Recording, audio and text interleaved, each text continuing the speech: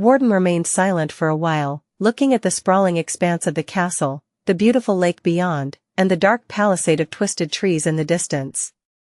The castle was still teeming with abominations, the depths of the lake hid horrors beyond description, and the forest itself was one enormous, slumbering monster. Now that the vermilion dragon was gone, there was nothing left to keep that monster in check, and it would probably come to life soon. And yet, Jest had never seen the young knight, Warden of Valor, look troubled while braving the perils of this nightmarish land. He looked quite troubled now, though, while thinking about the real world. Eventually, Warden sighed. Now that I have a son, I can't help but think about the future. Both the distant future and the immediate future, all I can see ahead is trouble. Jest raised his eyebrows and chuckled. Check your eyesight, maybe? Warden shook his head. The distant future is too hard to predict, because the nature of how we live our lives has fundamentally changed. I am not talking about the nightmare spell and the nightmare creatures, I am talking about ourselves. About humans. Human lives have always been shaped by those in power, and therefore, established power structures had remained more or less the same for thousands of years. But now, all those structures have become meaningless. The young knight raised a hand and made a fist. That is because there seems to be no limit to personal power anymore. We were mundane people not too long ago, but now we are awakened who possess superhuman strength and mystical abilities. It is reasonable to assume that there are higher rungs on this ladder, there are fallen monsters, after all, and ascended memories. So, someone will find a way to grow even more powerful sooner or later, and then even more powerful after that. He paused for a moment and looked at Jest somberly. The framework of humanity is built upon the principle that an individual can't defeat an army, though. It's the fundamental principle, remove it, and the whole structure will collapse. We, awakened, are already so tough that killing us with conventional weapons is a tall task. What about ascended? What about those who will one day transcend even that theoretical frontier?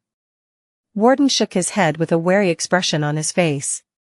The nature of power itself will change. So, the shape of our lives will be changed, as well, for better or worse. Jest blinked a few times and stared at the young knight for a few moments. Then, he raised a hand and pointed an accusing finger at him. You're from a rich family, aren't you? Damn. That explains so much. Warden tilted his head in confusion. That is not a reaction I expected. Jest let out a laugh. Listen, all these profound contemplations of yours are a dead giveaway. Only spoiled brats from bureaucrat families have enough time to waste it on learning fancy words and studying philosophy. The rest of us are too busy making a living, and a miserable one at that. Warden blinked. That's not philosophy, though? That's mainly history and a bit of sociology. A smidgen of anthropology, at best. Jest pointed again. See? Fancy words. The young knight coughed and looked away with a hint of embarrassment. My parents were engineers, to be precise. Not bureaucrats. Jest grinned. Military engineers were also elites. And although Warden did not say that his parents had belonged to the army, there was no doubt that they had. After all, everyone worth anything used to be conscripted, back when the regime still existed. Before the nightmare spell. Anyway, that's what you are afraid of? That your son will grow up in a world ruled by a handful of tyrants who can annihilate armies single-handedly? Warden grimaced. It's a gross oversimplification, but basically, yes. Jest laughed. What's the problem, then?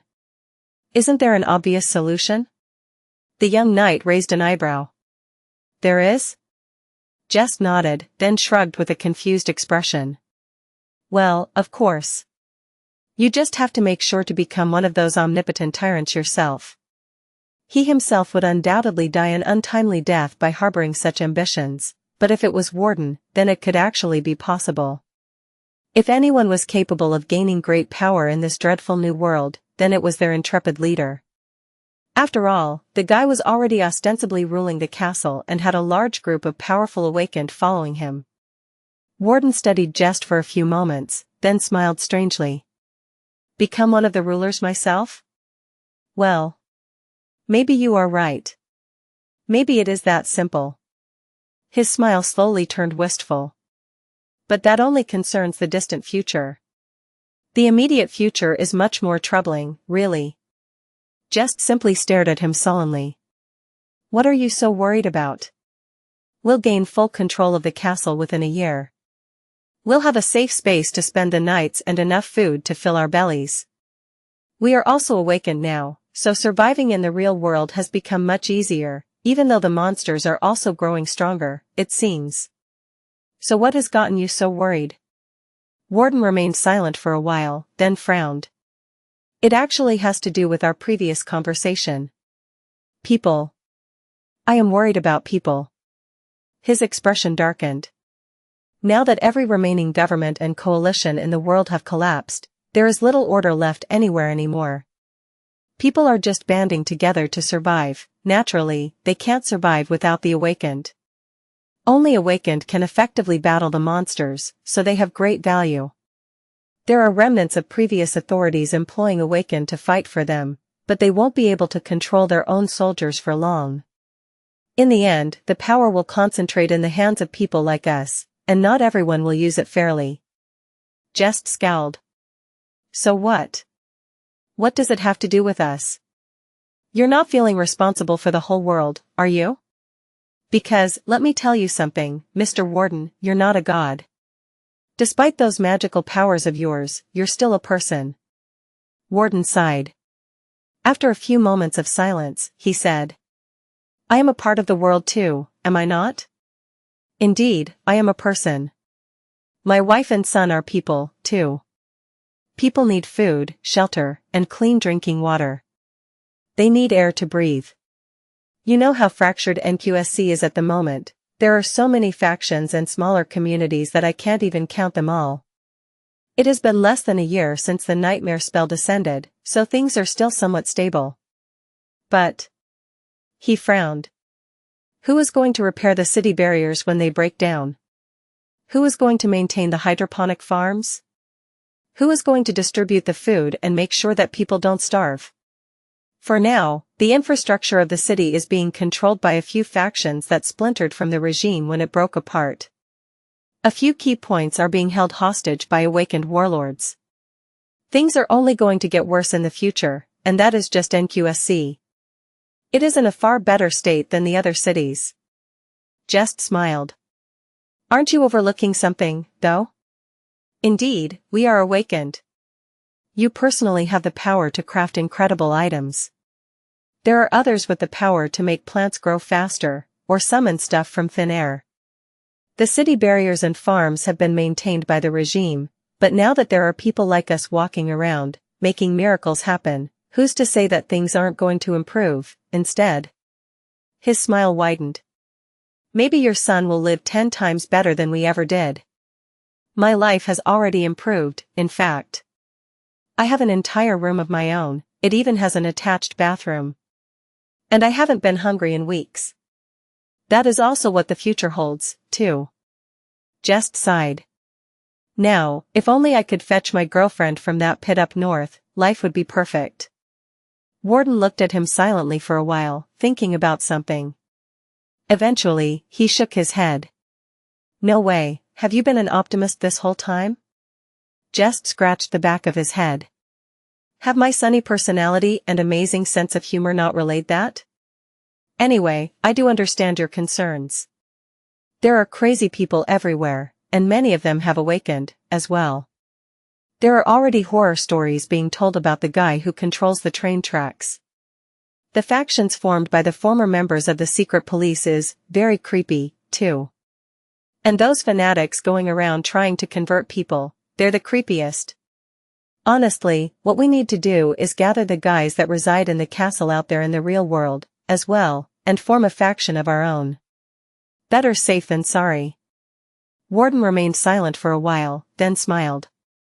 You're just saying that because you want my help in retrieving your girlfriend, right? Jest grinned. She's from the castle too, is she not? More than that, her aspect is quite useful, unlike mine. If you want to become one of the omnipotent. Chapter 2152 Esteemed Temporary Governor. A month later, a weary group of awakened stood on a hill in the desolate wasteland, looking at the sprawling ruins below. The world seemed entirely black and white, with charred frames of ancient buildings rising from the snow. Cold wind was trying to get into the gaps of their armor, and neither the warm coats nor the mittens they wore on top of the gloves could stop it. This land seemed dead, with no trace of life left anywhere on its poisoned surface. Of course, it was not the dream realm. Instead, it was the real world. The charred ruins were simply one of the countless human cities that had been destroyed during the dark times, and the soil was contaminated by dreadful weapons born of human mind, not some eerie curse.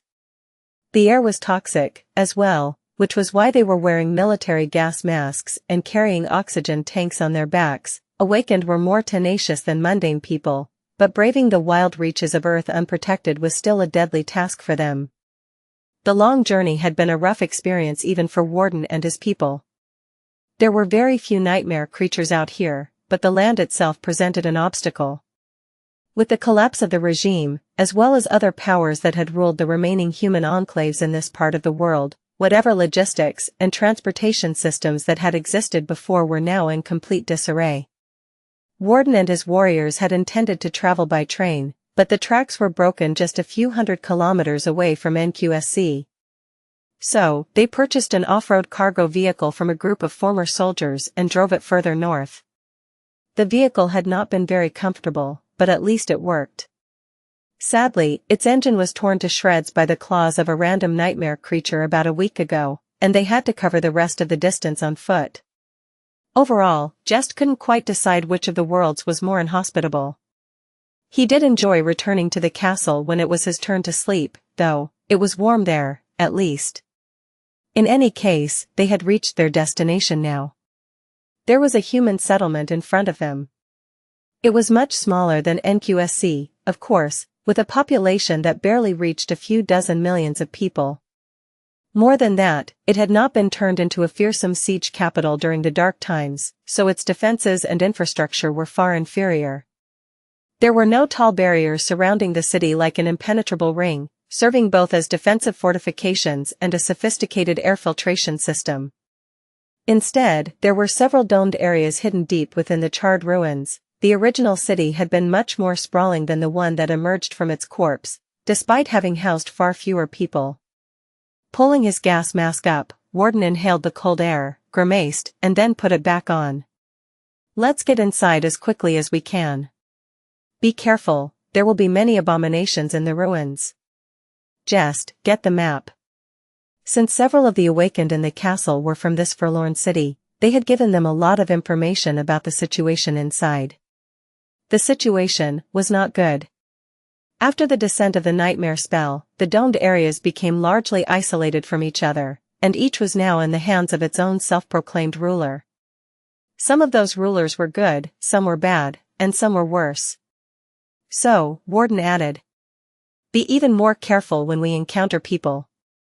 There are thousands of awakened in the city, and even if we are more powerful and better prepared, we can't fight them all. The others nodded somberly.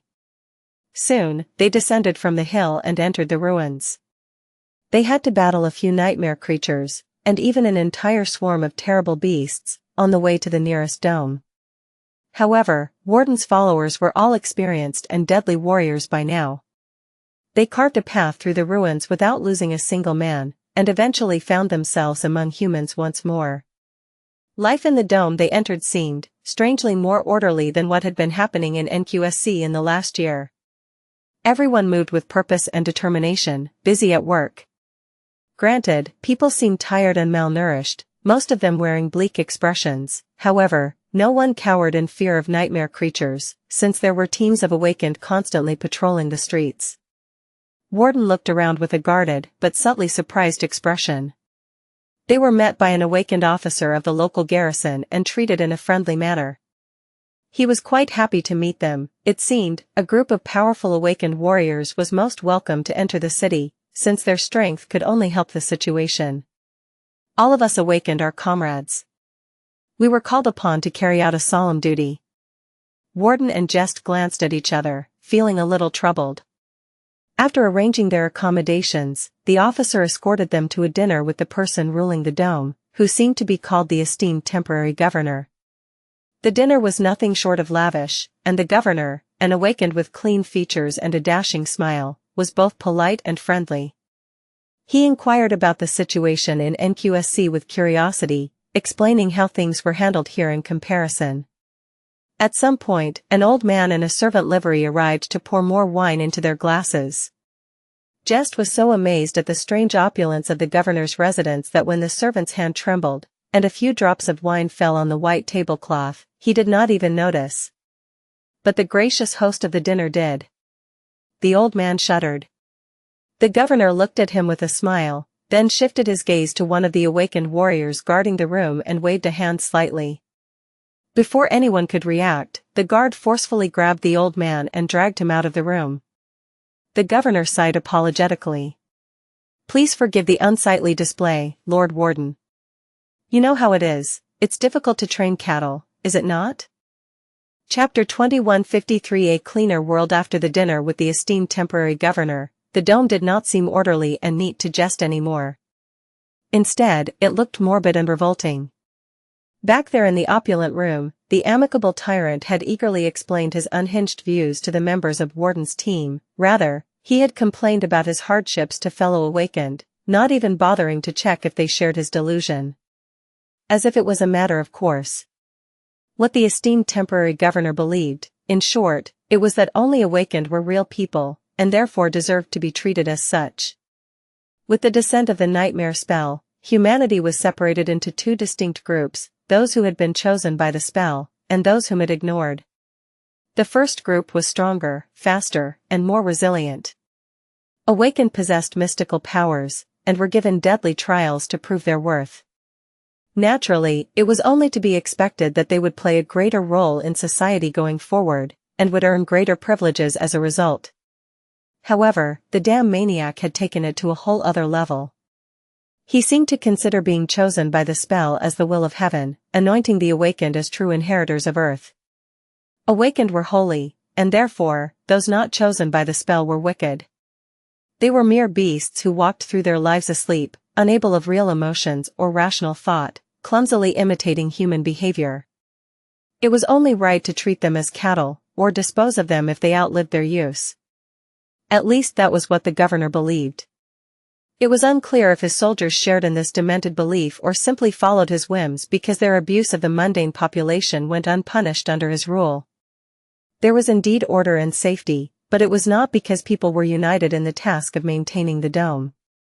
Instead, it was because people were treated as slaves, and anyone who failed to accomplish the tasks given to them by the awakened were cruelly punished, or outright killed. Warden's expression was stiff as they walked to their accommodations. Eventually, he said, "I knew it was going to be bad. But I didn't think that it would get this bad, this fast." Jest looked at him. "Who's the optimist now, huh?" Warden just stared back blankly. Jest sighed. "Well, it doesn't matter. None of our people is in this dome, anyway. We'll need to cross over to other domes if we want to get to them." It was not that surprising, really. The governor did take his views way too far, but he was definitely not the only member of the nascent awakened supremacy movement. It was only natural that there would be some who saw awakened as inherently different and innately superior beings when compared to ordinary humans. It was also not that rare to see people get all kinds of weird ideas about the nightmare spell, seeing it as some kind of divine intervention. There were at least a dozen odd cults spreading in NQSC, growing in numbers and developing extremist tendencies at a rapid pace. And that was just what crazy people did. There were also those who were quite sane, but callously exploited the lunacy of others with malicious intent. It was a proper mess. Warden's expression darkened, but he did not say anything else. For a while. In the morning, after they had witnessed more of how atrociously mundane people were treated inside the dome, Warden called out for Jest quietly. To be fair, by then, even Jest himself was a little pale. He had even left his breakfast untouched, feeling sick to his stomach at the sight of the lavish meal. That was probably the first time Jest had neglected free food. Warden looked at him for a while, then said evenly. About what you said. That we should just move on to the next dome. What if I don't want to? Jest raised an eyebrow. Yeah? Warden lingered for a moment. What if I don't want to? He frowned, then added slowly. What if I want to start working on that obvious solution right now? Won't I need to eliminate competition if I want to become one of the eventual rulers of humanity? Jest smiled. It seemed to him like the order was reversed. What Warden really wanted was for the trash like the esteemed temporary governor to be eliminated, and since no one else was cleaning the streets, he had no choice but to become the garbage disposal specialist himself. So that his son could grow up in a cleaner world. Jest shrugged. Then, the esteemed governor will have to die. Warden's expression changed, becoming colder and more dangerous than before. Eventually, he said indifferently. We can't kill him without justification, though. Jest laughed. Can't we? Well, leave that to me. If he attacks me first, we'll be justified in defending ourselves, won't we? But make no mistake. It won't be just the governor, his people are just as guilty, and they won't be happy to see their own justification disappear. In fact, they'll quickly appoint a new figurehead and continue perpetrating monstrous acts with impunity. Warden looked at him darkly. Haven't we gotten pretty good at killing monsters, though? Jest smiled. That we did. The warden remained silent for a while, then nodded. Then. I'll delegate that part to you. 2 days later, the interior of the dome was neither orderly nor neat anymore. Instead, it was a bloodbath. The esteemed temporary governor was dead. His most loyal warriors were dead, too, the others have either surrendered or ran away. It was quite a feat, for the small group of awakened warriors led by Warden to dismantle the entire local force despite being outnumbered 1 to 10. However, numbers did not matter too much against a well-coordinated attack. Especially if it started with a sudden decapitation strike. Plus, the local awakened were no match for Warden and his people. After all, those who habitually trampled the weak usually fell apart when facing the strong, and the warriors who had conquered the ancient castle were very strong. Jest had killed the governor himself. He incited the poor fool to attack by combining his awakened and dormant abilities, then gutted him right there in the opulent dining room. It had not been too hard. In fact, it had been rather easy. He usually struggled when fighting abominations, since those were mindless beasts. But humans were intelligence creatures, and extreme anger robbed them of their most dangerous weapon, their intellect. So, for him, killing humans was both easier and more rewarding. The governor was a powerful awakened, but he succumbed to Jest's knife all the same. As the fool's body hit the floor, Jest did not feel much pride, or much of any kind of emotion, really. Just the satisfaction of feeling his body becoming stronger. After that, they swiftly and strategically dealt with the governor's supporters. Now, there were a few dozen captive soldiers kneeling in the courtyard of the luxurious mansion while they searched it for any stragglers. That was when they discovered the hidden cellar. A few minutes later, Jest came back on weak legs and crouched in the hallway, breathing heavily. Then, he shuddered and vomited on the luxurious carpet, his eyes trembling slightly. Warden emerged from the basement a minute or two later, pale as a ghost. Both of them remained silent for a while, looking at each other with pale faces. In the end, Jest was the first one to speak. I think I understand what you meant. Back there, on the wall of the castle. These people, someone needs to stop them, right? Warden took a deep breath. A few moments later, he said coldly. They are not people. In the end, the captives did not survive the day, either. Warden did not execute them, instead, he simply handed them to the mundane inhabitants of the dome in restraints. Perhaps executing them swiftly would have been more merciful. Observing the bloody spectacle outside the wall, Jest sighed. It pained him to see all these soul fragments going to waste. Cassie witnessed the inception of the great clan valor, of the force that would shape the future of humanity in accordance with its will. Warden's reluctant determination to become one of the cornerstones that held up the new world would pay off, propelling him to the height of power in the coming years. That was how history was made, it seemed. Not by vast armies or mystical powers, but by the will of a determined individual, as long as that will was sharp enough to leave a mark on the world. Granted, Warden himself was not destined to become an individual whose personal power could trample armies. His son, however, would, by following in his father's footsteps. Wasn't it bitterly ironic, then, that the cleaner world Warden wished to create for his children would be drowned in blood by them? Perhaps it was inevitable, since what they inherited from him was a legacy of war, not peace.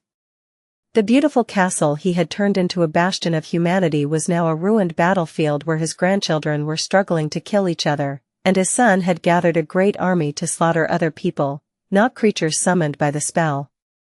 That was his sin, as well. At that moment, Cassie sensed a movement.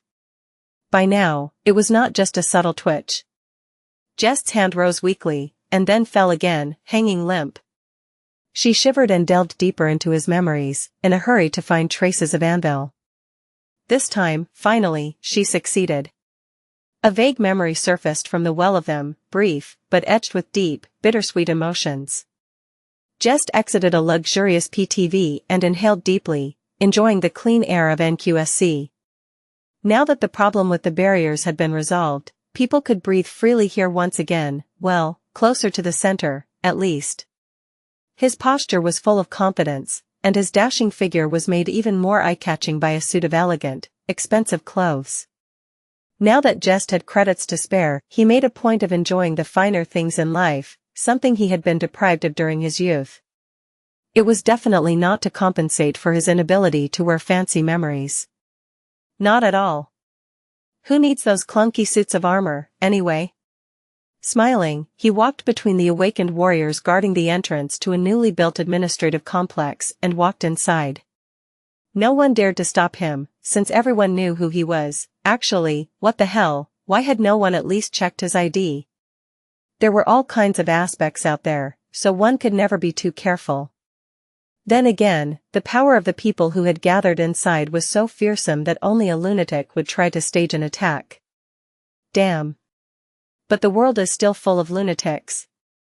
Jest sighed. 5 years had already passed since the day the nightmare spell descended. By now, the world was slowly overcoming the dire state of instability it had undergone at the start. Of course, there were still countless problems, big and small, but there was at least a semblance of order in most of the quadrants, and here in NQSC especially. R.A.? Ah? E? In large part, it was thanks to the people that had gathered today, and Jest himself, as well, even if what he did was usually less glamorous. A few minutes later, he entered a room where Warden was seated in a chair, looking mildly uncomfortable. Not that many people would recognize genuine emotions behind his flawlessly stoic facade. There were 2 young women here, too, working on his hair and makeup. Jest couldn't help but laugh. Oh gods. Never have I imagined seeing you in makeup, Lord Warden. Warden looked at him sideways, seemingly afraid to turn his head and disturb the makeup artist. If looks could kill, Jest would probably fall dead at the spot. That, others insisted. I am going to address all of humanity today, after all. Jest grinned. Good luck, to humanity. Witnessing your mug will be a great shock for many, no doubt. Let them suffer, I say.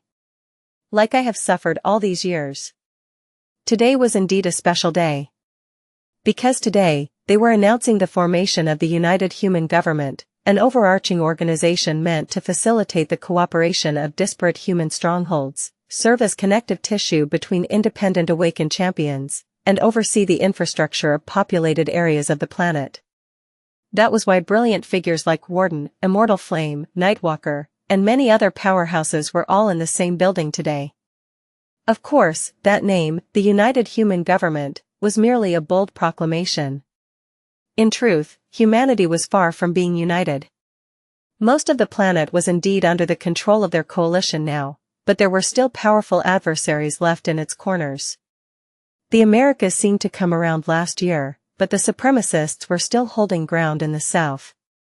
The entire western quadrant was under the control of Caliban and his cabal of demented fiends, all indoctrinated by his eerily sinister ideology.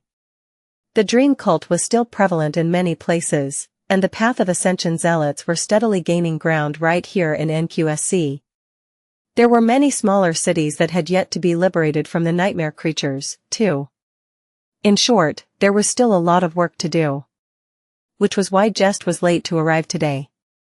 Warden hesitated for a few moments, then asked the makeup artist and the hairstylist to leave. Once they were gone, he looked at Jest evenly. How did it go? Jest shrugged. There was a bit of collateral damage. Unfortunate, but inevitable. In any case, it went well. Those old regime fogies won't be a problem anymore. We'll be able to take full control of the water distribution system and purification plants by the end of the week, then hand them to the UHG. Obviously, that will also make the negotiations with the farmers moot. They won't last long if we cut water supply to their precious hydroponics, and without a stable source of food, all other holdouts will fall in line. In short, there'll be no independent factions controlling vital infrastructure here in NQSC anymore. All thanks to yours truly. He grinned. Warden sighed, then nodded curtly.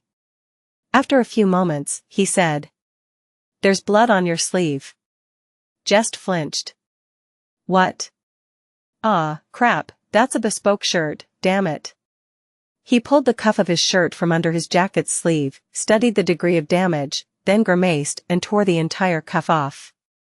Of course, not before removing the expensive cufflink first. Those were a gift from his wife, so he could not lose them. Oh no, my shirt.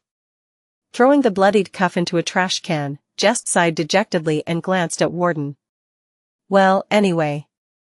You go ahead and prepare for your speech. I'll go say hello to the kids. Warden nodded. Tell the makeup team to come in on your way out. And, good job today. Jest smiled. Why, of course. When have I ever not done a good job? The last 5 years had not been peaceful, in fact, they were stained by endless bloodshed. Power came at a great cost, and one had to pay for it in blood, either their own or that of their opponents. So, Jest had long lost count of the number of such missions he had undertaken on behalf of Warden, both openly and in secret. It was not very enjoyable work, most of the time, but he prided himself on being good at it. Most importantly, it mattered. Because he was not spilling blood for personal gain or to satisfy his greed. He was spilling it to build a better future for everyone, and especially for his family. Now that Jest was a father himself, he understood how Warden had felt, all those years ago. Forgetting about the bloodied cuff, Jest headed for the door. Oh. Is your youngest here today? Warden nodded with a smile. Yes, he is. Jest chuckled. Good, good. Although I still can't believe that you actually gave him that name. That is, like, child abuse, hello. Don't you have any shame? Warden shook his head. You won't understand. Andal is different from Matic. And standing in the dark jungle of Godgrave, Cassie smiled subtly while Jest's hands twitched. Found you. Whistling a happy tune, Jest made his way to a different part of the complex. The important people were preparing to make the historic announcement, and would be busy discussing various matters after that. It was not every day that they gathered in one place, so there was a lot to talk about. It was also important to simply spend time together and get to know each other. Some of the famed champions of humanity had already met, and even fought side by side on many occasions, but some were barely acquainted. If the coalition was to last, its pillars had to share a sense of unity. Despite how much the world had changed, there was still nothing quite as effective in building trust as looking the other person in the eye and shaking their hand. Grand matters and shared strategic interests notwithstanding, personal connections were still the most important and fundamental element of human relationships, trampling all else. So, the exalted champions of humanity were going to hang out. And while they were doing that, their families would spend time together as well. The wives, the husbands, the children, they had to build connections too, so that the framework of the tentative new coalition was cemented. Warden might have had to give a solemn speech, announcing the formation of the united human government to the world, but the actual New World Order was going to be built behind closed doors, in heavily guarded backrooms, where the families of Warden and other champions were mingling and forming a different kind of union. One that would become their true legacy. Well, and also, all these powerhouses were paranoid, for a good reason, too. They weren't going to leave their loved ones unguarded while every warrior who was worth anything was away, so they simply took their families with them. Jest was no different. His son and his wife, who was pregnant with their second child, were somewhere here, as well. After the bloody morning, he couldn't wait to see them. There was a large room in the depths of the complex that was furnished splendidly, with comfortable sofas, various refreshments set on wooden tables, and plenty of toys scattered on the floor of the playing area that was arranged in the center. The lighting imitated daylight, and a beautiful view that seemed to reproduce the beautiful vistas around Bastion was projected on the walls. The room was filled with a relaxed atmosphere, or rather, it would have if not for the energetic kind of chaos that spawned any time a group of children congregated. The first person Jest noticed was, of course, his wife. Her pregnancy was barely showing, so a person who did not know her well would probably not even notice the difference, but he, of course, could see it clearly. In fact, Jest had started joking about how pregnant she looked as soon as they received the good news. His wife was usually one of the few people whose sense of humor was sophisticated enough to appreciate his genius, but this time, she kept missing the point for whatever reason. She never missed when she punched Jest in response, though, so while he had not earned any laughs recently, he did earn more than a few bruises. His wife was an awakened too, after all. Her punches carried both weight and purpose. Come to think of it. Hadn't she unexplainably lost her sense of humor the last time she was pregnant, too? Probably hormones. She was talking to a beautiful, elegant mundane woman of about their age, who seemed to be Immortal Flame's wife. Jest spared a moment or two to study her exquisite features and striking gray eyes. Immortal Flame himself was a fiery guy, so it was a bit strange to see that his wife was like a calm, placid lake. That said, despite being mundane, she had a strong presence, as if there was a core of solid steel hidden beneath the deep waters of that lake. That woman had character. Well, of course, she had. Not just anyone could be the life partner of an exceptional man like Immortal Flame, and out of those who had survived the descent of the nightmare spell, there were only two types of people, those who broke, and those who became so tough that nothing could break them. It was a good thing that Immortal Flame and his family were now their allies. If things had turned out differently, Jest could not help but shiver. An enemy like that would have to be uprooted and exterminated completely, because leaving adversaries of this caliber alive was no different from signing your own death certificate. Luckily, Immortal Flame was a reasonable man despite his fiery temperament. Approaching the two women with a pleasant smile, Jest greeted them happily and then looked around the room. Where are the kids? The kids, of course, were up to no good. He found them in a corner, discussing something in hushed voices. Well, an adorable little girl was discussing something, while the three boys around her were just listening with obedient expressions. The oldest of them was about 5 years old and wore a hesitant expression, as if unsure of why he was listening to the tiny, but bossy little girl. Jest knew this one all too well, since it was Maddock, Warden's oldest. The next one was Jest's own little rogue. His son was 4, and had mischievous sparks dancing in his innocent eyes. That innocence was pure deceit, of course. The little fella was a real menace, to the point that Jest never knew whether to despair or feel proud when confronted by his mischief. The impossibly cute girl was, without a doubt, Immortal Flame's daughter. Her bright smile was a sight to behold, and there were adorable dimples on her chubby cheeks. She seemed to be the ringleader. And finally, there was a timid boy who was not quite 3 yet, same as the girl. This was probably the first time he had found himself surrounded by so many strangers, so he stuck close to the outgoing girl and listened to her carefully. Seeing such a serious expression on such a cute face made Jest want to laugh. The boy, of course, was Anvil, Warden's younger son. Noticing him, little Anvil suddenly smiled and waved a hand. Uncle Jest. Jest waved back. But really. Anvil? Poor kid, he will really need to develop a sense of humor, with a name like that. Little Anvil was not so little anymore, having just turned 7. He had somehow grew into something that resembled an actual person now, albeit a mini version, and one could already recognize his father's features in his earnest, serious face. Too serious, even. Jest had often wondered what kind of kids Warden would raise, with how serious and prone to giving lectures about chivalry the man was. His poor children were bound to grow up with a severe deficiency of fun in their lives. It was already showing. Perhaps that was why Anvil liked to hang out with Immortal Flame's daughter so much. At the moment, though, he was laying on the ground, breathing heavily and staring at the sky with bleak eyes. Jest coughed. Maybe we should end things here today. The kid was weirdly fit for someone his age, but the training regime Warden forced upon the poor fellow was way too intense.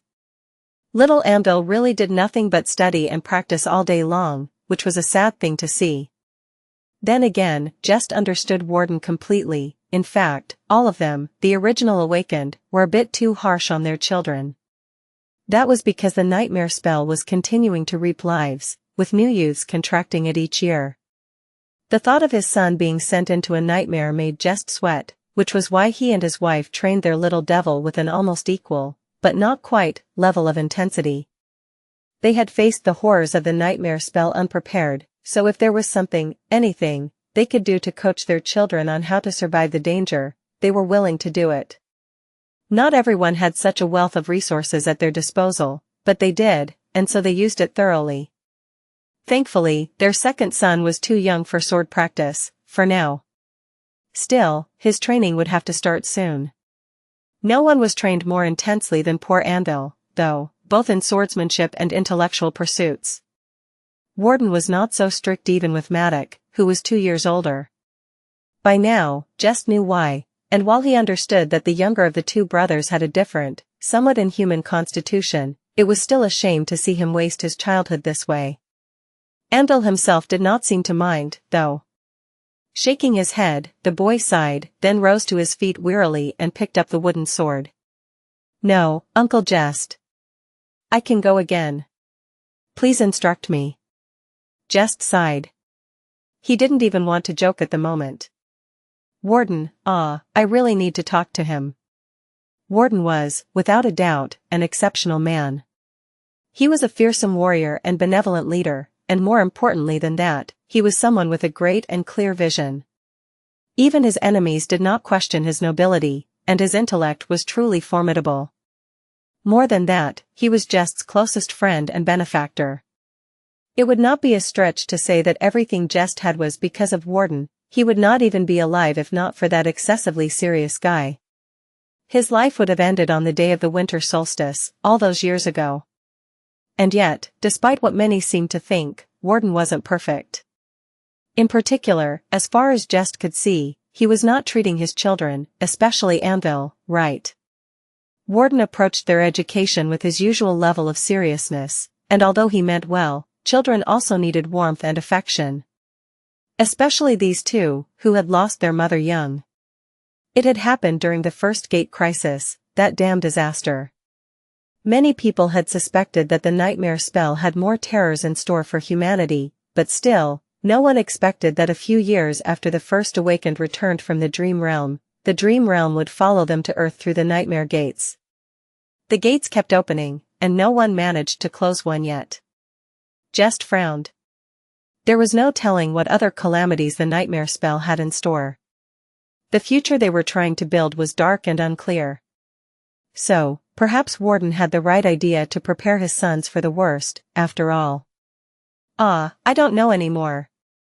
Jest remained silent for a moment, then smiled warmly. Sure, kid.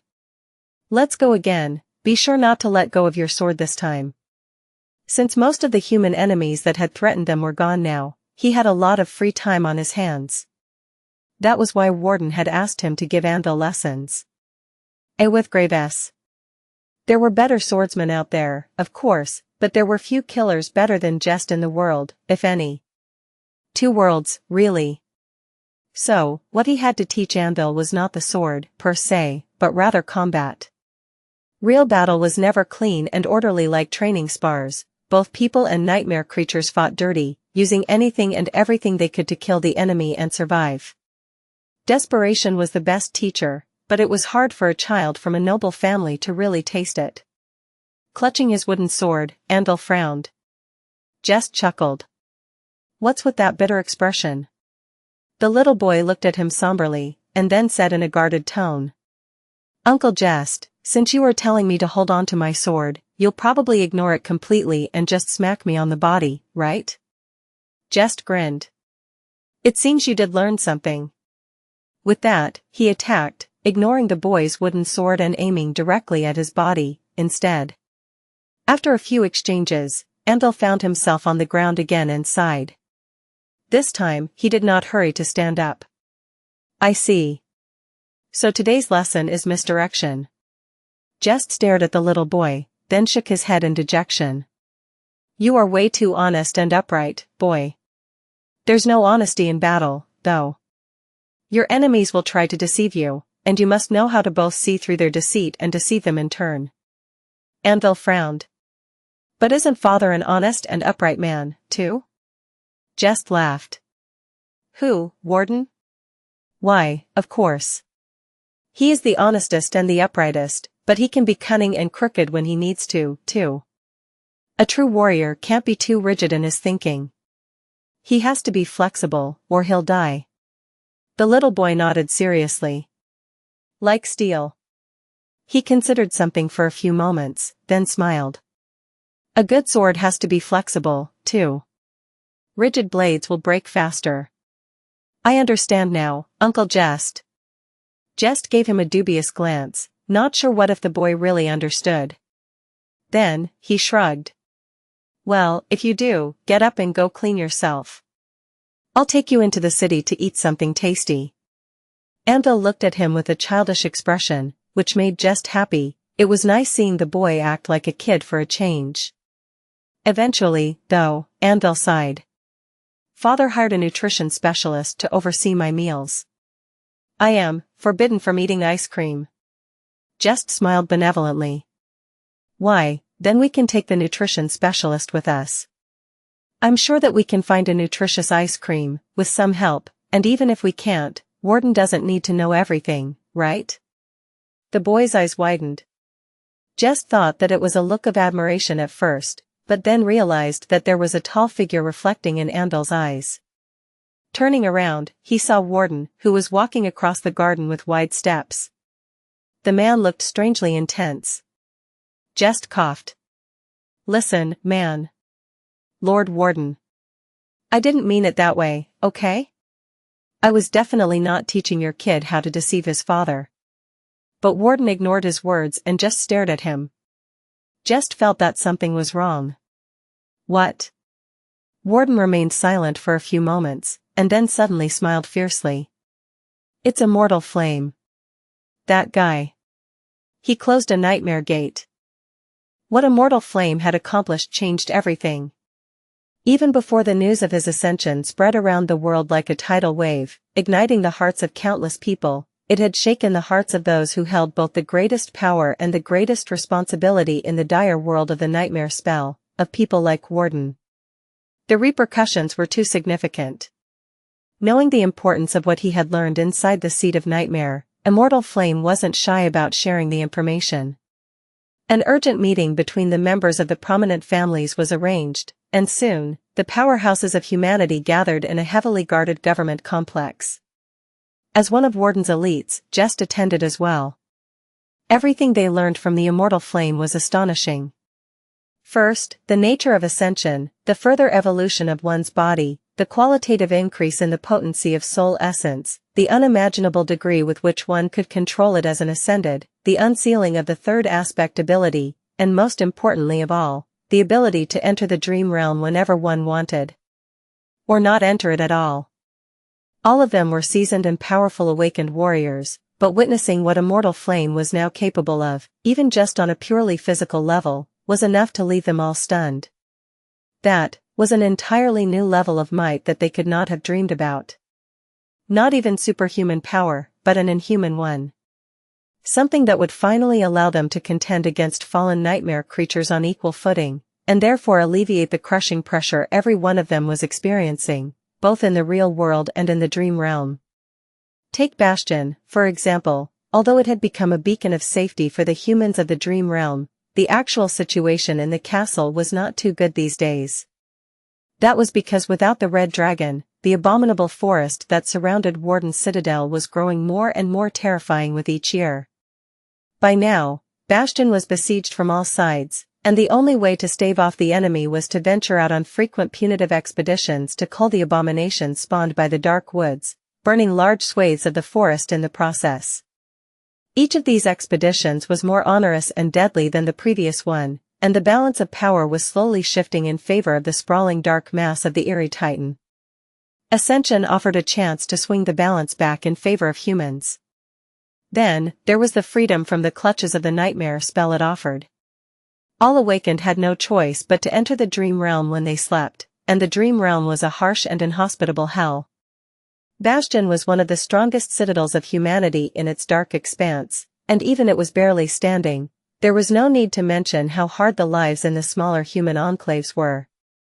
Surviving was hard, and casualties were a constant. The citadels were like small, trembling flames, shining weakly in the endless expanse of chilling and impenetrable darkness. So, for most awakened, the mere possibility of never having to enter the dream realm again would be like a ray of hope.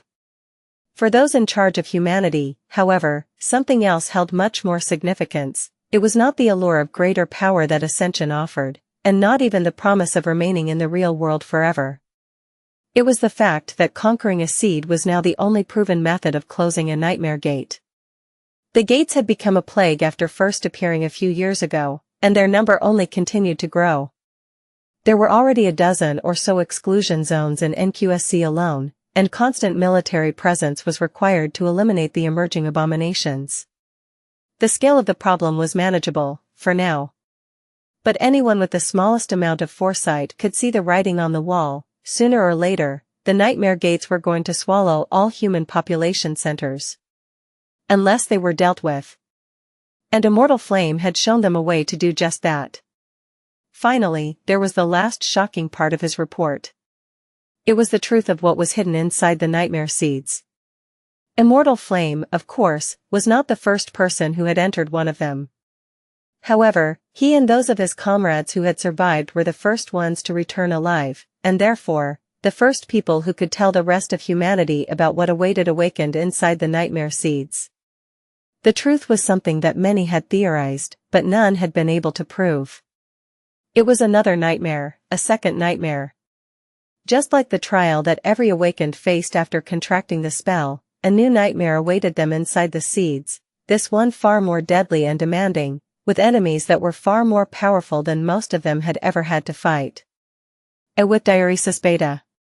However, there was another difference to the second nightmare, one that had the potential to have decisive influence on the next few years.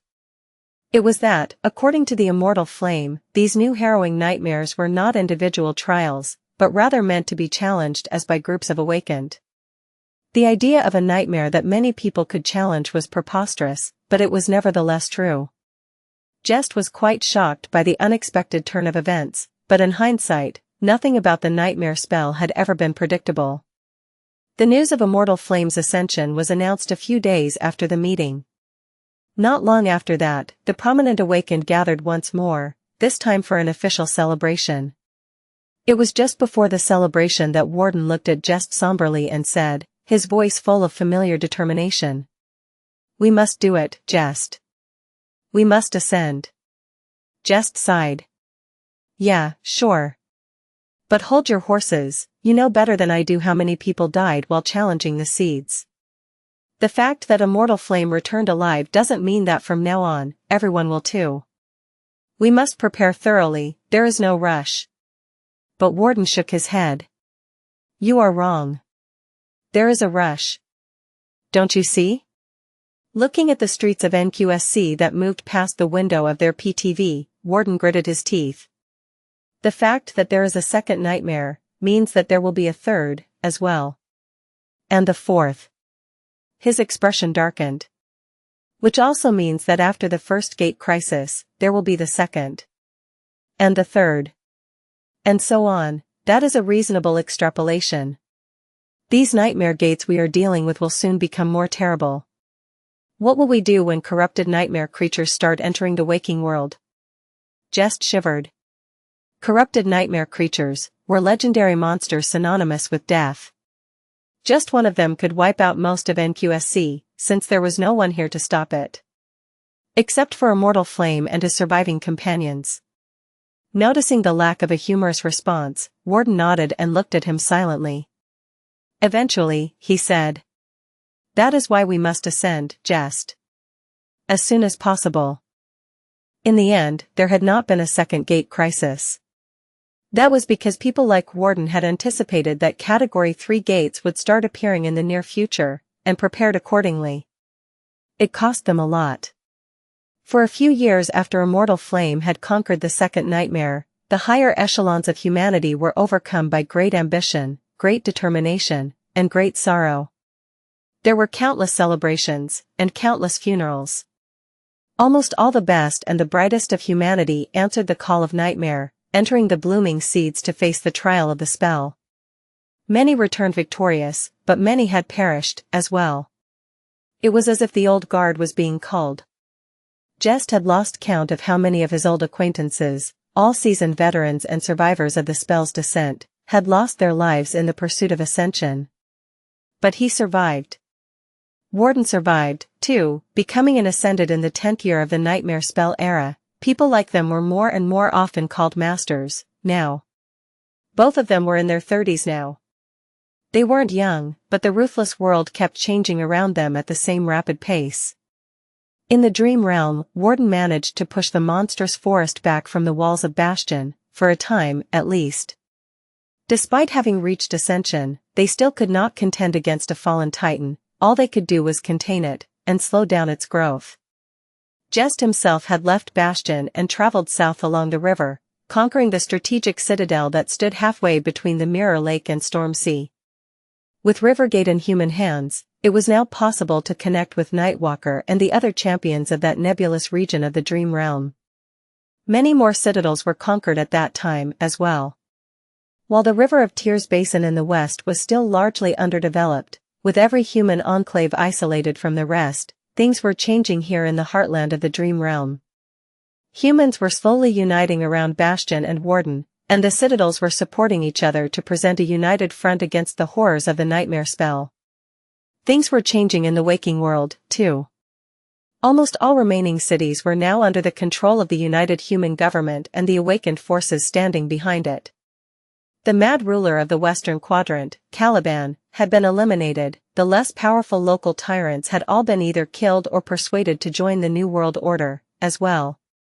Quite a few of those who persisted in their misguided ways died by Jest's own hand. He had been deadly even as an awakened, and his power and lethality only exploded after becoming a master. The Dream Cult had been ruthlessly suppressed and erased from the annals of history, replaced by the powerful propaganda machine of the government. The awakened supremacy movement had been eradicated. Countless smaller gangs, cults, movements, and extremist factions were all gone now, and a semblance of if not peace, then at least stability enveloped the world. Even the Ascension Zealots were gone now. This particular faction had not been too malicious, but there was still no place for it in the New World Order. Which was a shame, considering how powerful many of them were. In fact, while Immortal Flame was the first one to conquer the second nightmare, it was the path of Ascension believers who had braved it second, much earlier than even Warden himself. While most awakened dreamed of becoming masters in order to never enter the Dream Realm again, the Ascension Zealots wanted the opposite. So, after being pressured and persecuted by the dominant forces of the human world, they simply left it forever and established a colony somewhere in the Dream Realm, never to be heard of again. Jest was not sorry to see the lunatics go. Not that he had a lot of time to spare them any thought. Busy, busy, busy, If there was one word to describe their lives in the past few years, it was busy. So busy that he did not even really notice when his older son had turned into a temperamental teenager, and his younger son started school. Gods. Look at this guy. He's taller than me. Jest was just contemplating spending more time with his children when he noticed Anvil, now 14 years old, practicing with a sword in solitude. He was currently visiting the Valor residence to discuss a few important matters with Warden, a frequent occurrence now that they were anchored at different citadels in the Dream Realm. Traveling from Rivergate to Bastion did not take a lot of time, but it was still more convenient to meet here in NQSC. So, he was often a guest here. His lessons with Anvil had long been cancelled, though, because the little fiend was already a far better swordsman than Jest himself was. So was Maddock. Now the two brothers just sparred with each other when they needed a partner, and taught each other as well. They were both monstrously talented, even if Anvil had an edge over his older brother due to a special lineage. Noticing Jest, Anvil smiled subtly and put down the sword. Uncle Jest. What a nice surprise.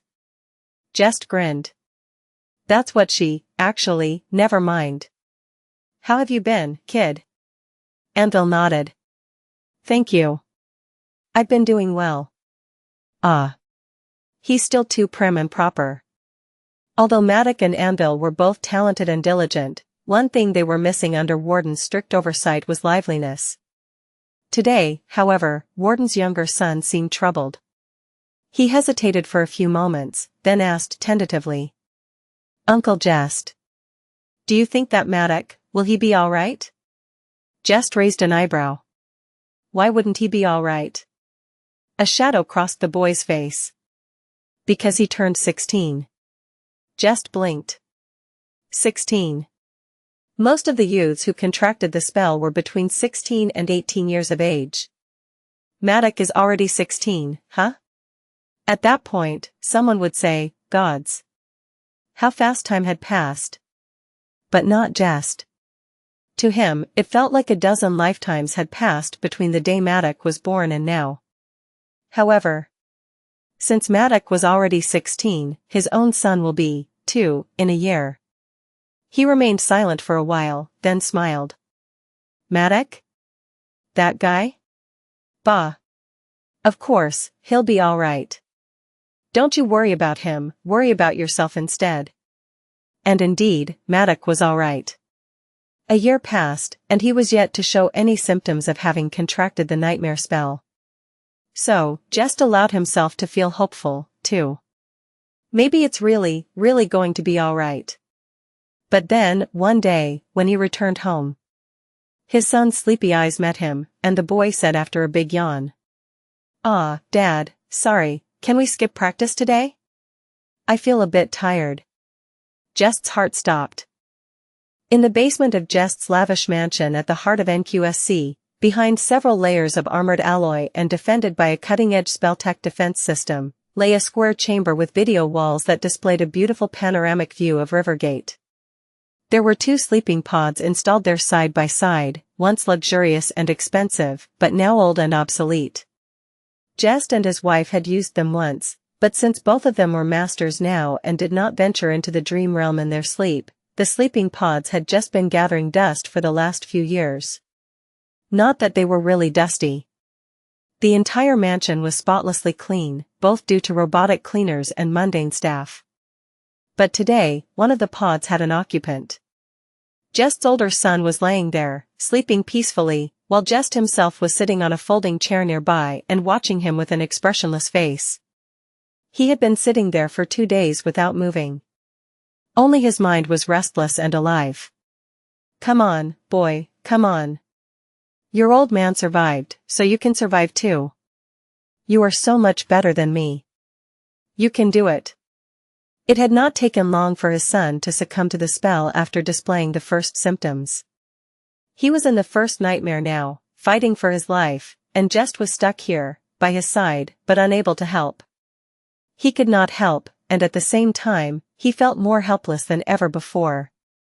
Wasn't it funny? Jest had spent the first 2 decades of his life barely clinging to life, then spent many more years in regular brushes with death. And yet, he had never felt more powerless than now. Perhaps it was funny, but for the first time since the spell descended, he could not find the strength to smile. Come on. Slowly, every conversation he had ever had with Warden were surfacing in his mind.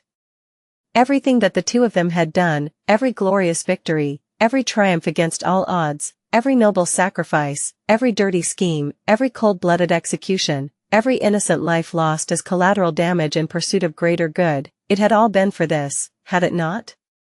To build a world where their children could live with their heads held high. They had spilled the blood and built that world, so surely, their children would survive? Jest had known nothing and had nothing when the spell called him into the first nightmare. He did not know how to fight, how to wield weapons, how to procure food, how to find shelter from the elements.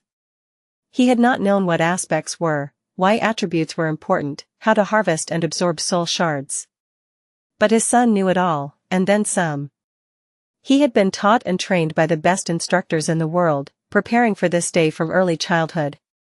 His training had been both thorough and extensive, bordering on excessive. Jest and his wife were among the best warriors of humanity and imparted as much as they could on him, as well. So, surely.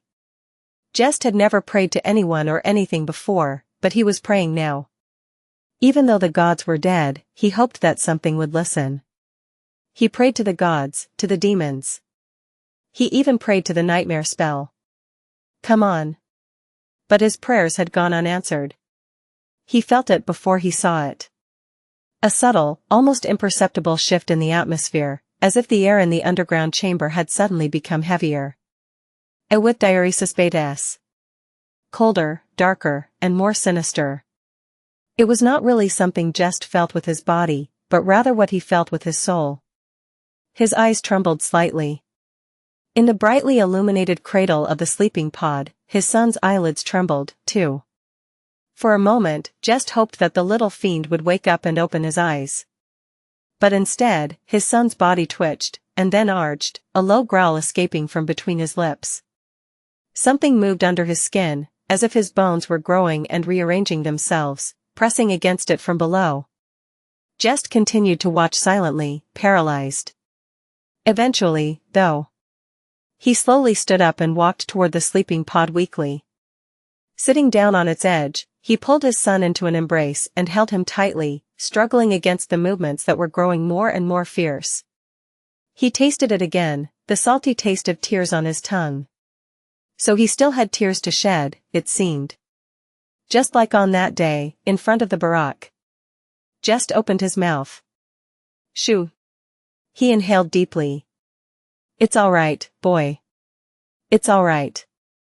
You did well, you did the best you could. Of course, the thing he was holding was not his son anymore. But Jest just held it tighter. It's all right, you did well. After a while. And eternity, perhaps. Jest left the basement and closed the door behind him. He knew that his wife was waiting for him upstairs, half dead from the dreadful anticipation of uncertain news. He had to tell her now, but was not brave enough to face her just yet. Instead, Jest turned to the wall and leaned on it, breathing heavily. The armored alloy felt cool against his forehead. His mind was empty. Some time later, his gaze focused on his wrist. There, on the cuff of his expensive shirt. The white fabric had turned vibrant red with blood. Jest stared at it for a while, his eyes slowly growing less cloudy. A crooked smile suddenly split his face apart. He remembered another bloodied cuff, and a conversation that had happened a long time ago. What was it that he had said? A bit of collateral damage. Unfortunate, but inevitable. In any case, it went well. They had been so matter-of-fact about it. And why wouldn't they? How many of these unfortunate occurrences had there been? He had lost count. If Jest wasted energy caring about each of them, any of them, he would have spent his entire life spilling tears. He was too busy spilling blood, though. One could not build a new world without mortar, after all, and definitely not without breaking a few bricks, a dozen or 1,000, it did not matter. But those broken bricks had been someone's sons and daughters, too. He grinned terribly. So, is this my punishment then? Was it? Before Jest knew what he was doing, he brought his head back, and then hit it against the wall, as if wishing to crack his skull open. But his skull did not crack, of course. Instead, the armored alloy bent and cracked, and a deep indent was formed on its surface. He was a master, after all. The world was bitter. The gods had died, and were replaced by the nightmare spell.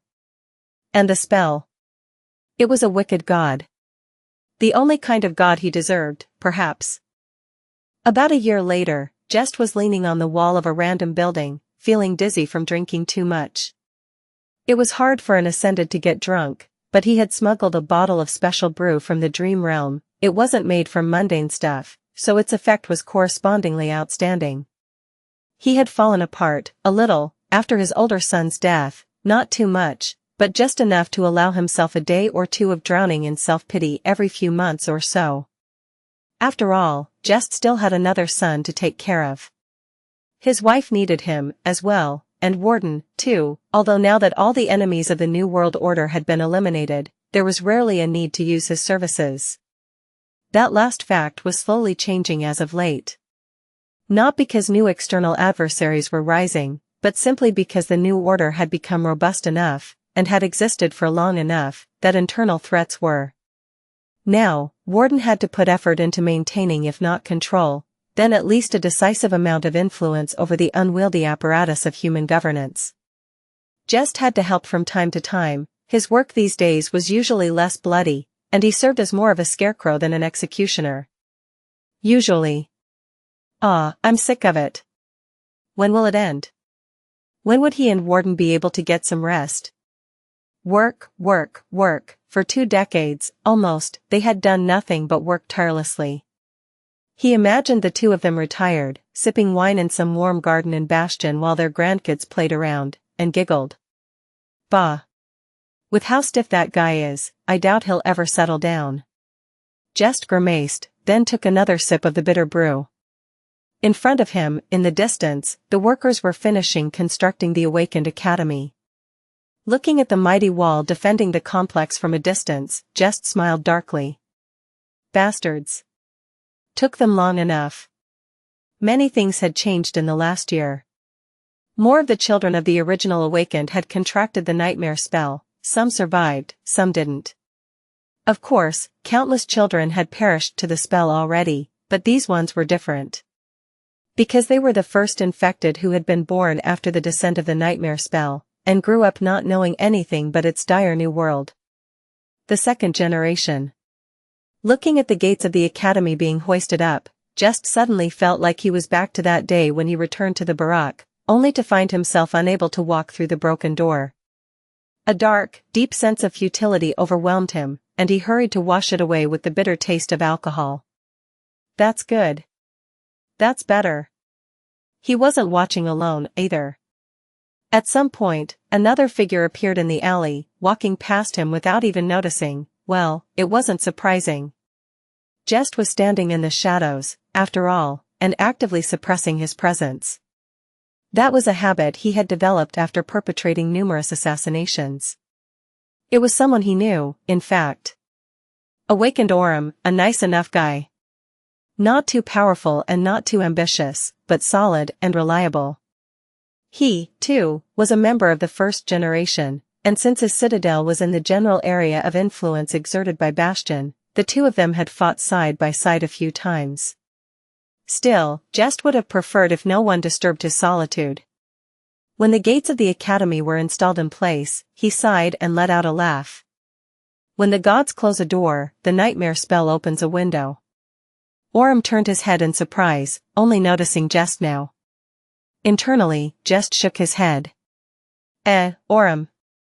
I really hope we never meet as enemies. You'd never see me coming. They exchanged a few meaningless words, with Jest playing a drunken fool, then continued to watch the construction. Eventually, the conversation turned to the academy. Little Anvil, who was not so little anymore, was going to attend it. He had been infected by the spell just before turning 16, and survived the first nightmare, thank the gods. Matic was already 18, and still not showing any symptoms. In 1 more year or so, he would be safe. Immortal Flame's daughter was going to attend, too. They were the future of humanity now. Just hoped desperately that they would be. He would gladly become the past, if only they survived. People were calling these kids legacies as of late. It was a bit disgusting, that word, but not as disgusting as parents who had become enamored by the gifts of the spell and actually hoped for their children would contract it. Was Orm one of those bastards, by chance? If he was, Jess thought that he might just kill him right here and now, in this alley. There were no witnesses, and he could handle a mere awakened in a matter of seconds. Losing one moderately competent would not affect anything major, either. Wait, he doesn't even have children, I think? But he's taking care of his niece and nephews. After staring at Orm for a bit, Jess smiled coldly. Your sister's children are what, around 10? You must be thinking about a lot of things right now, too. Huh, Orm? The man nodded. Yeah. I am thinking.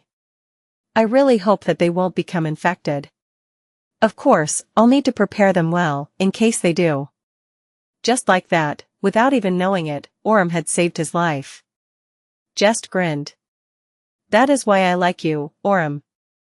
Thank the gods you're still normal, at least. There were sane people left in the world, too. He took another sip of the bitter brew, which had loosened his tongue. So, Jest went on a little rant. Legacies. Huh, what a joke.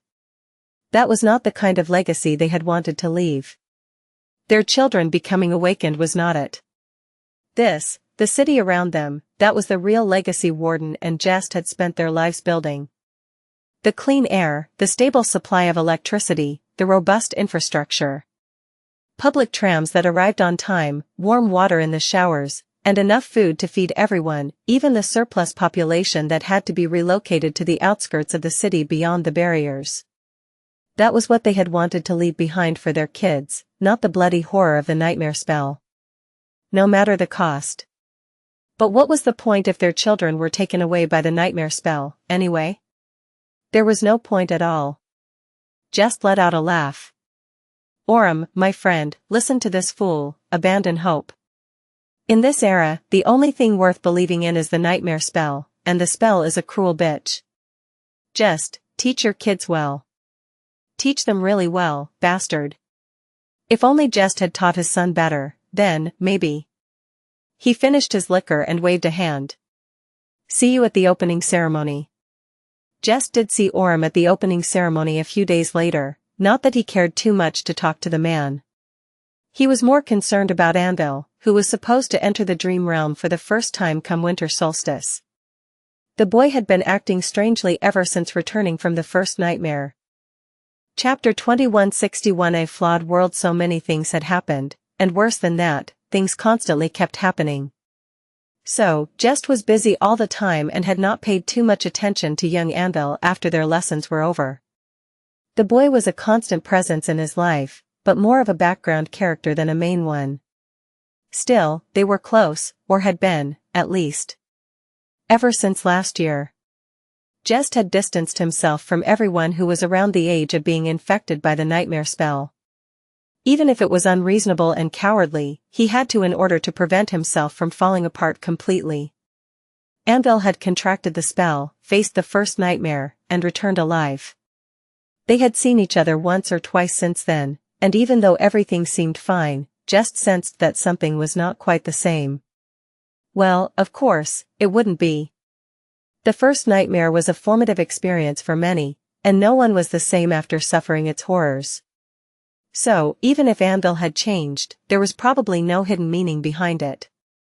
Perhaps Jest just felt sad about growing distant from the boy, considering that they had been close once. He wanted to visit the kid at the newly established academy, but this and that kept getting in the way. In the end, it wasn't long before the winter solstice that Jest finally found himself paying a visit. He made a point of making himself preventable, and had even gone so far as to not drink anything the night before. After all, he had an image to maintain in front of the youths. The academy was just as impressive as he had expected. He found Andal in the library, studying academic papers on various dead languages of the dream realm and the reproductions of obscure runic engravings found in different parts of the world. Jest could not really imagine what for, but vaguely remembered seeing Warden doing the same. "Hey, kid." When he called with a smile, Andal looked up, studied him for a few moments, and then nodded. "Uncle Jest." The greeting was not really unfriendly, but it wasn't too warm either, a far cry from how happily the boy had greeted him before, in the past. Jest hesitated for a moment, childishly hurt by that lackluster reaction. Was it simply because they were not as close as they had been once, or was there a different reason? Still maintaining a smile, Jest sat down and glanced at Andal. "Funny seeing you here. I went by the dojo first, and what would you know? Lo and behold, there was Immortal Flame's girl. I'm supposed to call her Smile of Heaven now, aren't I? Bah, what a mouthful." He grinned. "Well, anyway. She was having a blast sparring with some guy. He's a menace with a sword, too. Weren't you two joined at the hip? How come you left her there alone?" Andal hesitated for a while, then shrugged. "I don't need more sword practice." Jest clicked his tongue and shook his head reproachfully. "That's not what I am talking about, fool. Don't you know anything? If you are not fast on your feet, that guy is going to steal her right from under your nose." That finally elicited a reaction. Andal looked up from the inscriptions he had been studying and looked at Jest, his cold gray eyes turning a little somber. He held his gaze for a while, then turned away once more. "If she finds someone who cares about her, then I will wish them all the best. Smile of Heaven is a dear friend of mine, so I'd be happy for her." Jest scowled. No, was there seriously something wrong with the kid? Or was he simply a clumsy fool that had no idea how to treat a girl? That would not be surprising, either. Honestly, it was a miracle that Andal even existed. Both of Warden's sons resembled their father, and Jest still had no idea how that guy had managed to find a woman who could endure his insufferably stiff and serious personality, let alone convince her to marry him. In any case, this was not a good time to discuss matters of the heart, and Jest wasn't the best person to have such a conversation with a teenage kid, anyway. There were far more important things they had to talk about. He lingered for a moment, then asked. "So, how do you feel? The winter solstice is drawing near." Andal nodded. "I am sufficiently confident. My preparations have been thorough." Jest sighed. "Well, true. You are quite strong for a sleeper, and the aspect you unsealed is very useful. Still, don't become complacent. Winter solstice is different from the first nightmare. First of all, there is no guarantee that the spell will send you anywhere near Bastion. Secondly, and most importantly, the dream realm is not tailored for you personally, like the nightmare was. You might meet abominations that are simply too strong and terrible for you to face.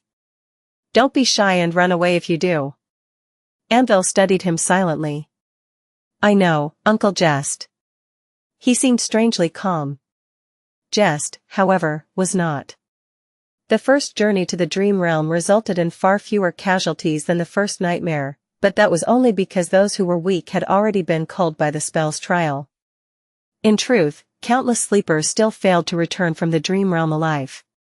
Andal was still in danger, and Jest, having already lost one child, was terrified to lose another. But there was nothing he could really do for the boy. Other parents, mentors, and relatives could bestow memories or even precious echoes on the sleepers before the winter solstice, but Jest couldn't even do that.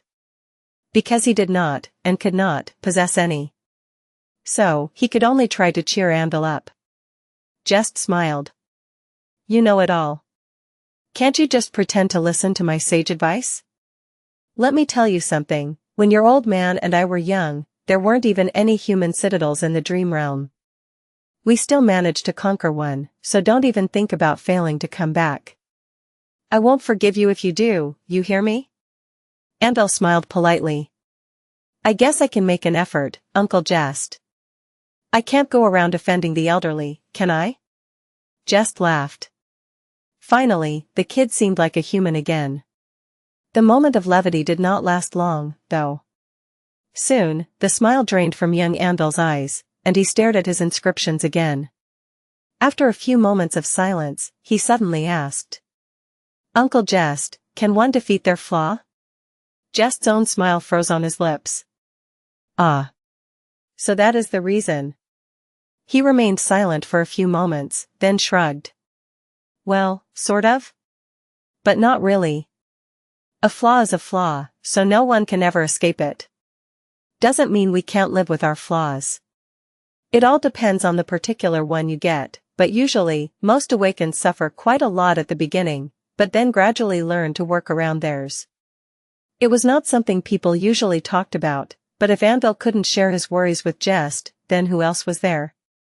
Jest hesitated for a moment. For example. Do you know what my flaw is? The kid gave him a strange look. That.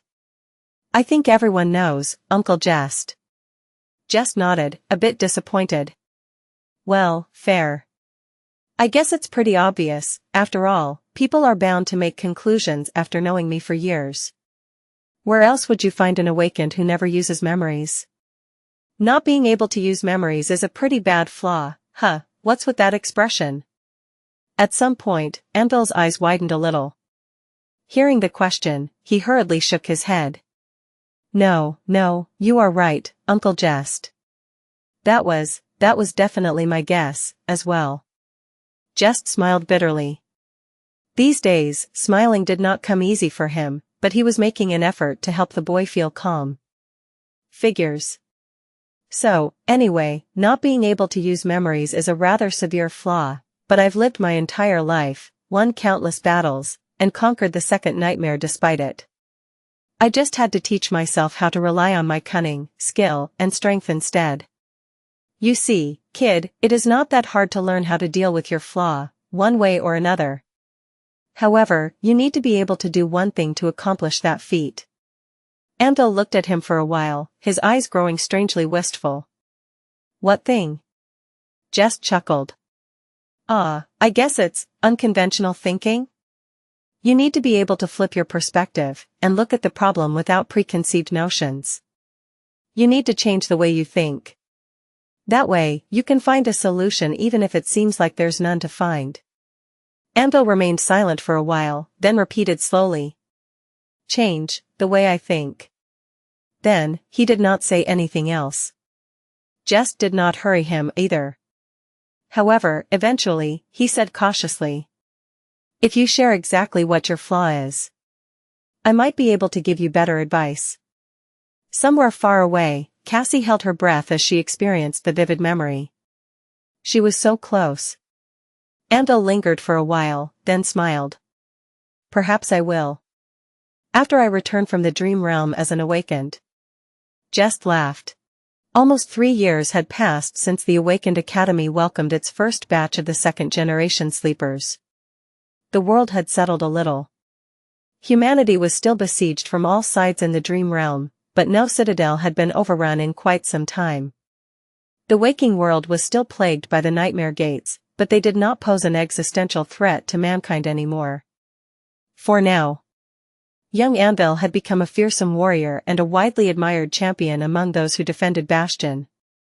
Together with Maddock, who had conquered the first nightmare a year after his younger brother, the Sons of Warden now led the Knights of Valor into battles against the dreadful creatures of the Hungry Forest. He also collaborated with his academy companions, Broken Sword and Smile of Heaven. Often, all three had gained quite a bit of fame, becoming known as the brightest stars of the new generation. The power and prestige of both the Valor clan and the Immortal Flame clan continued to grow. The only other clan that could compete with them was the coalition of the prominent awakened families united by Nightwalker, the House of Night. The culture of the legacy clans was swiftly being cemented. In fact, Jest had even found himself as the head of a clan of his own. Considering that he did not have a fancy true name, he just named it Dagonet as a joke. Sadly, no one seemed to realize that it was a joke. So, people called him Master Jest of Clan Dagonet in all seriousness now. That was a bit of a fiasco. His one remaining son was 15 now. That was why Jest did not feel at ease, even though things seemed to be going fine. Warden remained restless, as well. One day, while visiting Bastion after joining the retainers of his clan on a patrol of the Mirror River, Jest found him in the underground chamber deep below the castle, gazing at the great mirror that stood there, surrounded by silence as it towered above the dark hall. There were no reflections in the mirror, of course, since it was covered by canvas. They had discovered this underground hall decades ago, when clearing the castle from the nightmare creatures populating it. The mirror had not been covered back then, and so, they glimpsed the sight of the harrowing realm within. Many members of the initial group had perished as a result, and the mirror had mostly remained covered since then. It was only when Warden became an ascended that he dared to venture into the mirror realm once more. Jest was not quite sure what his friend had found there, but his already formidable powers seemed to have gained a considerable boost after that. "Oh, no. You have that look on your face." Warden turned and smiled after noticing Jest. After spending 2 decades side by side, the two of them had long become so used to each other that their relationship transcended mere friendship.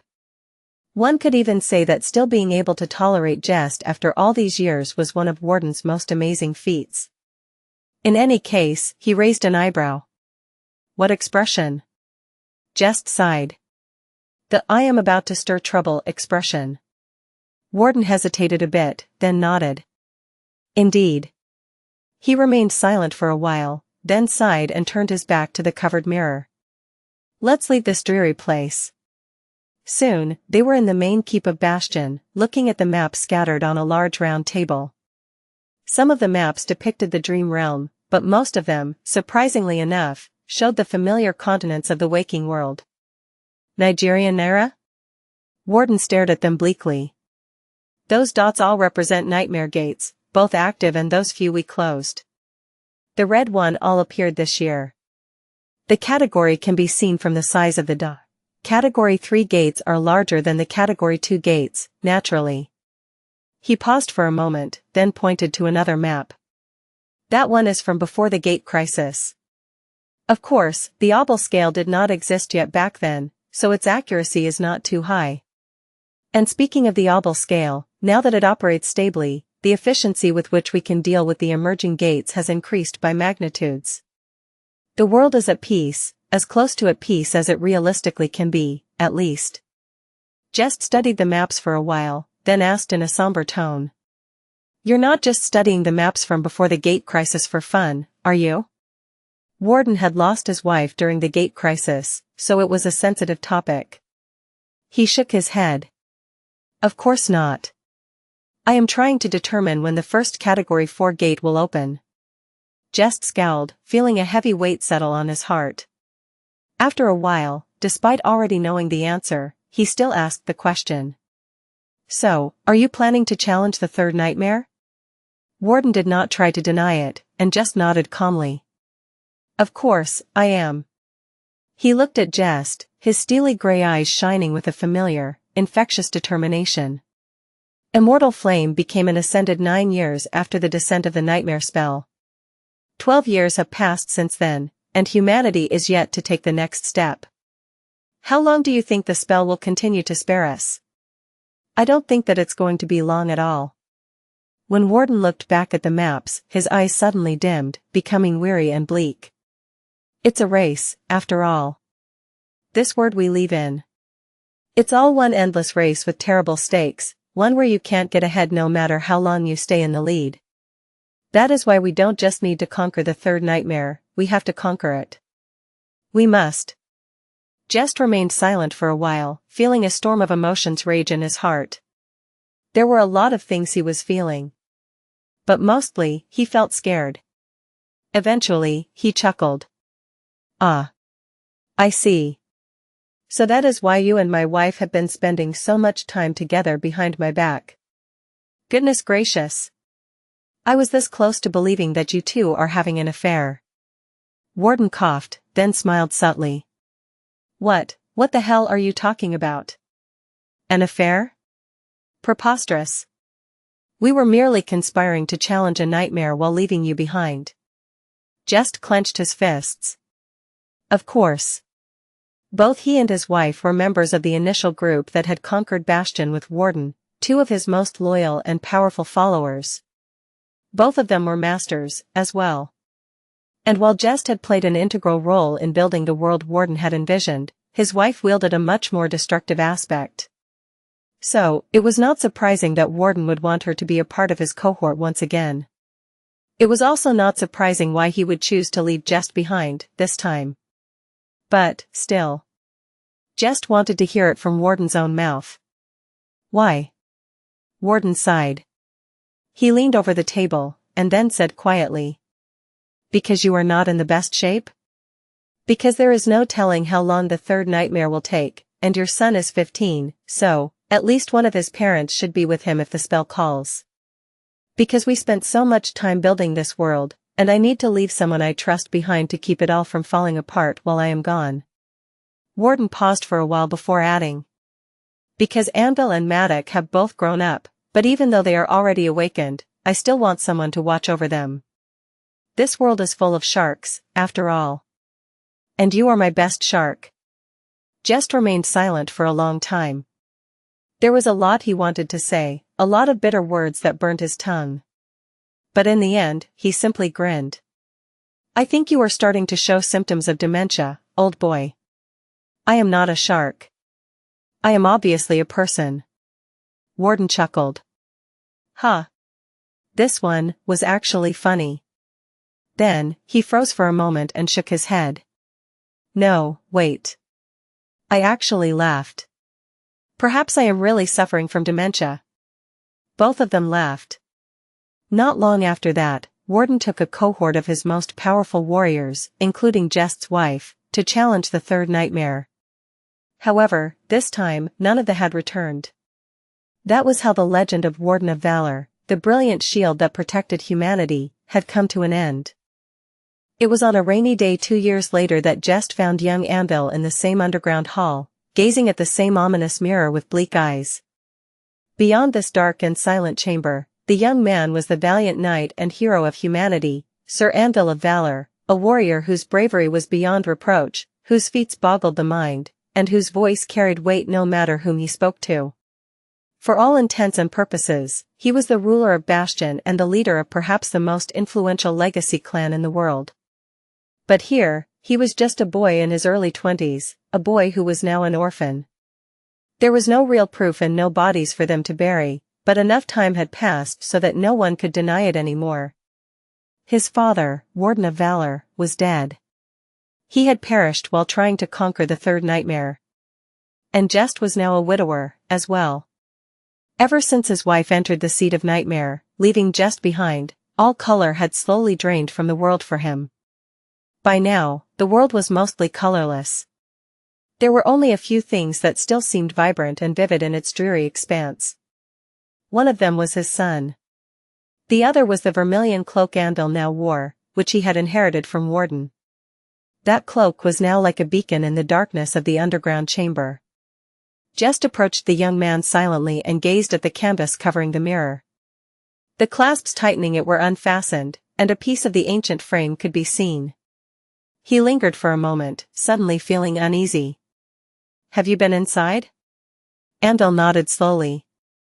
I went to explore. My father might not have mentioned it, but there are rare inscriptions left in the ruins on the other side. That was how we were able to master a bit of runic sorcery, in the beginning. Jest frowned, wanting to say how dangerous the other side was. But Anvil knew. He probably knew it much better than Jest did, in fact, which was why he had gone alone without taking anyone else with him. Jest sighed. You might not have heard, since you were here preparing for the wedding. But out there in the waking world, a few overly ambitious fools have hatched a little scheme and officially pronounced Warden dead.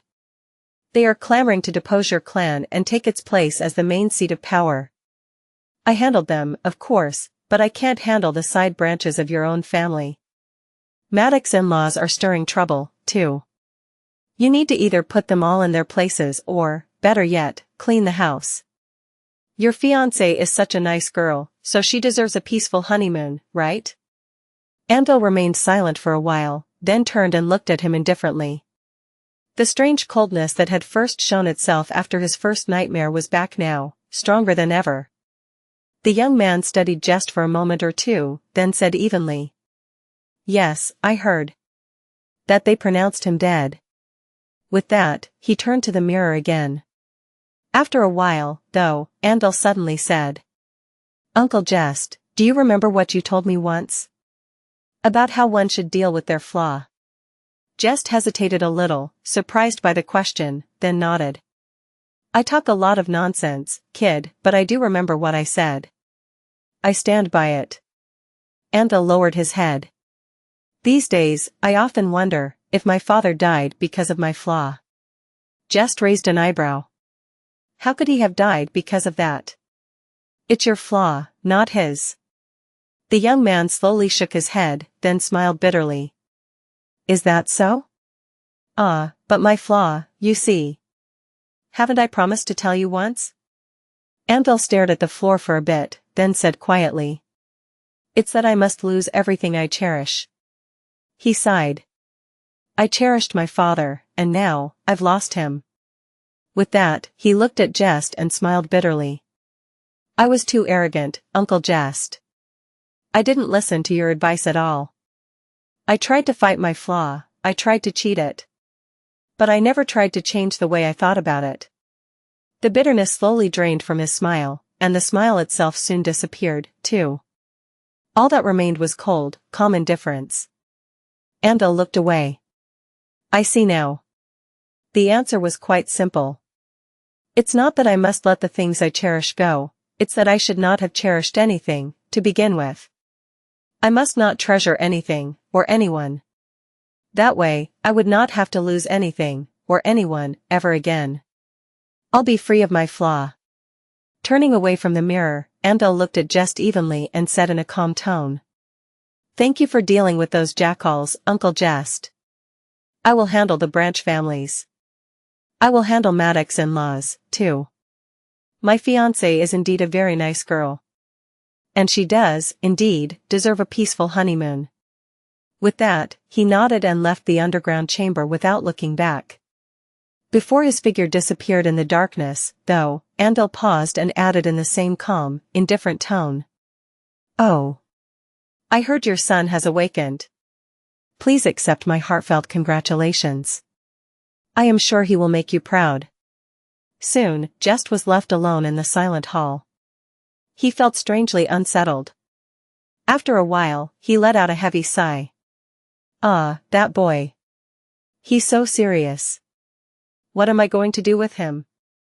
Andal had boldly proclaimed that he would turn himself into an unfeeling machine in order to defeat his flaw.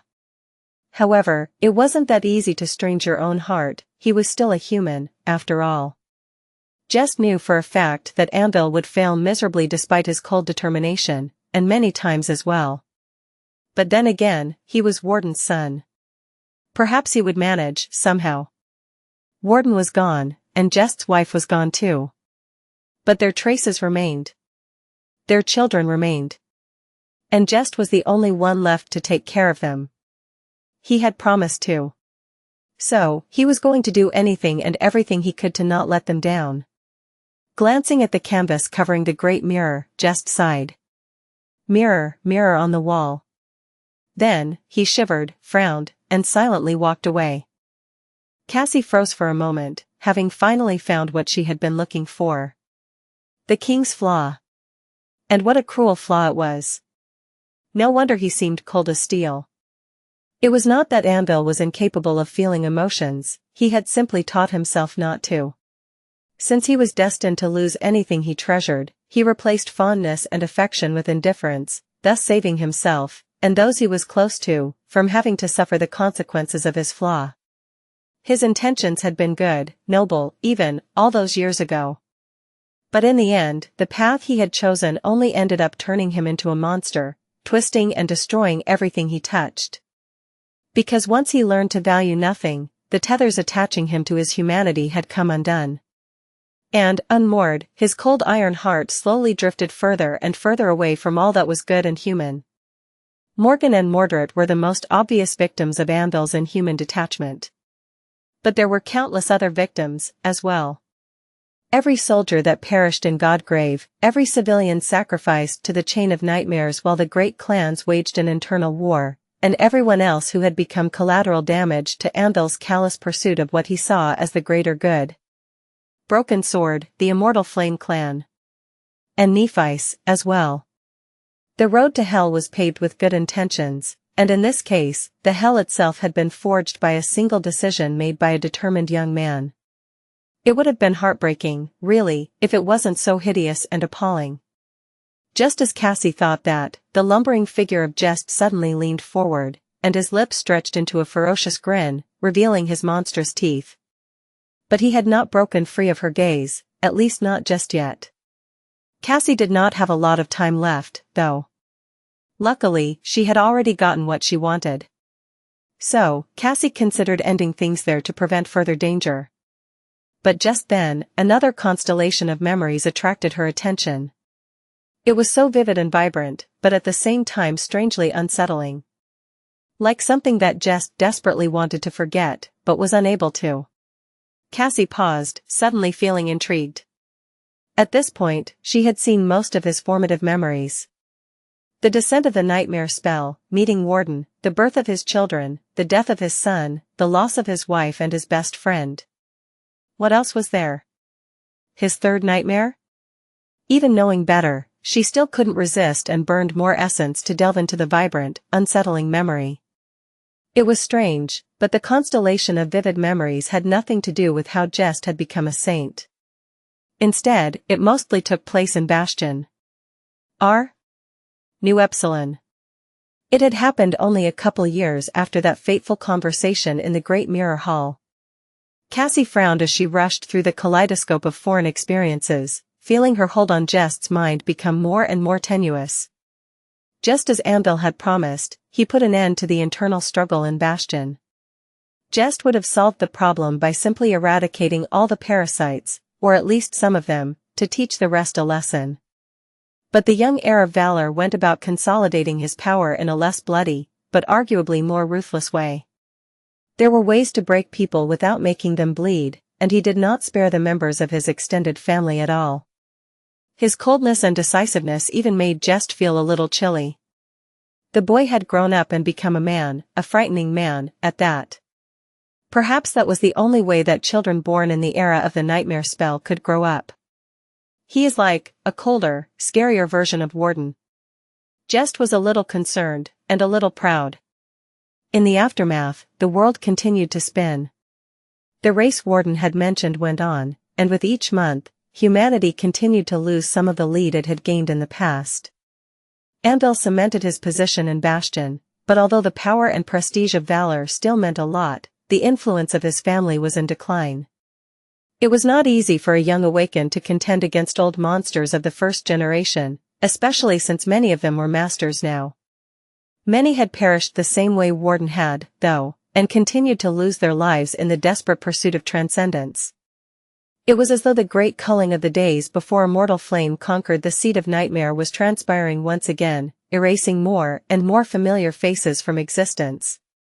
Every time Jest looked, someone else was gone. In any case, for these reasons, and many others, Anvil was determined to challenge the second nightmare as soon as possible. His preparations were swift, but thorough.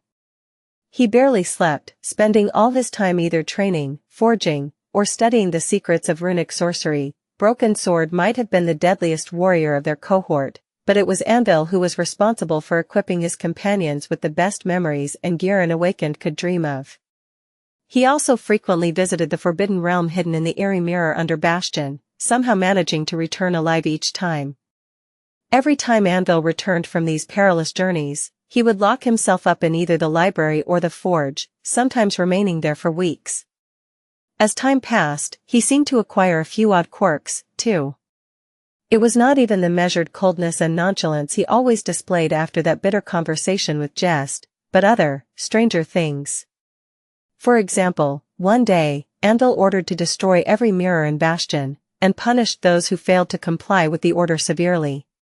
He also seemed to have become an obsessive perfectionist, as if harboring a deep hatred of the very concept of flaws. but Jest wasn't too concerned. Everyone who was worth anything in this world was a little bit eccentric. He himself was known to have a strange habit or two. Like dressing too dashingly or never holding back his elevated, highly outstanding sense of humor.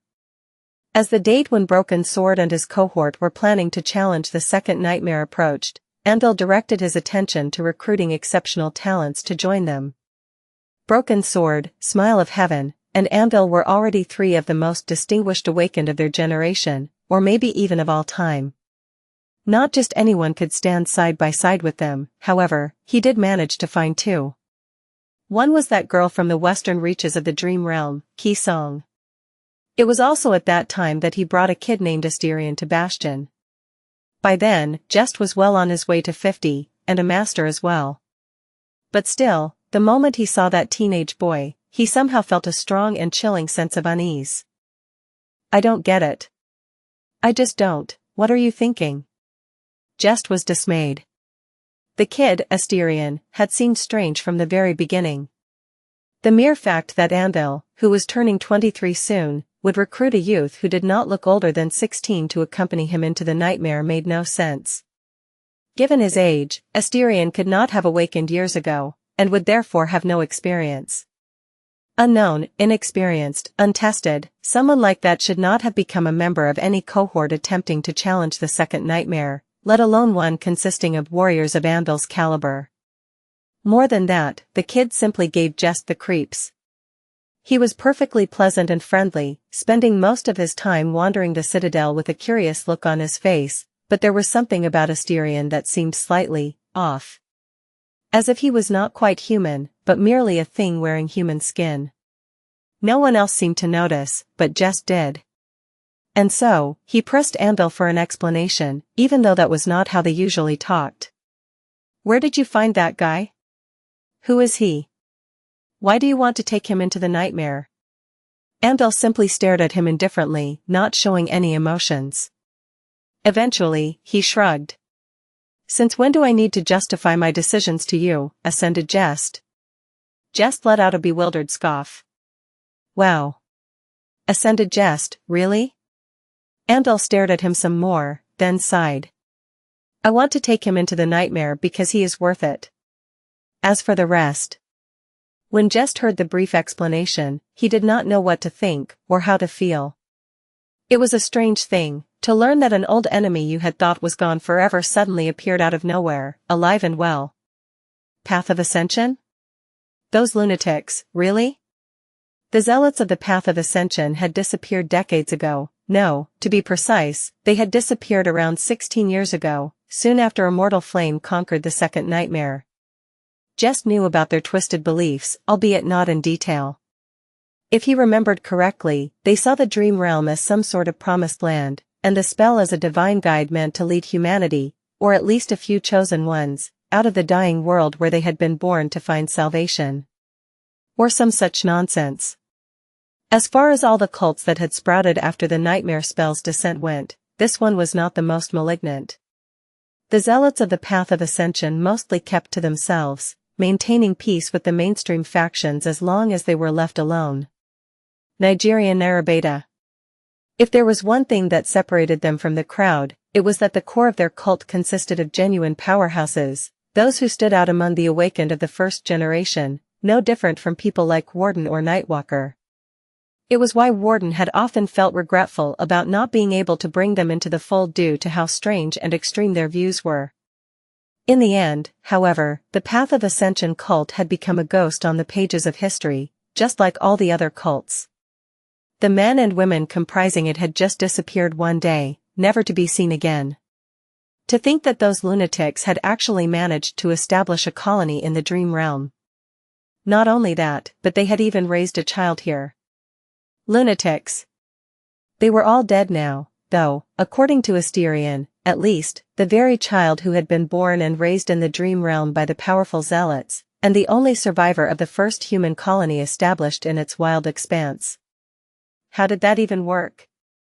Had Esteemed been infected by the nightmare spell here? Did he undergo the first nightmare? What about the winter solstice? What happened to him when he was supposed to fall asleep and be sent to a random spot in the Dream Realm? Andal shook his head. Nothing happened to him on the winter solstice. He conquered the first nightmare just like anyone else would, then awakened immediately after anchoring his soul to a citadel. In any case, you don't need to worry about Esteemed.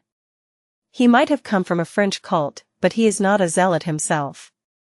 In fact, unlike his parents and guardians, he is quite interested in the waking world. Granted, some of the notions he has and views he holds are a bit strange. What else would you expect, considering his upbringing? But what really matters is the power he holds. He looked at Jest somberly. Unlike what you think, that young man is not inexperienced. He has more knowledge and experience than any of us, in fact, having spent his whole life in the dream realm. His aspect is also exceedingly formidable. He will be useful to me in the nightmare, no one else can compare. Jest remained silent for a while, then shook his head. How do you know that you can trust him? Need I remind you that your companions can be just as dangerous as the phantoms of the spell in the nightmare? There are many masters out there who experienced strife and betrayal after entering the seed, and that's just those who have nothing to hide and talk about their trials freely. Those who keep silent could very well have been the betrayers. Andal shook his head again. You don't have to worry about that. Esteemed and I have a deal, and he is very particular about deals. So, he won't betray me. Jest frowned. What kind of deal? Andal glanced at him coldly. I will help him find a way to enter the waking world after he helps me become a master. Nothing more, nothing less. So, are we done here, or do you want to interrogate me some more?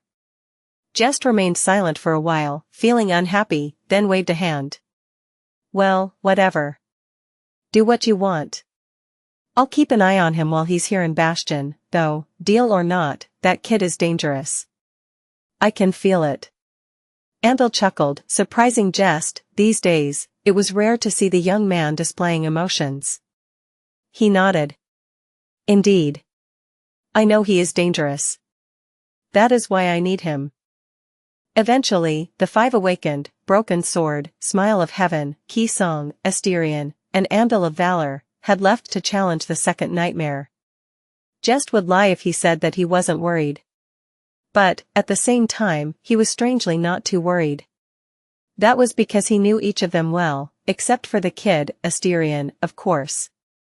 If those five could not conquer the nightmare, then no one could. Coincidentally, or perhaps intentionally, the seed they challenged was the same where his wife and warden had perished. So, he felt both melancholy and vengeful excitement while waiting for their return. Jest was quite busy in the meantime, himself.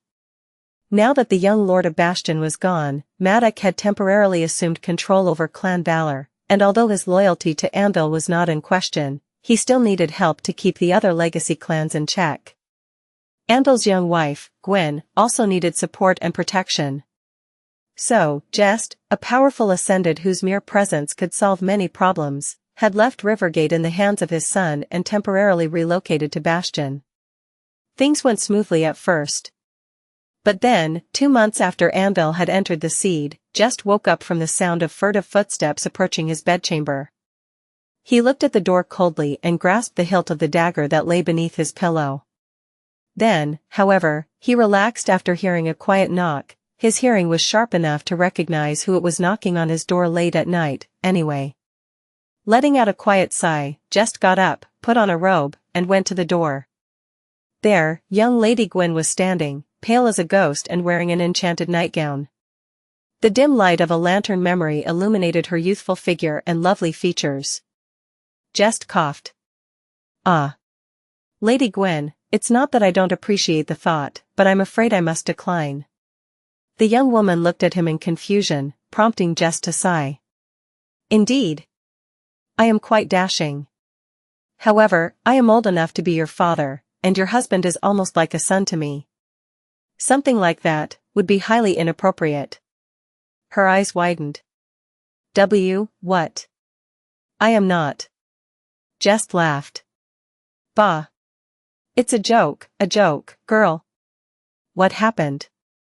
Alas, Andal's wife seemed to lack a sense of humor, too. After staring at him for a few moments, she took a deep breath and said in a small voice. It's Vale. He's back. Vale was a nickname that Smile of Heaven had given Anvil when they were kids. It had stuck to him ever since, so. Wait. He's back? Jest studied the girl's face somberly, then asked in a low voice. You don't seem too excited, Lady Gwyn. She shook her head slowly. Something seems to be wrong. He doesn't have any wounds, but something is wrong, Master Jest. Maddock. Maddock told me to bring you. With diary Sassen. Jest's expression darkened. He remained silent for a few moments, then asked. Who else knows? If there was something wrong with Anvil, his thoughts raced. They would have to prevent the news from leaking out before anything else. The girl took a shaky breath, trying to calm herself. It's just me, Maddock, and 2 awakened guards who were keeping watch over the gateway. Jest nodded. The guards were retainers of Clan Valor, squires who hoped to become knights someday. They were loyal, but human loyalty was often fleeting. He did not know whether they would need to be silenced, yet, or merely contained for a while. In any case, Maddock was wise to call him. If you would give me a moment to put some clothes on. Unlike the young and pretty Lady Gwyn, Jest was too old to walk around in his pajamas. Soon, they quietly arrived into the throne room of Bastion, where the gateway was located. It was the throne that stood on a tall dais, with 2 enormous pillars rising from behind it. The pillars were almost identical to the frame of the great mirror that was located deep underground, directly below the throne room. Whether it was a coincidence or not, Jest did not know. The 2 squires were keeping watch at the door, while inside, Maddock was standing in front of the dais. A familiar figure was sitting on the steps leading up to the throne, wrapped in the cloak that Maddock had taken off. Beneath it, Anvil seemed to be naked. When Jest and young Gwyn approached, he looked up and stared at them with cloudy, hollow eyes. There was no will or intelligence in those eyes, just a deep and eerie nothingness, as though Anvil was not quite awake, but merely sleepwalking. Jest saw his own pale reflection in those glassy eyes, and felt his heart skipping a beat. No. What happened? Nothing was supposed to happen. A familiar, dark sense of futility raised its ugly head in his heart again, but before he was overwhelmed by a panic, some semblance of life suddenly returned to Anvil's eyes. The young man smiled warmly. Uncle Jest. Jest had grown so accustomed to only ever seeing cold indifference in Anvil's eyes that this sudden burst of genuine warmth left him stunned. It was just like how the boy had smiled at him as a child. The sight of Anvil smiling brightly was so out of place that Jest even considered if Immortal Flame's daughter, Smile of Heaven, had stolen his body. The girl's dormant ability allowed her soul to wander freely, exploring the world as a bright spirit. She could also occupy and animate objects. As far as Jest knew, Smile of Heaven had never displaced someone's soul to take over their body, but that did not mean that she couldn't. However, a moment later, his crazy suspicion disappeared. That was because Anvil raised a hand, causing Jest's dagger to float from its sheath and land on his palm. After studying it for a moment, the young man frowned. Imperfect. Even if someone had taken control of Anvil's body, they wouldn't be able to use his aspect. And neither would they display the same loathing of flawed things. Anvil was indeed back. But, why was he in this strange state? And where were the other members of his cohort? Broken Sword, Smile of Heaven, Keysong? Asterion? Jest glanced at Maddock, and they both frowned. Something was indeed wrong. Chapter 2167 C2-167 Anvil was fine, at least physically. However, his entire personality seemed to have changed, or have regressed, at least. He seemed not quite there, yet. He didn't look dazed or confused, but rather, blank. As if the very thing that made him who he was had been if not erased, then at least lost. At the same time to time, he displayed glimpses of his usual self, enough so to convince Jest, Maddock, and young Lady Gwyn that he was truly and unmistakably Anvil of Valor, the ruler of Bastion. It was because of the small, subtle details that only those who knew him well would recognize. The small peculiarities of his speech, the rigid set of his shoulders, the way he smiled in a reserved, but confident manner, it was all perfectly familiar, even in this strange and concerning state. There were more and more of these glimpses with each minute, as well, as if Anvil was slowly remembering his previous self. That gave them hope that he would recover eventually. For how, however? The most disturbing change was how warm and soft Anvil seemed, stripped of his impenetrable armor of cold indifference. For Jest and Matic, it was as if he had reverted to his personality from before becoming a carrier of the nightmare spell. For Gwen, who had only ever known him as an awakened, it was an entirely new side of her usually stern and aloof husband. But, there was also something subtle and eerie about Anvil now. Jest couldn't quite put his finger on what it was, but he felt strangely uneasy in his presence. Well, of course he did. The clan leader of Valor, one of the most powerful men in the world, was currently no different from a child. Warden had once told Jest that the world was full of sharks, and Anvil being in this uncanny state was no different from spilling blood into the water. All of them would not miss a chance to rip out a chunk of flesh if news about his condition spread. Whatever the hell his condition was. They would have to figure that out later. First, Jest needed to contain the spread of information. As if that was even possible. The mere idea of keeping Anvil's return under wraps made his head hurt. There were so many things to consider. Jest suppressed a groan and looked at Anvil once again. The boy was smiling while Gwen was kneeling in front of him, saying something softly. Shaking his head, Jest looked at Matic. We will need to move fast. But also cautiously. Luckily, Warden's older son was no fool. In fact, he was a remarkable young man in his own right, an exceptional talent, even. It was just that his excellence was always outshined by Anvil's monstrous talent. In any case, he was someone Jest could rely on to handle things, but not all things, and especially not those that demanded a delicate approach. For example, while there were only 2 squires who had witnessed Anvil's strange state here in Bastion, there was no saying what was currently happening in the waking world. He should have awoken in his sleeping pod in Valor's compound in NQSC, after all, before using his new ability to enter the dream realm of his own volition to come to Bastion. His sleeping pod was now empty, and many people would have been alerted that the clan leader had disappeared. Someone had to make sure that none of them talked, either. In theory, Matic was the perfect candidate to do just that, since his own sleeping pod was mere dozens of meters away. But it was not that simple. Because Anvil had not challenged the nightmare alone. His companions would have returned, too, or would have perished inside the seed. If it was the latter, then their bodies had already turned into corpses by now, in the best case. Alternatively, they could have become hollow. So, someone had to negotiate with the Immortal Flame clan. There was also the Song clan, which could not compare to the family of Broken Sword and Smile of Heaven, but was only more unpredictable as a result. Luckily, Asterion was an orphan of a destroyed cult. He was borrowing a sleeping pod in the compound of Clan Valor, so at least that was not a concern. There were other forces in play, too. The situation was unknown and unpredictable, so Matic would not be able to handle everything on his own. Jest sighed, the gears of his mind spinning. Eventually, he looked at Matic. You stay here and make sure that no one, and I mean no one, in Bastion learns of what happened yet. Also, make sure that those who did learn do not speak about it. Matic glanced in the direction of where the 2 squires stood behind the door, then nodded. Those 2 would keep their lives if they were loyal and smart, or die if they weren't. Next, Jest looked at Gwen and hesitated for a few moments. He still felt a little uneasy. Eventually, though, he spoke. My lady, please take care of Anvil until I return. Hide him in your quarters and stay with him, don't let anyone else enter.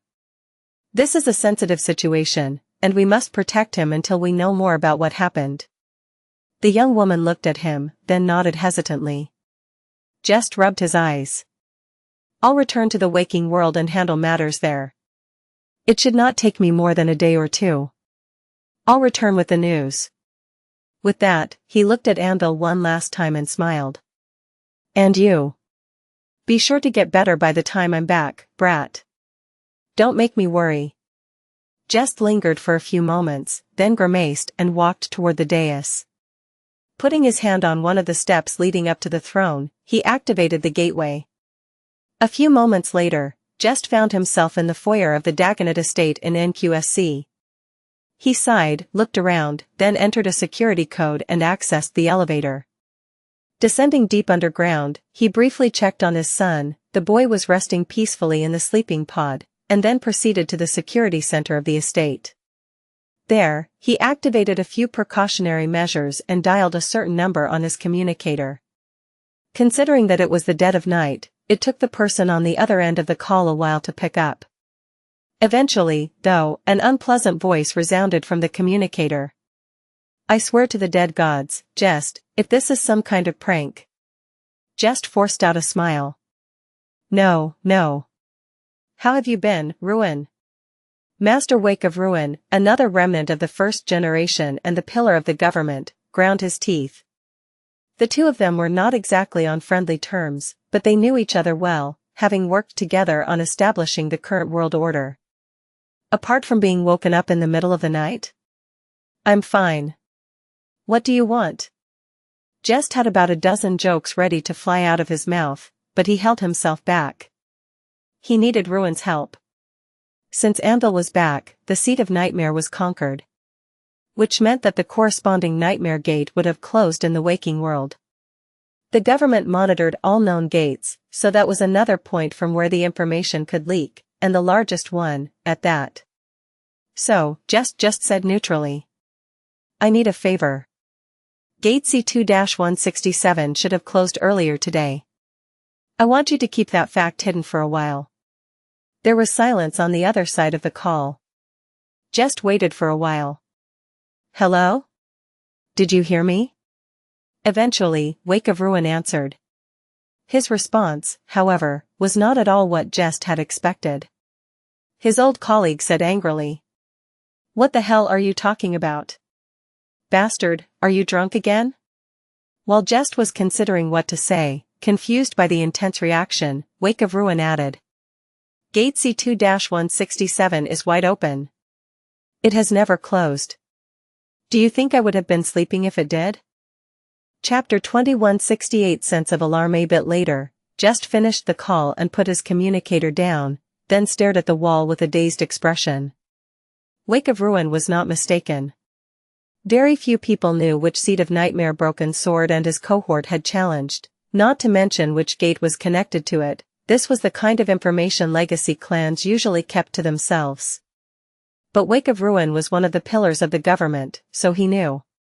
That was why he had been secretly monitoring Gate C2-167, knowing that any change in its condition, or lack thereof, after a certain time, would have an effect on the entire world, one way or another. Because of who had challenged that nightmare. So, he would have known if the gate suddenly closed. Jest was not satisfied with just that, though, so he forced the man to check right there and then. Wake of Ruin could gain access to the telemetry of the obel scale faster than he could, so it only took 10 minutes. There was no doubt. The gate was still open. Which meant. Jest had no idea what that meant. It did not make any sense. Had the nightmare not been conquered? Had its seed not been destroyed despite the nightmare being conquered? Was Anvil's strange state somehow connected to that anomaly? How was Anvil back? Jest raised a hand and rubbed his temple. What the hell is happening? He hesitated for a while, then dialed another number.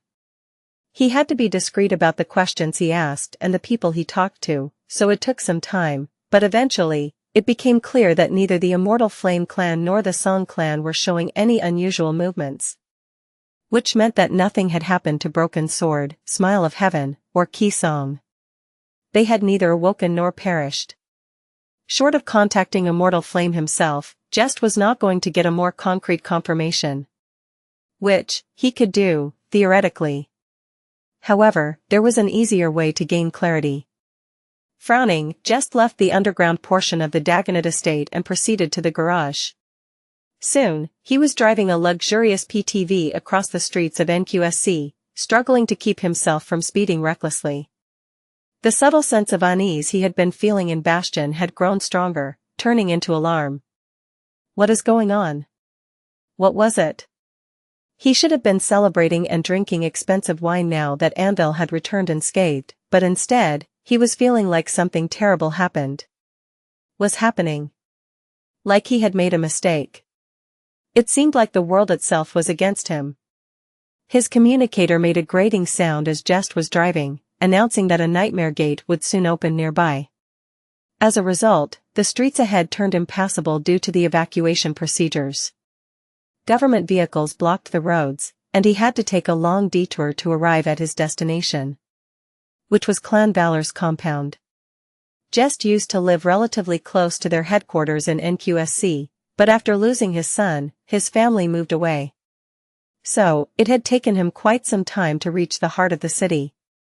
By the time his PTV stopped in front of the heavily defended gates, it was already early morning. Gaining entry inside the compound, however, was relatively quick. Soon, he was already walking to the main building. Master Jest. You are visiting us at a peculiar time. May I be of assistance? He stared at the butler, Sebastian, one of Warden's original followers, just like Jest himself was. He, too, had been left behind when Warden challenged the third nightmare. It was fortunate to meet him instead of a member of the extended Valor family. Jest trusted the guy much more than he did those people. His suspicions were already confirmed by how nonchalant the butler looked, and how peaceful the compound seemed. But he still needed to check. Jest leaned forward a little. Sebastian, take me to see the young lord. The butler studied him silently. Awakened were exceedingly vulnerable while they slept, so the sleeping pods of legacies were guarded with extreme caution. Jest was one of the most loyal subjects of Valor, but he was also a notorious killer. If he chose to betray the family of his late friend and benefactor, giving him access to Anvil's sleeping pod would be a fatal mistake. Nevertheless, the butler nodded eventually. Follow me. The two of them proceed past several security checks, descending deep underground. The vault of Clan Dagonet was quite formidable, but it could not even compare to the security measures of the Valor compound. Jest doubted that even a Titan could break through these defenses easily. Then again, the hungry forest that had been besieging Bastion for 2.5 decades could even destroy the ancient citadel if not for the efforts of its defenders. So, a real Titan would probably crack this shell of enchanted alloy in a matter of days, if not hours. Eventually, they reached the most heavily defended floor. Here, the sleeping pods of the direct descendants of the Valor clan, Anvil and Matic, were located. Even their wives slept on a different floor when visiting the Dream Realm. However, at the moment, there was a third occupant here.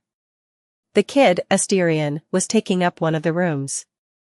The butler entered several security codes to proceed into the depths of the fortified level. They also had to stay in place while undergoing several scans, both mundane and magical. In the end, however, Jest finally found himself in front of a heavy steel door. It opened slowly, and he walked inside. There, an iron sarcophagus stood on a low platform, shimmering in the darkness. It was Anvil's sleeping pod, one he had entered before setting out to conquer the nightmare. Jest felt his heart beating rapidly as he approached the sarcophagus and looked through the narrow window on its lid. Then, he took a shaky breath. The sleeping pod was not empty. Anvil was laying inside, sleeping peacefully. He was right there. Jest staggered back, deeply stunned.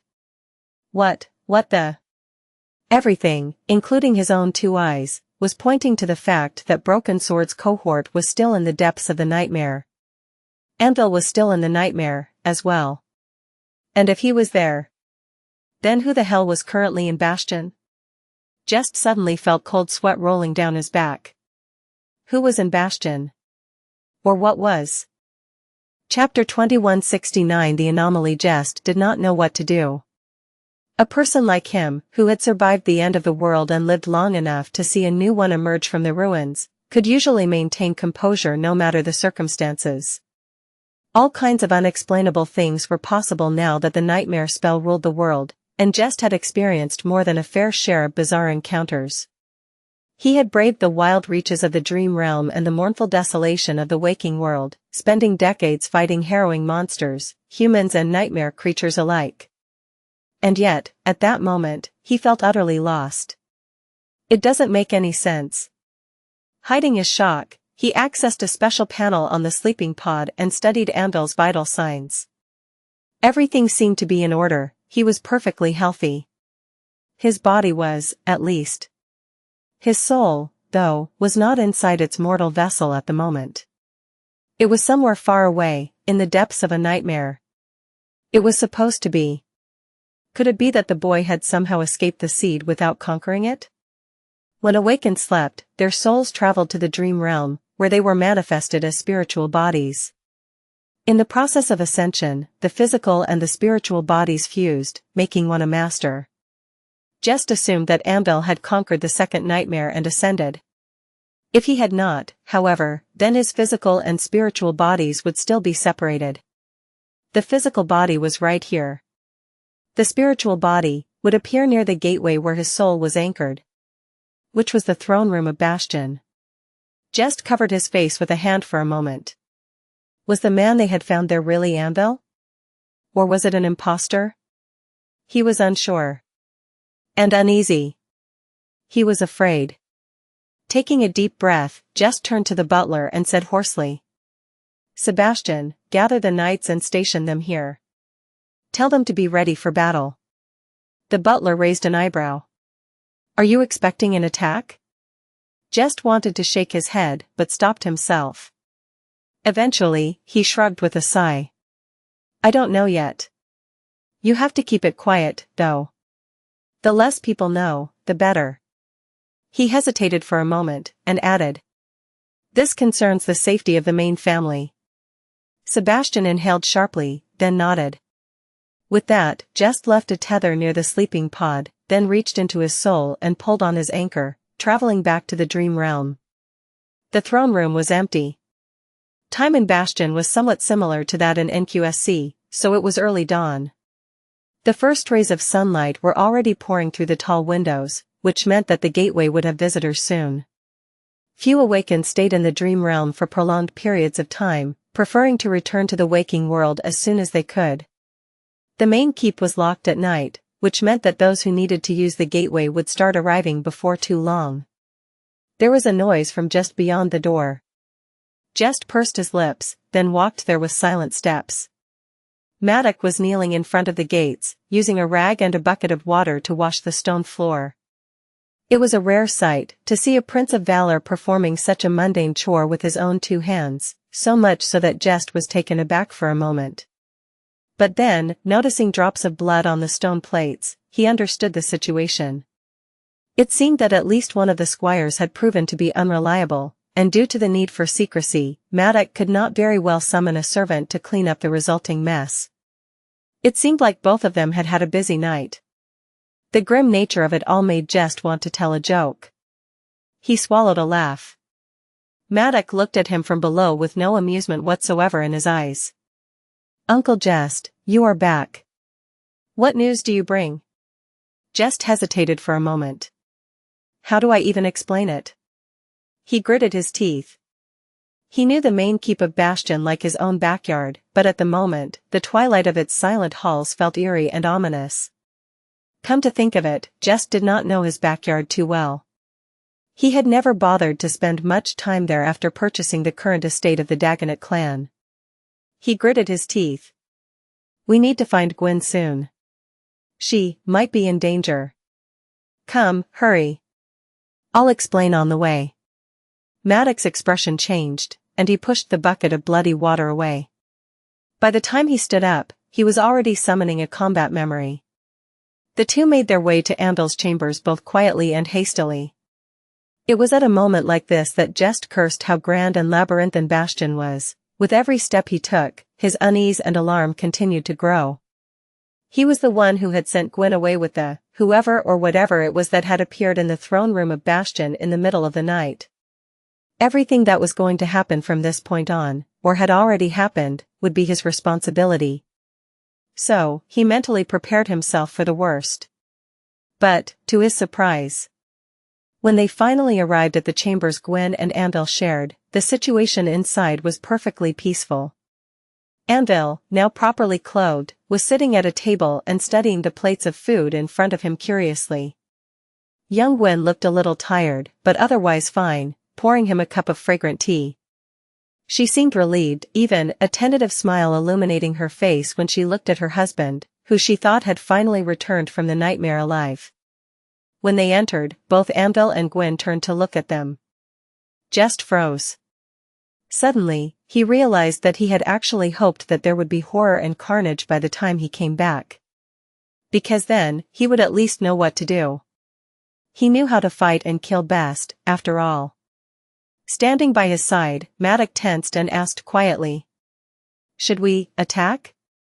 They could try to kill the anomaly. That was the safest choice. But what if it was Anvil, after all, brought back from the nightmare by some strange whim of the spell? Wouldn't Maddox be killing his own brother, and wouldn't Just be killing his friend's son?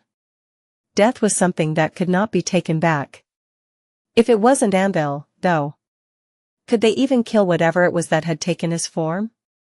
Or would they just be provoking something so sinister and terrible that none of them stood a chance against its malice? Just remained silent for a few moments, wishing for nothing more than to let loose and answer with a brilliant joke, like he usually did. In the end, however, he simply shook his head. Let's take him to the waking world. Chapter 2172. Prince's Jest was facing a dilemma, and one that did not have an obvious answer. He did not know whether the young man in front of him was truly Anvil of Valor. He could not risk killing him before finding out the truth, either. And there was no sure way to find the truth. So, he could only try his best in the absence of a reliable solution. The only reasonable theory Jest had at the moment was that Anvil was somehow expelled from the seed without conquering the nightmare. So, he was still unawakened. His physical and spiritual bodies had not yet fused as a result, one was in the waking world, and one was here in Bastion. Therefore, if the young man was indeed Anvil, bringing him back to the waking world would result in the physical body awakening inside the sleeping pod. That would prove his identity. If Anvil's physical body remained asleep, that would give them more information, too. It was not a great plan, but it was at least something. So, that was what they did. After telling Gwen the truth, they hurried to bring Anvil back to the throne room, arriving there just before the first awakened started to enter the main keep. The young man did not resist, he showed a cold and disdainful expression when being ordered to follow, but responded well to being cajoled by Gwen. That was in line with how Anvil would have behaved in his usual state. None of them had the right to order him around, after all, but he would usually easily agree to their requests. The young man, the thing, was eerily similar to Anvil that Jest knew. It was to the point that he had to keep reminding himself that there was a possibility that the person he was looking at could turn out to be an imposter. Was there even an imposter in the world who could act out the very essence of another person so faithfully? It was unlikely. And yet, Jest could not shake off the subtle sense of discomfort, repulsion, even, he felt near this supposed Anvil. Maddox and Gwen did not seem to feel the same fear, but they also did not possess instincts as sharp as his. Damn it. I don't know. Jest departed first, using the tether he had left in the compound of Clan Valor to return to the underground chamber. There, he was instantly surrounded by the Knights of Valor. There was no telling what would happen next, and if it would even transpire near Anvil's sleeping pod. But it was better to be safe than sorry. A few moments passed in tense silence. Jest stared at Anvil's sleeping form, waiting, praying, that he would open his eyes. But instead, a minute or two later, it was Maddox who broke the silence, arriving from his own sleeping chamber in a hurry. The older of Warden's sons looked at the sleeping pod. Then, his eyes widened. Gwen and the other, they left before me. Cursing, Jest rushed out of the room. Damn Valor brats. Who asked them to keep the sleeping pods of their wives on another floor? The heartless bastards. Granted, this compound had been built back when both Madoc and Anvil were still little kids, but still. There was apparently space here for that creepy kid, Asterion, so why not Gwyn? It took him a few minutes more to arrive at the floor where the sleeping pods of the immediate family were located. Just when Jest was leaving the elevator, he heard a strange noise coming from behind the armored door leading to Gwyn's sleeping chamber. Instead of waiting for someone to enter the code, he simply tore through the reinforced alloy with bare hands and dashed inside. Gwyn was standing in the corner, having just left the sleeping pod. And in front of it was Anvil, dressed just like he had been in the dream realm. Which did not make any sense, since only Ascended could carry physical items on them between the two worlds. Hearing the deafening noise of an alloy door being torn apart, the young man turned around and looked at Jest. Then, he raised his eyebrow. "Uncle Jest, why are you breaking down the door to my wife's sleeping chamber?" The young man stared at him for a few moments. And smiled. The smile was bright and friendly, but for some reason, it made Jest shudder. For once in his lifetime, he had no comeback at all. Things had gotten strange after that. Somehow, there were two Anvils in existence. One was sleeping in an iron sarcophagus deep below the manor of Clan Valor. The other was up and about, albeit seemingly suffering from severe amnesia. No one really knew how that had come to be, and who, or what, the second Anvil was. His existence could not be disclosed either, and so, the young man was locked on one of the underground floors of the estate. He was made comfortable there, of course, but he was still no different from a prisoner. Imprisoning the head of the Valor family was an act of treason, but considering how strange and uncanny the entire situation was, it seemed like they had no other choice. Jest, Madoc, and Gwyn took turns taking care of the second Anvil. At first, they were on guard against him, but after a few days passed, their vigilance gradually lessened.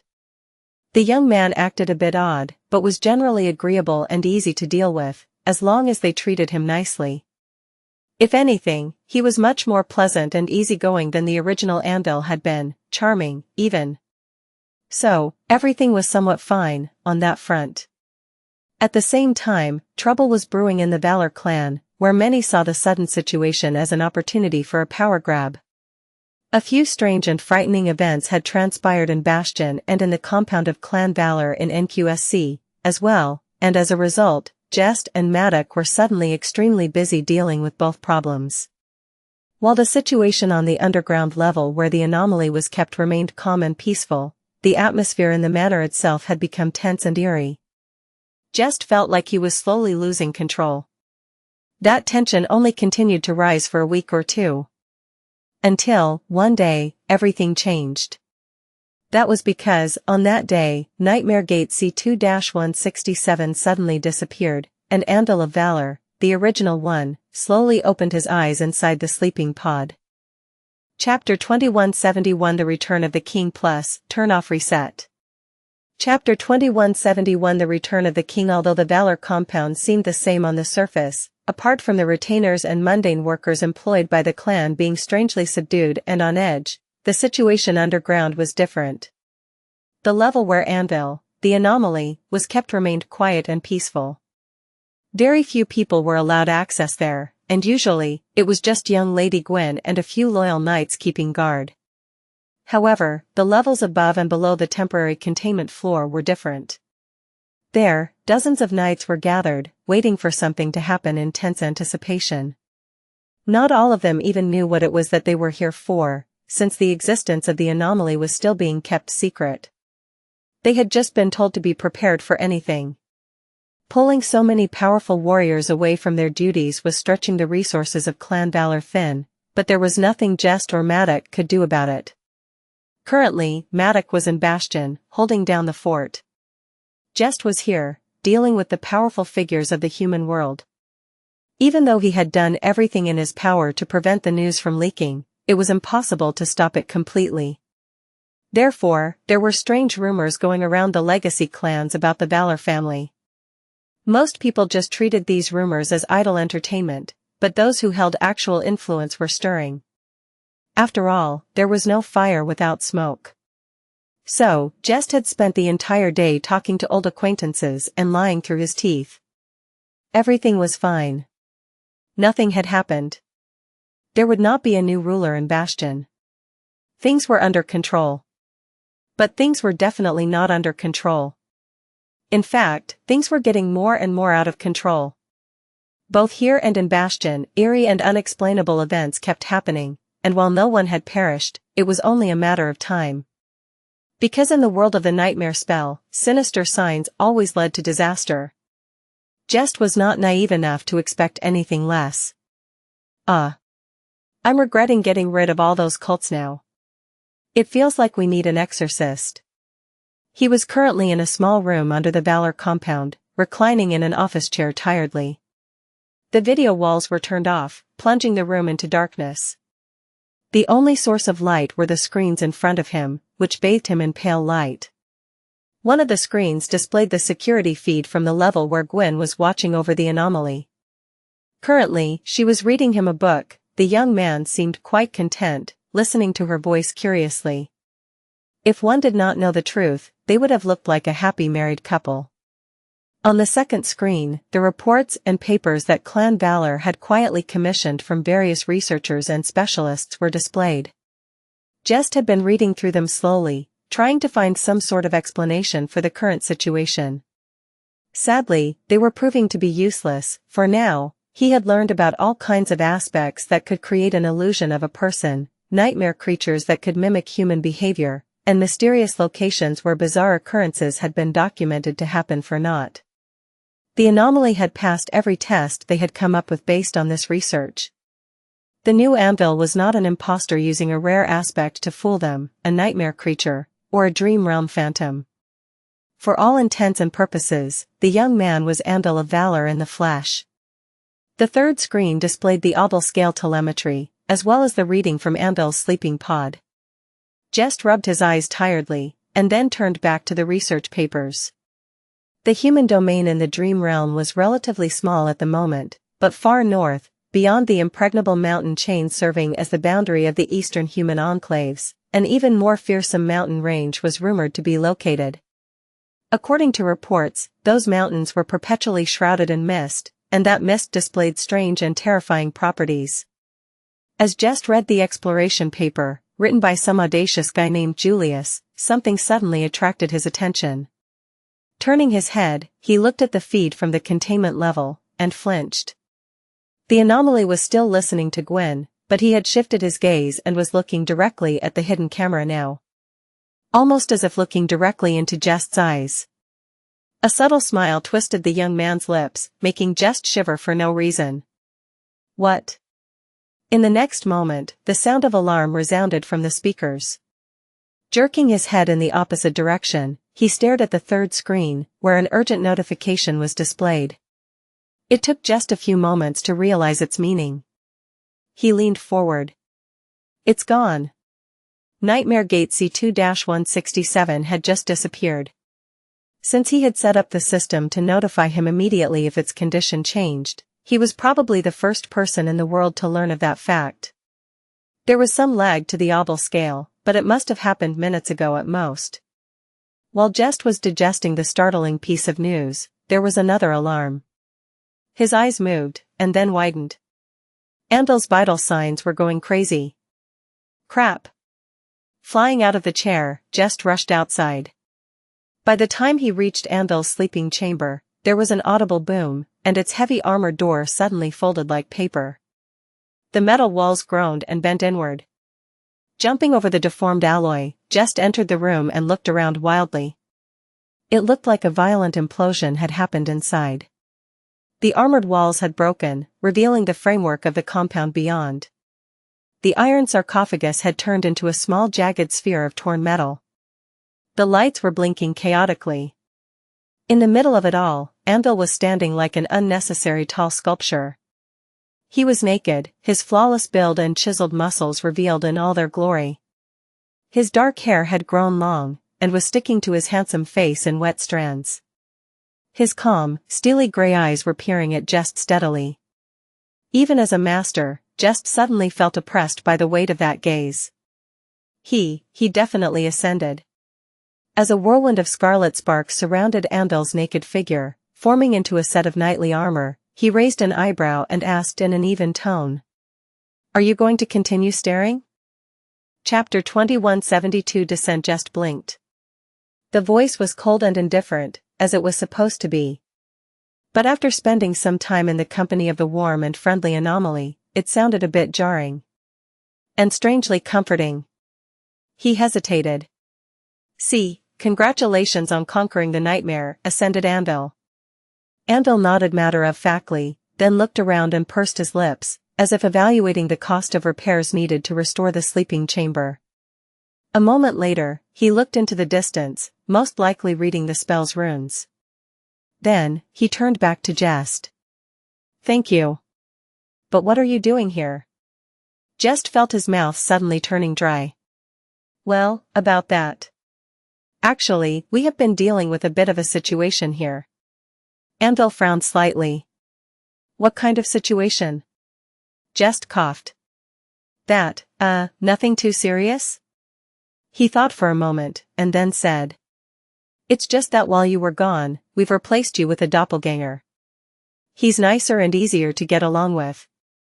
Your wife is with him right now." Andal stared at him for a moment, then rolled his eyes. "Is this really a good time for your jokes, Uncle Jest?" Jest remained silent for a moment, then sighed. "Boy. I wish it was a joke. But there really is a copy of you, who just popped up in Bastion one day without any warning. I don't know how to explain it, but he is being held here, just a few floors below, at the moment." Andal looked at him silently. Then, his expression slowly changed. Jest had not expected him to laugh at his awkward joke. Gods knew the boy was just like his father, having no sense of humor whatsoever, but what he really did not expect was to see fear bloom on Andal's face. Terror, even. It was so strange that Jest was stunned. He did not think that he had ever seen Andal show fear, not even as a child. And especially not after encasing his heart in the cold armor of indifference. While Jest was paralyzed by shock, the young man asked in a hoarse voice, his usual nonchalance completely gone. "A copy of me appeared in Bastion?" Jest nodded. "Yes. He was found in the throne room. Stark naked and in a strange mental state." Andals took a step back. How long ago? Has anyone seen it? Has anyone talked to it? How many people? Who? Jest lingered for a moment, the old sense of alarm slowly turning into panic in his heart. Did I make a mistake?" He forced himself to answer. "About 2 weeks ago? A couple of squires and a few knights. It was mostly me and Maddock watching over him." "Oh, and Gwyn, obviously." Andal's eyes suddenly widened. "Gwyn." Before Jest could say anything else, the chamber suddenly came undone. That was the only way he could describe it. The floor opened like a flower, the thick plates of reinforced alloy tearing with a deafening screech. Shards of concrete and sparks from torn cables flew to all sides, and at the same time, the blinking lights were extinguished completely. Andal jumped into the churning pit of torn metal without wasting a single moment. No, he did not jump, rather, he flew, accelerating his movements by pushing the steel plates of his armor. Since when can he? The whole compound shook as a cacophony of noise rolled across the underground tunnels. Damn. Jest came to his senses and dove into the pit to follow Andal. Even though he had only wasted a single moment, he was already far behind. The floor of the sleeping chamber had been utterly destroyed, as if it had been made of paper. The room below it was in ruins, too, entire meters of reinforced alloy pierced and bent out of the way in a split second. The same for the floor below that. It was as if a cataclysmic disaster had transpired in the depths of the Valor compound. Jest fell for a couple of seconds before finally landing on something that was intact. He was now on the level where the anomaly was being kept, and immediately rushed toward the living quarters. He saw the obliterated door and the knights who were picking themselves off the floor with dazed expressions. Just before he could cross the threshold, though, a powerful shockwave rolled from inside, throwing him back. Just flew through the air and collided with a wall, leaving a deep dent in it. A mundane human would have been turned into bloody goo by the force of the impact. As a master, he was somewhat unscathed. But it hurt like hell. The knights were alive, but unconscious. Ignoring the pain, Just picked himself up and lunged back toward the containment cell. The compound quaked once more, and there was another shockwave. But this time, he was prepared for it, lowering his torso and turning it slightly. Just cut the shockwave with his shoulder and finally entered the devastated living quarters. It was too dark to see, since all the lights had been destroyed, and the only source of illumination was one of Gwen's memory lanterns. Taking a step forward, Just fell. Arg, damn it, why does he have to keep destroying the floor? The entire set of rooms assigned to be the Anomaly's living quarters were gone. The few floors below were completely wrecked, as well. Judging by the magnitude of destruction, the thing he had brought to Anvil's home was chillingly powerful. After bouncing off a few jagged pieces of torn alloy, Just hit the ground. This time, it was not the metal floor, instead, it was cold, wet soil. They were on the lowest level of the compound now, its outer walls seemingly obliterated. Rolling, Just jumped to his feet and stood up. There was a scene of devastation around him, with plates of bent alloy and unrecognizable debris piling in the darkness. Some of it was on fire, filling the remains of the lowest floor with dim light. Just when he regained his bearing and looked around, searching for Anvil, he heard a strange sound. It should have been drowned out by the noise, but somehow, Just heard it clearly. A melodious, bright ringing of breaking glass. It was only then that the sense of unease that had been tormenting him for the past 2 weeks finally disappeared, and he involuntarily let out a relieved sigh. Chapter 2173 Paper Armor. The battle between Anvil and his flawless copy, despite decimating the underbelly of the Valor compound, had not lasted long. At least Just wanted to believe that it was over. Signs of chilling destruction surrounded him from all sides, but there were no deafening booms ravaging his ears anymore. There were no crushing shockwaves, and the world wasn't quaking. The dim darkness was illuminated by the spreading flames, and clouds of dust obscured the world like a veil. In such moments, Just cursed his inability to use memories. It would have been nice to be able to see clearly in this mess. Has the boy become that powerful, then? Just had battled plenty of fallen nightmare creatures, and a few masters as well. Ascended were indeed inhumanly strong, but not quite at the level of what Anvil had displayed immediately after coming back from the nightmare. Was that the power of those with divine blood in their veins? Just carefully moved through the carnage, searching for Anvil. He found him soon enough, kneeling in the dust with a pale face. The young man was in bad shape. His intricate armor was nearly destroyed, and blood was pouring from a dozen hideous wounds on his body. One of his arms was hanging limply, sharp fragments of bone protruding from the mess of torn muscles, and even his face was not spared. He was covered in blood. However, his eyes remained calm and eerily cold. What a terrible way to return from the nightmare. A shattered sword was collapsing into a whirlwind of sparks in Anvil's hand. Hearing Just approach, he shifted and looked up. Just had 1,000 questions on his mind, but meeting the young man's gaze, he faltered. For a moment, he even doubted whom he was looking at. Was it really Anvil? Or was it the Anomaly? Which one of them had one? The other one wasn't wearing armor. As if reading his mind, the young man said evenly, "It's me." Anvil opened his mouth, as if wishing to say something more, but at that moment, his mask of indifference finally cracked. His expression changed, and he suddenly took a shaky, frightened breath. Gwen. Ignoring his wounds, Anvil jumped to his feet and looked around, as if in panic. They found Gwen a minute later, buried in rubble and unconscious, but, luckily, alive. Hugging her, Anvil let out a shaky breath.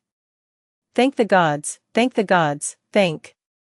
And looking at him, Just realized something that should have been obvious, but had eluded him until now. It was that Anvil's armor of indifference, which had seemed impenetrable, was merely a facade.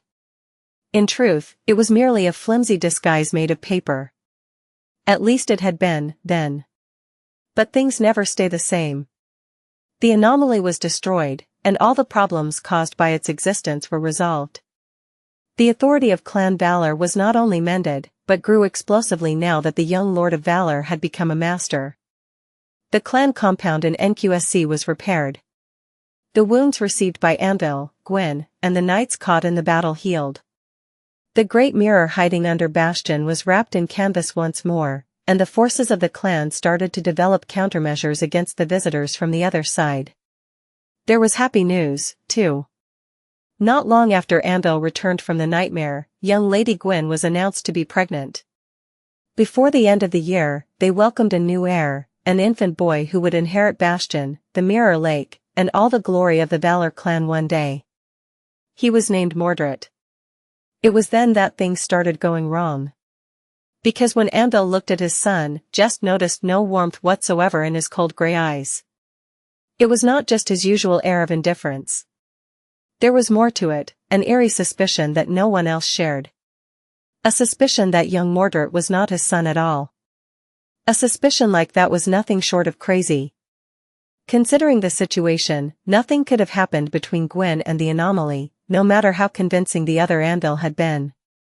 Jest was sure of it. Nothing had happened, and yet, a worm of doubt found its way into Anvil's heart. And once it did, doubt seemed to slowly devour him from the inside. Anvil became only colder and more unapproachable after his son was born. But there was still some humanity left of him, at least. These last drops of humanity did not last, though. Whatever warmth was left in his heart disappeared on the day Lady Gwyn passed away after giving birth to their second child, Morgan. On the day of the funeral, Jest found Anvil in the underground hall once more, looking at the canvas shrouding the great mirror. The young man turned and looked at Jest with no emotions in his steely eyes. A few moments later, Anvil said evenly, "I failed again." He remained silent for a bit, then turned back to the mirror and added without any emotion in his cold voice, "But I won't fail anymore." Jest wanted to say that the boy was learning all the wrong lessons. But he wasn't sure that he had that right. Most of all, he wasn't even sure that the boy was wrong. The nightmare spell was a cruel god. People said that time healed all wounds. But in the world of the nightmare spell, time only dealt you new ones. Jest's tentative hope that Anvil would eventually recover from losing Gwyn was shattered 2 years later, when disaster struck and a Category 5 gate swallowed America. So many things were lost in that calamity. Among those things were the lives of Immortal Flame and Smile of Heaven, who fell while buying civilians time to evacuate. And losing Smile of Heaven was the final straw that made something snap inside Anvil. That was what pushed his cold iron heart to make an unforgivable decision. For the good of humanity, for himself, and for the glory of the Valor clan, as well. Of course, that decision would not have been possible without the damn abomination, Esteemed, waiting there with a smile on his lips after offering the Lord of Valor a new deal. A deal to help Anvil kill Broken Sword. Chapter 2174 Fatal Curiosity. Cassie froze, momentarily shaken by what she had discovered. It had not been her goal. But now that she had caught a glimpse of the conspiracy that would shape the fate of the world, as well as destroy Neff's life and turn her into who she was today, she could not just let go. Even if it was the wisest choice. Her reserves of essence were dwindling, and Jest was already showing signs of freeing himself from the bewitching vice of her gaze. She still had to handle the aftermath, as well. Killing the old saint would not prove too difficult, but as much as he deserved to be killed, that was not necessarily the best choice. Cassie's aspect gave her a rare ability to understand her enemies. Understanding someone usually made it impossible to hate them. After all, how could she truly hate someone whose joys and sorrows she had experienced herself? Understanding could only give birth to compassion, and it was easy to lose herself in the memories of others. Just like that, she could not help but empathize with Jest, who had experienced so much, and had suffered so much sorrow throughout his long and extraordinary life. However, memories were also deceitful. They were not truthful records of what had happened. They were vague and fleeting, often showing only a fragmented account of the past. Even then, they were shaped and painted by the mind of the one who remembered. Take Jest, for example.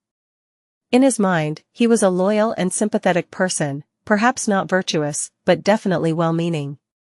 That was why what he remembered of his life told a tale of beautiful human connections and dire adversity in pursuit of greater good.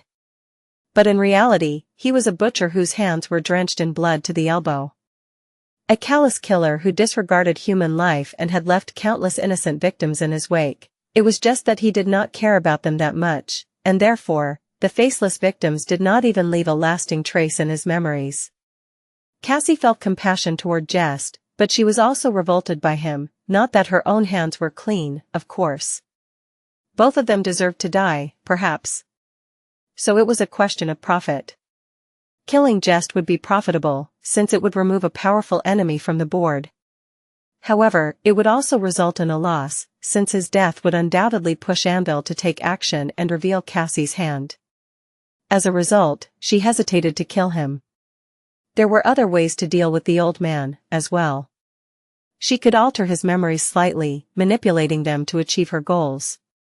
With some effort, she could erase some of them instead, making him forget ever wanting to kill her. She could even burn away all his memories one after another, erasing them until his mind became a clean slate, and the man named Jest became swallowed by oblivion while his body and soul remained alive. That was within her power, too. But all of it required vast amounts of essence to be spent. Only killing Jest did not demand any additional cost. Still. Could she really let the chance to learn about Broken Sword's death go? Cassie hesitated for a few moments, then made a decision and delved back into Jest's memories. And not long after that. Her eyes widened slightly. Weaver? That was the reason? She did not have time to finish the thought, though. Because at that moment, Jest's monstrous hand shot forward. He had been struggling desperately and biding his time while the audacious girl sifted through his mind. It felt vile and ghastly, to feel someone invading your mind forcefully and carelessly perusing your most hidden feelings, most cherished memories, shedding light on your deepest scars. What right did she have? What gave her the courage? Even enthralled by Song of the Fallen's bewitching gaze, Jest was shaking with shame, indignation, and fury. But he was an old monster who had outlived more than his fair share of needlessly confident youngsters. He knew how to be patient. And just like Jest had thought, Xianxia had succumbed to greed. She overstayed her welcome. When he finally moved, she seemed caught by surprise. The young woman reeled back, her eyes opening wide, but it was already too late. They were too close to each other. His clawed fingers closed around her slender, fragile neck. Jest grinned. Curiosity killed the cat, you know? Of course, he wasn't foolish enough to give her time to answer. Just as the words left his mouth, Jest strained his muscles and snapped the young woman's neck. She was a saint, of course, but her aspect did not augment her physique. Jest, however, was currently in his transcendent form. Her spine broke easily enough. As the hideous echo behind him collapsed into a maelstrom of sparks, he threw Song of the Fallen away. Her broken body landed on a very special patch of scarlet moss and submerged into it slowly, the wide-open eyes still staring at him with a silent accusation. Was she still alive? Well, probably, it would take some time for a saint to die from a broken neck. Her body would dissolve in the pit of digestive fluid hidden beneath the moss soon enough, though. A grisly death, no doubt, quite fitting for a girl who did not know her place. There would be no trace left, leaving him free to come up with an explanation. So what if you learned all my secrets? Take them to your grave, foolish girl. Now, then, there was one more left. Dealing with Healy turned out to be almost boring. Her flaw made her a perfect victim for someone like Jest. After all, denied the power of her aspect, she died powerlessly in his hands. She did not stop struggling until the very end, though. That, at least, was a bit fun. In the end, he tossed her body into the same pit. Looking around, Jest let out a deep sigh. Ah. I feel like he'll reprimand me very sternly, this time. Even he was a little afraid of Anvil's wrath. And Anvil would definitely be very angry about what Jest had done today. well, at least as angry as his cold iron heart allowed him to be. Assuming his human form, Jest went about getting dressed. His clothes were designed in a way that prevented them from being destroyed when he transformed. His shirt and trousers were, at least. All he had to do to restore them to their previous shape was fasten a few buckles. The jacket, unfortunately, was completely gone. He clicked his tongue. Damn it. I just had this one tailored. Shaking his head, Jest picked up his cane, looked around one last time, and left. Not long after that, Healy walked out from behind a tree and looked at Cassie, who was standing nearby, with a strange expression. That's it? He just left? Cassie nodded tiredly. Why would he stay? I implanted a false memory into his mind. One of killing us brutally and disposing of our bodies. So, he has nothing left to do here. She had erased the memory of what her eyes truly looked like when she transformed, as well, like she always did after using her transcendent ability. Healy remained silent for a few moments, then shivered. Can you put your blindfold back on? We'll feel better if you do. Cassie did not comment and simply pulled the blindfold back into its place. Healy seemed to relax once she did. That was the very reason she wore a blindfold, to begin with. Eventually, Healy asked. So. I guess we are dead now. At least as far as Clan Valor will be concerned. What do we do now? Cassie turned to her, remained silent for a moment, and then smiled softly. Well, what else? With that, she faced the jungle. We'll have to defect to Song, I guess. Chapter 2175 Blind Faith. After having a short discussion, Cassie and Healy were ready to set out. There was no reason to linger, anyway, the decision had been made, and there was no going back. Healy was concerned for the clan, but at the moment, the best way she could protect them was to play dead for a while. The abominable jungle rustled eerily around the two of them, making Cassie's skin crawl. She shivered and placed her hand on the hilt of the quiet dancer, trying to find comfort in its familiar texture. Altering Jest's memories had burned most of her remaining essence. In fact, she had been forced to cut the connection to most of her marks while delving into his past to preserve some, and as a result, she was truly and utterly blind at the moment. She could not even activate her awakened ability, or rather, she could, but only for a short while. Which meant that it was better not to use her aspect unless there was an emergency. Both of she and Healy were beaten and battered, still reeling from the fierce violence of the battle and utterly exhausted. Nevertheless, Cassie spoke after hesitating for a few moments. Saint Healy. I'm afraid I am running quite low on soul essence. So, while my echo will be of some help, I will have to rely on you to get us out of this appalling jungle. She could not see what expression the beautiful saint made, but it somehow felt like someone was giving her a dubious look. In the end, Healy coughed. Sure, no problem.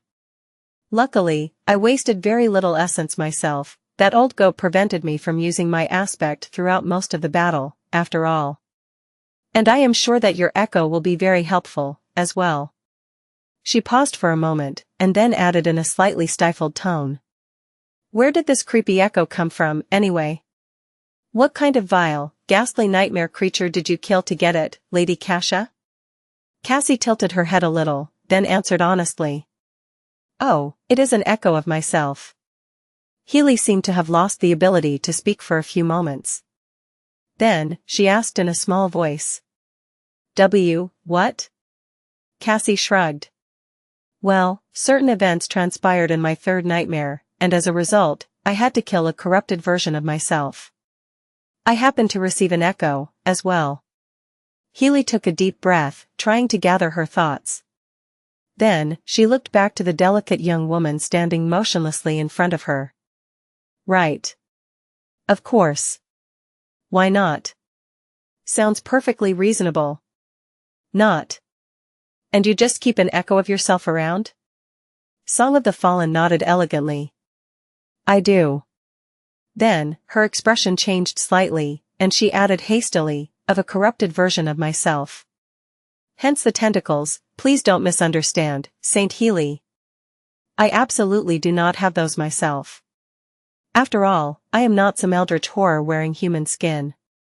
I am most definitely a perfectly normal human woman. Healy stared at her for a bit, then forced out an unconvincing chuckle.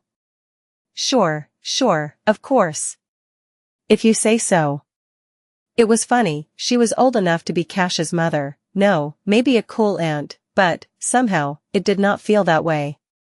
If anything, the exquisitely beautiful young woman gave her the opposite feeling. Shaking her head, Healy called upon the power of her aspect and assumed her transcendent form. Then, she offered Song of the Fallen her hand. I don't say this often, but, please climb onto my back, Lady Cassia. I'll give you a smooth ride. Saying that, she grinned. The young woman hesitantly raised her hand, grasped Healy's own, and mounted gracefully. Hold tight. Summoning her bow, Healy delved into the jungle at a swift trot. Both of them had to remain alert due to all the dangers that the hollows hid, however, they had a good chance of emerging to the surface alive. Cassie had never ridden a centaur before, let alone such a friendly one, so she did not know what to expect. However, the journey turned out to be far more comfortable than she had thought it would be. At some point, she spoke. Saint Healy. I will need your help once we arrive at the Song encampment, as well. Healy turned her head a little, looking back. How so? Cassie hesitated for a moment. You were not involved in what your uncle had done, but you are still his niece. Master Orm sacrificed his life for the Song clan. He had a personal relationship with the queen, as well, so, there is a good chance that she will receive you well. I, on the other hand, will be met with hostility and suspicion. So, you will have to try and smooth things over. Healy let out a wistful sigh. I can try, I guess. But... She paused. But what happens next? They had discussed the consequences of seeking shelter in the Song camp already, but really, the end result of their actions remained ambiguous, especially for Healy, who knew neither what Nephice was planning nor what had truly pushed Cassie to take this step. From the outside, it simply looked as if they were trying to betray the Sword Domain and switch sides in order to support the Song army. Of course, the Sword Domain had betrayed them first, but that was not a clean justification. Reality was never so simple. Even if Jest had attempted to kill them, and even if the king himself could not be trusted, both Cassie and Healy were tied to the Sword Domain. Cassie would have to fight against Nephice and the Fire Keepers if she joined the Sword Army, while Healy would have to fight against her own clan. It was all a proper mess. In the end, Cassie just sighed. Things will resolve themselves, somehow. Healy chuckled. Ah, that's good, then. If that is the case, I'm relieved. That answer was as good as any other would have been. Healy had already decided to put her faith in Nephice. After all, she had refused Jest's offer in hopes that changing Star would make things work, somehow. Now, the only choice she had was to follow that hope. After a few minutes of silence, Healy suddenly spoke in a somber tone. Well, then, I have something to confess. Cassie raised an eyebrow, surprised. Confess? Healy did not say anything else for a full minute, then sighed. This whole damn war started based on the excuse of punishing Clan Song for sending assassins after changing Star, didn't it? Well, actually. She paused for a moment. It was me. Cassie tilted her head. What do you mean? Healy let out a joyless chuckle. Look. It seems there's something that even Song of the Fallen doesn't know. But, yes, there were no Song assassins, and neither Dar of the Maharna clan nor Silent Stalker had anything to do with the attempt on changing Star's life. They're not the only saints who know their way around a bow, you know? It was me. I shot those arrows. She raised her great bow, which had grown in size to fit her transcendent form. Healy sighed, and her shoulders fell. Well, it wasn't like I had any choice. When Morgan of Valor comes calling, you don't say no. I was ordered to make it seem like I wanted to kill Lady Nephice, and so, I did. I thought I should mention it before we reach the stronghold of Clan Song. Cassie remained silent for a while, stunned. That, she had really had no idea. They had suspected that Clan Valor, perhaps even Morgan herself, was behind the assassination, of course. But their suspicion had never once fallen on St. Healy. And there Cassie was, priding herself on being unassuming and knowing things. Huh. But how did it make any sense, for Master Orm to have been a Song spy while his niece was Valor's secret weapon?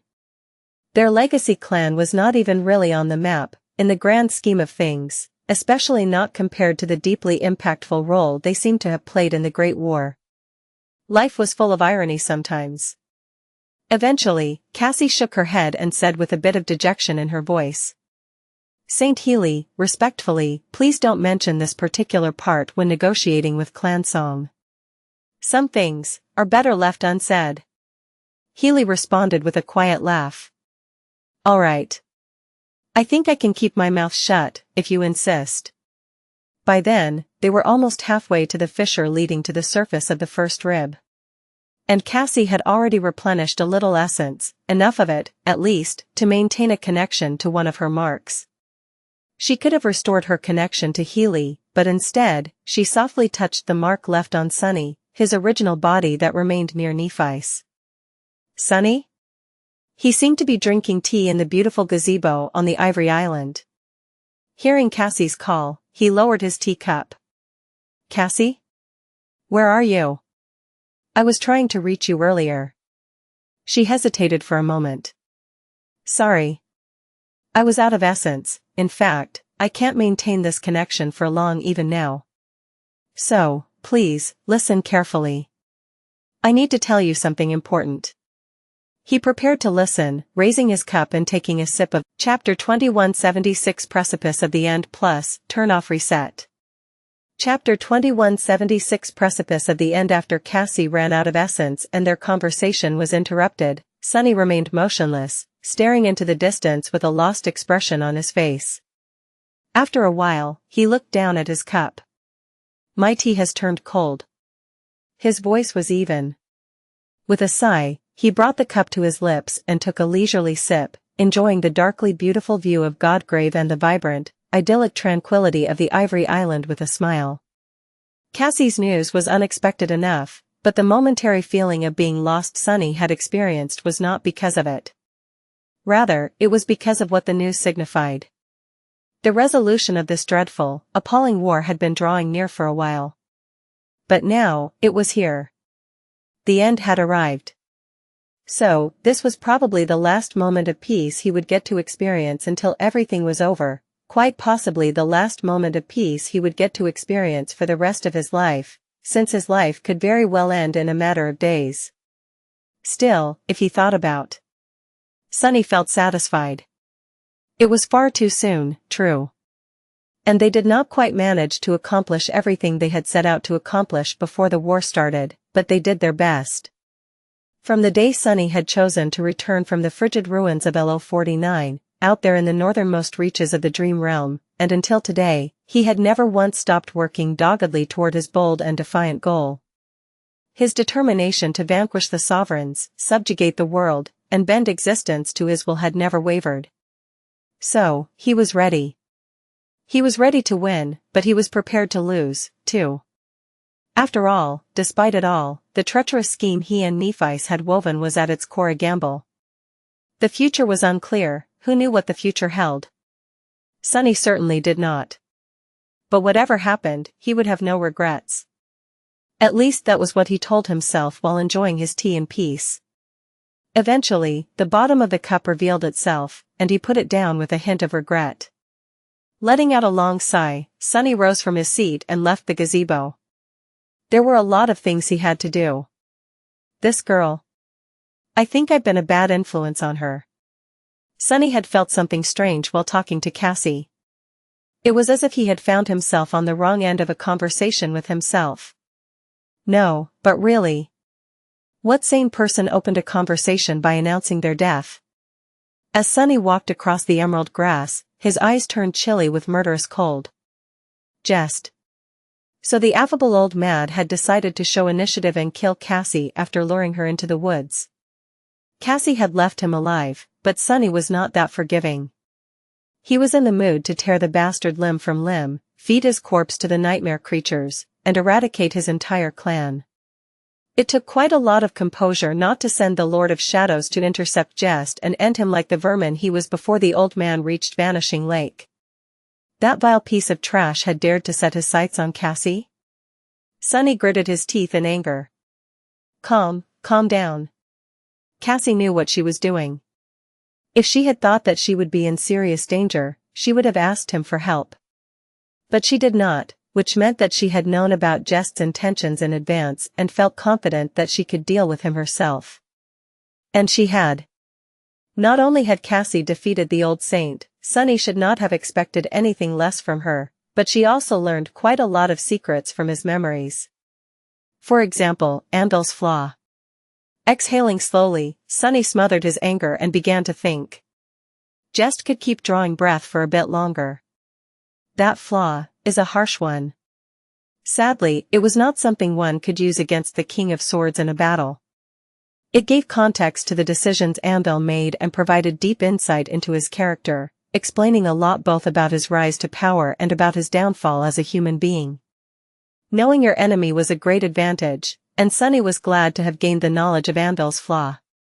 But it was not exactly a fatal vulnerability he had hoped to find. The same went for Qisong.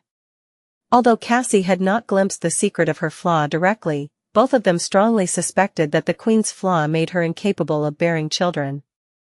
Therefore, her vulnerability was the affection she felt for her adopted daughters. Anvil's lack of familiar love could be exploited, and Qisong's love for her daughters could be exploited, as well. But not in the narrow timeframe they were left with, most likely, at least not effectively. That whole endeavor had led them to a dead end. Sunny sighed. Well, when have things ever been easy? Most of the time, things were as hard as they could get. So, he had never really expected to find an easy way to defeat the sovereigns. They had gained plenty of useful knowledge about the past, regardless. New information about Asterion and Mordred, among other things, two people who would become big problems in the future, without a doubt. If there even was a future for Sunny, Nephice, and Cassie. Entering the ivory tower, Sunny frowned. There was something else that Cassie had learned, but chose not to tell him. She did mention it briefly, but did not go into details. It was partially because they had been pressed for time, and partially because she seemed to want to gather her thoughts before sharing this new information. The secret had something to do with Broken Sword and the downfall of the Immortal Flame clan. No wonder Cassie was reluctant to speak on this topic rashly. It was probably the very reason why she had contacted Sunny instead of speaking directly to Nephice, unwilling to have that conversation with her yet. The information did not seem immediately relevant to the conclusion of the war, regardless.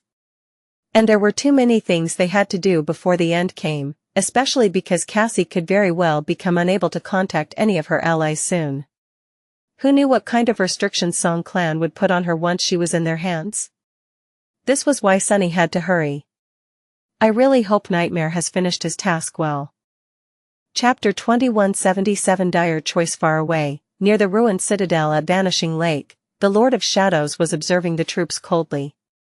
The soldiers were getting ready for the final stage of the clandestine assault. Some were leaving to clear the last stretch of the path to the surface, others were preparing to receive the additional forces from the siege camp. The attack on the lesser crossing would most likely happen in a matter of days. Actually, now that Jest had gone and made a mess, the plan would most likely be accelerated. The lesser crossing would fall, and the Song army would retreat to the edges of the Collarbone Plain. The territory of the Song domain in Godgrave would dwindle, and the territory of the Sword domain would spread, enveloping it from all sides. Qisong would be faced with an uncomfortable choice. She would have to either abandon the main camp of her army and retreat to the sole citadel in Godgrave that was under her control, abandon the citadel to make her last stand at the fortified camp, or split her forces to try and protect both. The disadvantage of splitting her forces was obvious enough. Abandoning the citadel would only diminish her power further, while at the same time giving Anvil an opportunity to expand his. The main camp of the Song army seemed like the least painful sacrifice, but only at first glance. The main camp was not only the logistical hub where all the supply chains came together, but also the gateway to the Song domain. If it was abandoned, nothing would prevent Anvil from simply descending from Godgrave into the western reaches of the Dream Realm and wreaking havoc in the basin of the River of Tears, where most of Qisong's citadels were located. So, Sunny thought that she would most likely concentrate her forces in the main camp. After the 2 crossings fell, the camp would be surrounded in a day or 2. And once it was surrounded, the sovereigns would clash directly. Qisong would have no other choice but to enter the fray herself, driven into the corner as she was. And at that time, Sunny and Nephice would have to enter the fray, as well, finally facing the sovereigns in battle. Of course, ideally, that would only happen once both Anvil and Qisong had exhausted each other's powers, dealt each other countless wounds, and one of them was on the verge of being killed. Sunny's face grew somber behind Weaver's mask. But would Nephice be willing to go through with it? Neither of them had attained supremacy yet, after all. Of course, there was a good chance that at least one of them would become supreme during or in the aftermath of the battle. Freeing themselves from the clutches of the sovereigns, who held the entire world in an iron grip, and slaying them was one hell of an act of defiance, after all. Usurping the throne of humanity, or, in Sunny's case, putting the person he had chosen on it, was, as well. But if the sovereigns fell and no new supreme emerged, the result would be catastrophic. Because nothing would protect the mundane inhabitants of the Dream Realm from becoming carriers of the nightmare spell. Hundreds of millions of people in both domains would probably die, plunged into the depths of their first nightmares. But then again, a comparable amount of new awakened would emerge. Dozens of millions of awakened, imagining such a tremendous force was frightening. But not as frightening as the cost humanity would have to pay to come into possession of such force. Sunny was horrified by the mere thought of having to make this choice. Of course, missing their chance to defeat the sovereigns would not really save any of those people, either. If either the King of Swords or the Queen of Worms vanquished their adversary and became the sole ruler of the world, their already astonishing power would become simply inconceivable. Defeating them already seemed impossible, and it would become unthinkable then. For Sunny and Nephice, that was.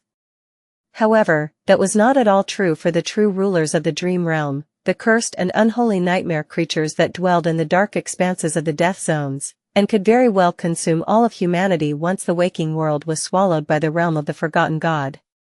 The corrupted deities that had already consumed the populations of all the previous divine realms infected by the nightmare spell. This whole mess had started because neither Nephice nor Sunny believed that the sovereigns could face the future trials of the nightmare spell. The sovereigns were great and mighty, and their feats were truly legendary, or had been, once. But they had also grown reticent and complacent, wasting decades doing little more than suffocating the emerging power of humanity and preparing to abandon most of the waking world's population in the coming calamity.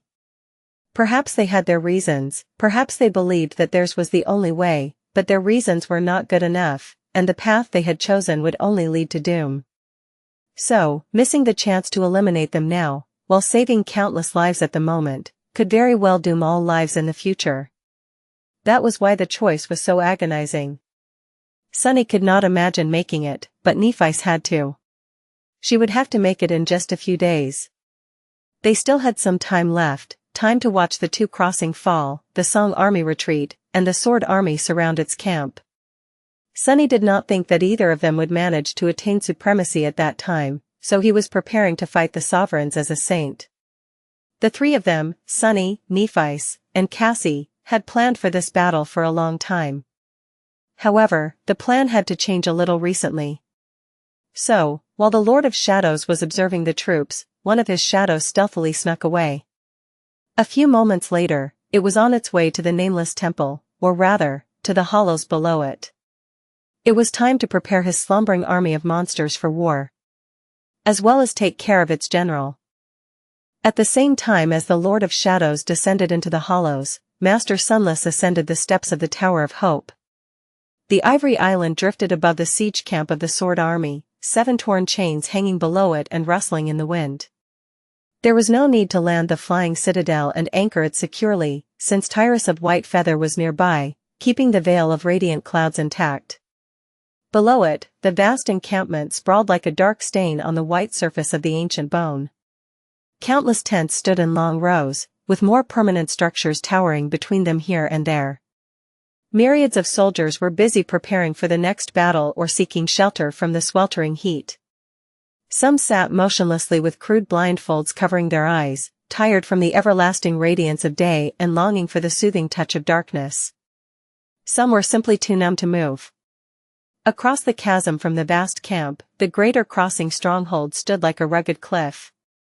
The battered walls of the impregnable fortress were covered in endless layers of soot and dried blood. The patchwork of repairs held them together, but in some places, the ramparts seemed to sink under their own weight or tilt precariously, marred with numerous deep wounds.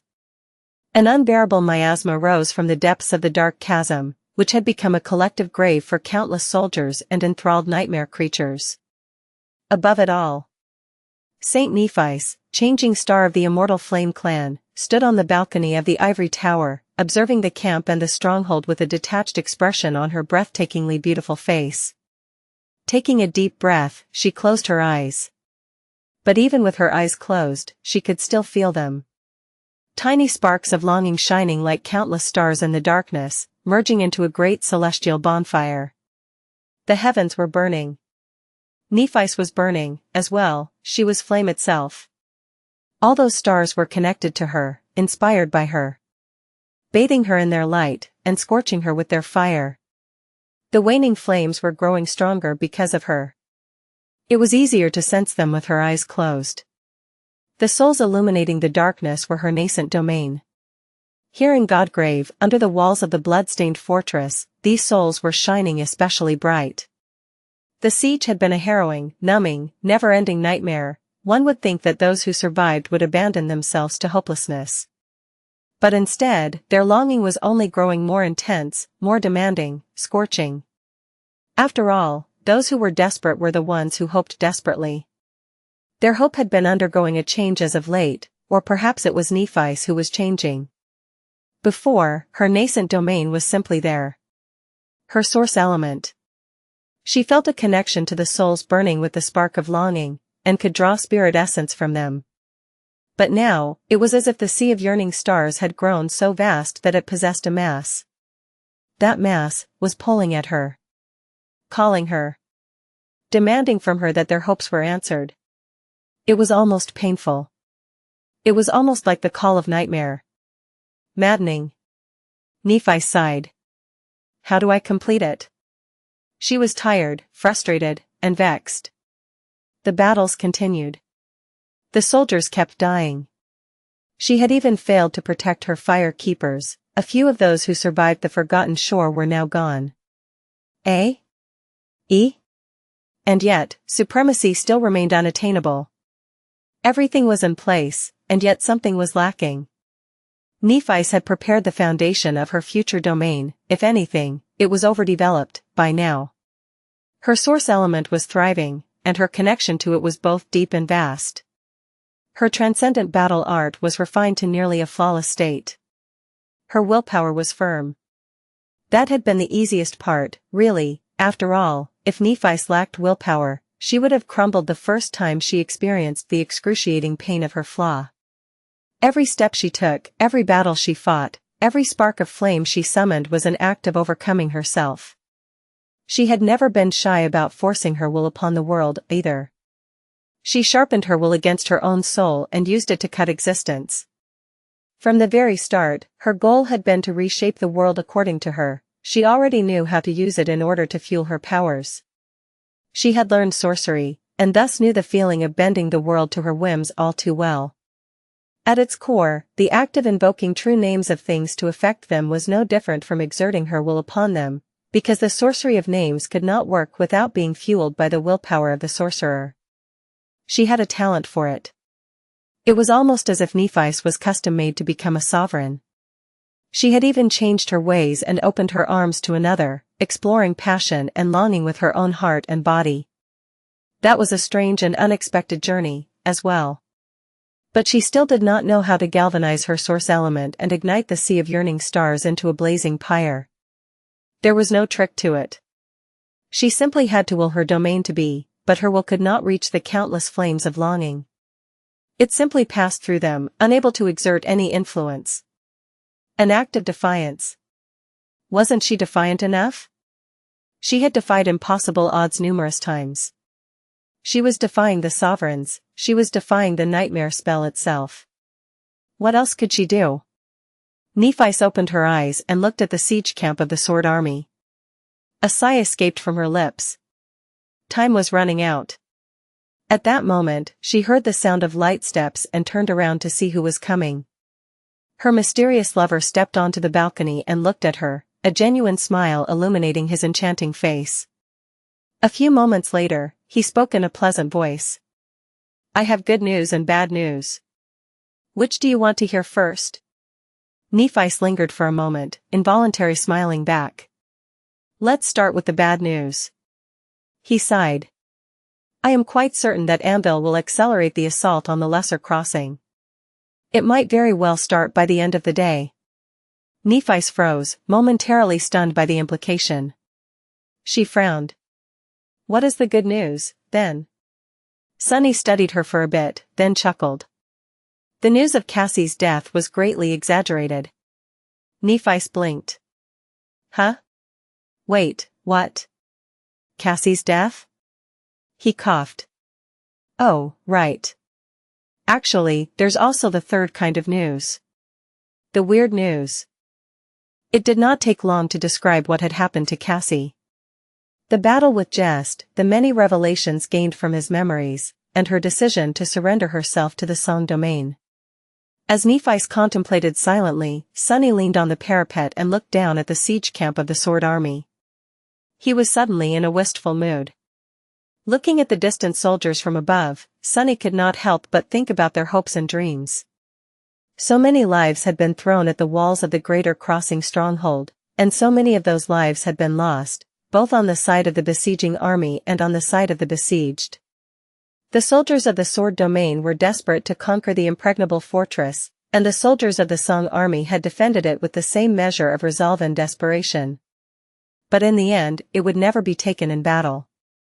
Instead, the Lesser Crossing would fall to a cunning maneuver, and the defenders of the Greater Crossing would be ordered to retreat. How bitter would they feel, having to abandon the walls that they had defended with their lives? And how bittersweet would it be for the soldiers of the Sword Army, to take over the fortress where so many of their brothers and sisters had died without having to shed a single drop of theirs? Wouldn't all of them be overcome by a terrible sense of futility? Looking at the battered walls of the great fortress, Sunny smiled crookedly. It's almost as if war is a senseless affair. Nephi sighed and leaned on the parapet by his side. After a few moments of silence, she said evenly. I worry about Cassie. She has an infuriating habit of taking too much upon herself. She will suffer at the hands of the Queen. Sunny was brought back from his thoughts and lowered his head.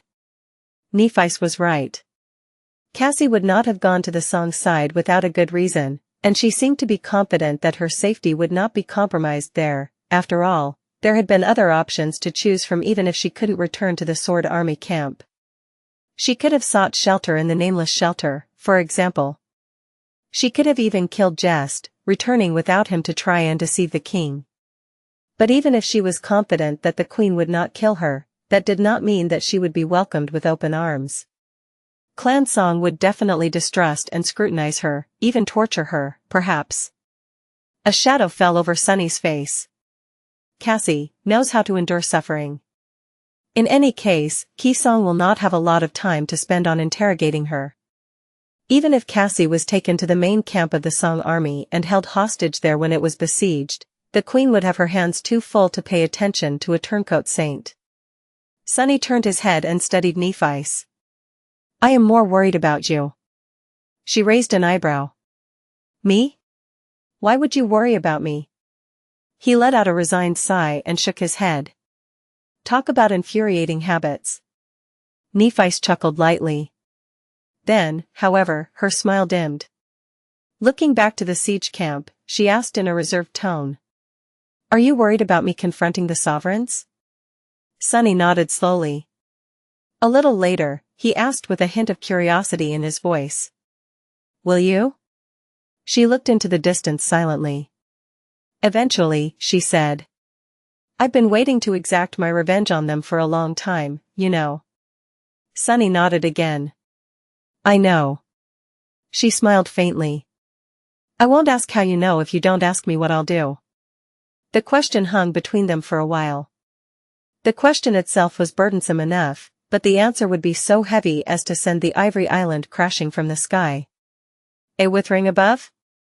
What would Nephice do? Would she give up her defiant resolve to depose the sovereigns, or would she kill them even if it meant dooming millions of people to their deaths? Nephice herself did not seem to know the answer, yet.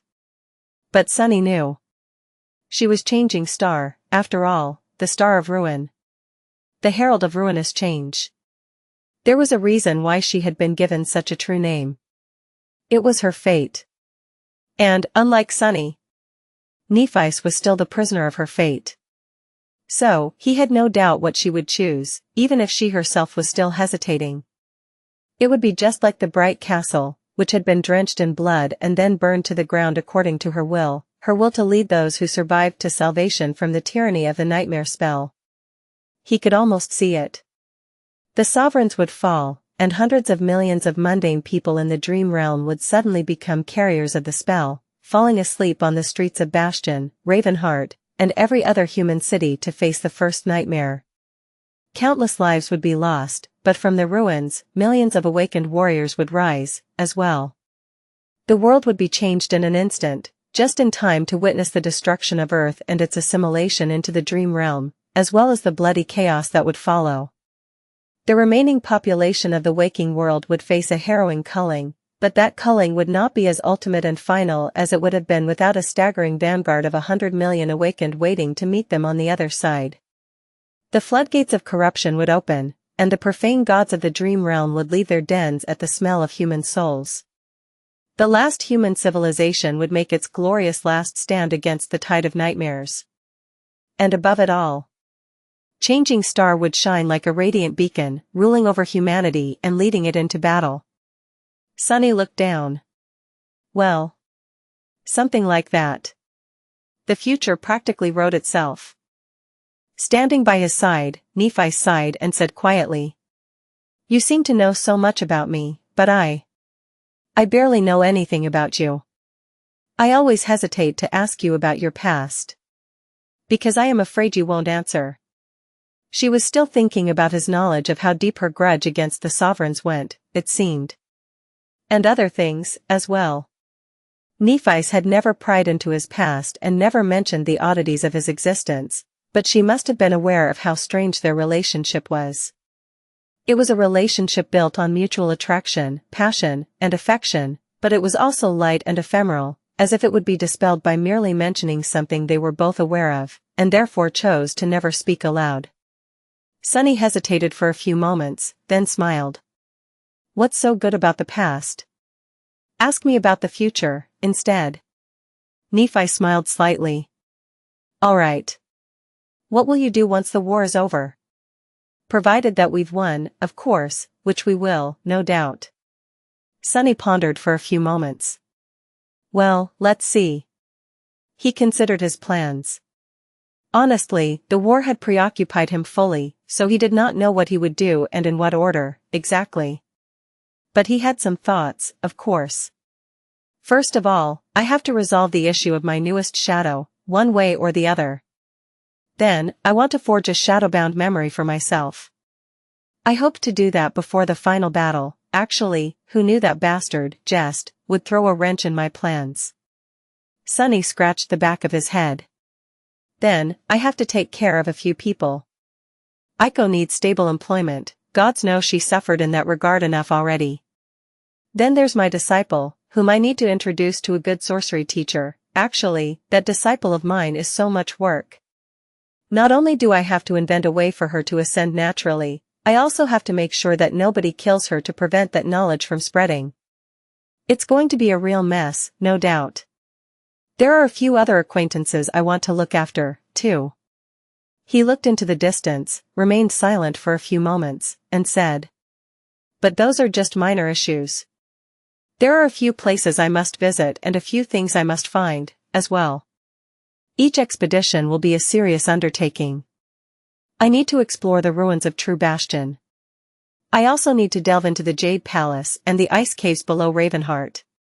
Then, there is the Night Garden. I've never seen it with my own two eyes, but I am sure that exploring it would become a dreadful adventure, somehow. Sunny winced. Finally, there is the underworld. There is something I must find there, as well. This one will be the most troublesome, not only because it's one of the most frightening death zones in existence, but also because that place is more or less made to render me powerless. He sighed. Oh, right, and I have to explore the Shadow Realm. But that is just a side project. Saying that, he looked at Nephice and hesitated for a few moments. There is one more place, as well. I haven't decided if I really want to return there, though. He was talking about the Tomb of Ariel, of course. It seemed like he was destined to come back there, considering that he had met the future version of himself in the estuary. But then again, Sunny was currently free of the chains of fate. So, his future could very well change. Probably. Nephi studied him for a while, a hint of amusement shining in her beautiful eyes. That is all? I see, you are an ambitious man, Master Sunless. But there was a hint of something else there, as well. Dissatisfaction? Displeasure? Sunny fumbled for a few moments, trying to understand what exactly he had said to make her displeased. Then, it was as if a light bulb turned on in his head. Oh. No, really, was he an idiot? It was not what he had said, it was what he had not said. Sunny put on his most handsome, charming smile. Oh, you must remember that I have 8 bodies now. I can do many things at the same time. Obviously, I am also planning to stay with you, my lady. I will be right there by your side, helping you consolidate your power, govern the vast expanse of the dream realm, battle nightmare creatures, and prepare for the eventual assimilation of the waking world. Nephi stared at him for a few moments and nodded with satisfaction. Then, she looked away and asked. And prepare me delicious food? Sunny blinked. Why, of course. She smiled. How about giving me massages? He coughed. I'm glad that you mentioned that. I was thinking of giving you one right now. Nephi laughed quietly. What about romantic dates? Visiting theaters or going on boat rides? And sparring? Sunny was a bit confused about how sparring had ended up between visiting theaters and rowing boats, but he wisely chose not to voice his doubt. Of course. We will do all these things, and more, together. I wouldn't have it any other way. Nephi nodded with a smile. Good. As he looked into the distance, though, her smile slowly dimmed, turning faint and brittle. After a while, she said. Make sure not to die then, Master Sunless. You promised. Sunny wrapped his hand around her waist and pulled her closer. Her body felt hot against his own. I am quite hard to kill, you know. Unless my soul is completely destroyed, I have plenty of spare bodies to retreat into. She turned her head and looked into his eyes. Her alluring lips were entirely too close. Let us survive, then. Both of us. Shall we? Instead of answering, Sunny leaned forward and kissed her. Their kiss was deep, intimate, and desperate. That was the best answer he could give, anyway. Who would want to die and never taste her sweet lips again? Sunny wanted to survive. He had to survive, no matter what. Chapter 2181 Breakpoint. Rain was sprawled on the ground, breathing shallowly. She was too tired to move, and had no desire to either. There was a black fabric covering her face, so it was a bit dark, at least. The merciless radiance of the incandescent sky would have easily penetrated mundane cloth, but she was brazenly using, in case of emergency, to hide from the suffocating light. Who would have known that she would miss the frigid nights of Ravenheart one day? It was so damn hot. And she was so damn spent. Physically, mentally, emotionally. The siege of the Greater Crossing had been a terrible affair. In fact, Rain had no words to describe how terrible, terrifying, hideous, and utterly horrid it had been. The endless battles, the heavy losses, the dwindling supplies, the torturous, ever-present heat. By now, the soldiers were not even despondent, they were simply numb. As if their capacity to comprehend horror and their endurance had been completely overwhelmed. It was quite a feat to overwhelm the mental endurance of her fellow soldiers. All of them had overcome nightmares and braved the dreadful reaches of the dream realm to become awakened, after all. All except for her. She had never set foot into a nightmare, at least not a nightmare created by the spell. The nightmare she was living had been created entirely with human hands. For hands in particular, for lofty, royal hands. Rain was too tired to think about the king and the queen. She had no energy to feel resentment. Her eyes were covered, and while she had no essence to spare on frivolous things, the passive effect of the piece de resistance was still enough to prevent her from baking in the heat. She could stay still. Ronnie. Rain groaned. She remained motionless for a few moments, then slowly sat up. In case of emergency, slipped from her eyes, and the merciless radiance of Godgrave battered them with blinding intensity. She squinted with a grimace, waiting for her pupils to adjust to the light. It felt like someone was driving nails into her head. Soon enough, Rain could see Tamar, Ray, and Fleur. The four of them had sprawled on the ground almost in a pile after descending from the wall. Their tents had been destroyed days ago during one of the battles, and with the supply situation being what it was, no one was going to issue them new ones. Of course, there were plenty of empty tents in the camp of the Song army these days. Too many soldiers had died, after all, but finding and salvaging an empty tent was too much work, so they had simply been sleeping on the ground. It was Ray who had called her. Raising a hand, he said tiredly. "Water." Rain sighed, then summoned the green canteen and handed it to him. Then, she looked around. The Song army had stubbornly endured the endless assaults, but that did not mean that it was unscathed. On the contrary, the courtyard of the great fortress where the army was camped looked like a graveyard, instead. And the soldiers looked like walking corpses. These days, it was hard to tell them apart from the Queen's pilgrims at times. Everyone was shocked into numbness by the relentless siege.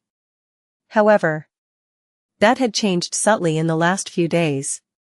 Rain could not quite describe it, but it was as if a feverish tension was slowly permeating the air. Because the soldiers could feel it, that the siege was going to end soon.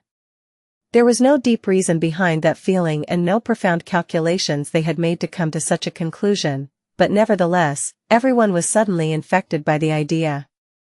The reason was simple: people had a breaking point, and the soldiers had long reached theirs. If it was this bad in the camp of the Song army, then their enemy had to be faring even worse. Attacking a fortress was far more arduous than defending it, after all. Rain and her comrades knew that they were going to break soon, and so, they hoped that the Sword army would break first. Some even hoped for a miracle, even though there were no benign miracles in the world of the nightmare spell. Only harrowing omens. Well, and there was a more concrete reason, as well. It was that the saints had been involving themselves in the battles as of late. Before, the prohibition of the Queen prevented them from taking part in the defense of the fortress, but all kinds of rules and boundaries had become vague now. As a result, the saints of both domains entered the fray from time to time, relieving the awakened soldiers. Of course, once a saint from one side joined the battle, a saint from the other side would arrive to prevent them from doing too much harm. But the Song domain had more saints than the enemy, at least. And Changing Star herself had not drawn her sword yet, limiting her occasional participation to healing the soldiers. Since the saints were fighting, the situation must have been really desperate. Ray drank a bit of water from the green canteen and handed it to Fleur. Fleur handed it to Tamar, and Tamar returned it to Rain. After everyone had their fill, Ray spoke hoarsely. "Something is going on, isn't it?" Rain raised an eyebrow. "What exactly do you mean?" The question was too broad. Many things were going on, most of them bad or outright terrible. The young man looked in the direction where a tall, scorched tent stood shining in the ruthless light. It was the command tent of the 7th Legion. He said, Nobody had seen Princess Xianxia on the wall today. She seems to have disappeared somewhere. A few guys saw her leaving while we slept. Considering her position, the only thing that could force her to move is an order from the queen. So, I bet something is afoot. Tamar remained silent for a while, then shrugged. Even if something is, that's none of our business. Rain nodded. I'm sure we'll learn in due time. With that, however, she glanced at her shadow. Unnoticed by anyone, the shadow subtly signaled her that they would talk later. She sighed. So something really is afoot. Ray, that guy, he truly had the instincts of a rat. He sensed danger better than most diviners in the employ of the Song army. Just as he thought that, his face suddenly changed, growing pale. His eyes widened. A moment later, Rain sensed a deep shadow moving in their direction, and felt her heartbeat growing calmer. The shadow fell on their pitiful group, and she turned around to look up at the person who approached them. Then, she blinked. Oh. There was a tall man standing above them, looking down with an aloof expression. His handsome face seemed to be carved from stone, and his eyes were as calm as a lake. She knew who it was, of course, it was the Saint of Sorrow. Tamar's dad. What Rain did not know, however, was what he was doing here. He had never once shown initiative to seek out his daughter since the start of the war. Until today. Tamar looked as surprised to see her dad as Rain did. She stood up hurriedly and bowed her head to greet him. Father. He lingered for a moment, then nodded to accept her greeting. Tamar. Let us talk. She studied him carefully. You can speak in front of my friends. He spared them a short glance, then sighed. All right. It is for the best, since what I am about to tell you concerns them, as well. The Saint of Sorrow paused for a moment, then looked directly at Tamar. Leave the Greater Crossing stronghold. I will arrange a transfer with Saint Xianxia as soon as she returns. Your cohort will be assigned guard duty, escorting supply caravans from the Song domain. Guard duty. That meant that they would have to return to the main camp of the Song army, then descend from Godgrave to the Moonriver Plains, and come back with the next supply caravan. They would not have to participate in the defense of the fortress anymore. This was great news, however, it made Rain shiver. Her eyes widened as she stared at the Saint of Sorrow, stunned. There could only be one reason why he would sacrifice his dignity to arrange something like that. It was that he believed that the Greater Crossing would fall, and wanted to make sure that his daughter did not perish with it. No way. Rain knew that the morale in the Song army was woefully low. The soldiers did not believe in victory anymore, or rather, they did not care about it anymore.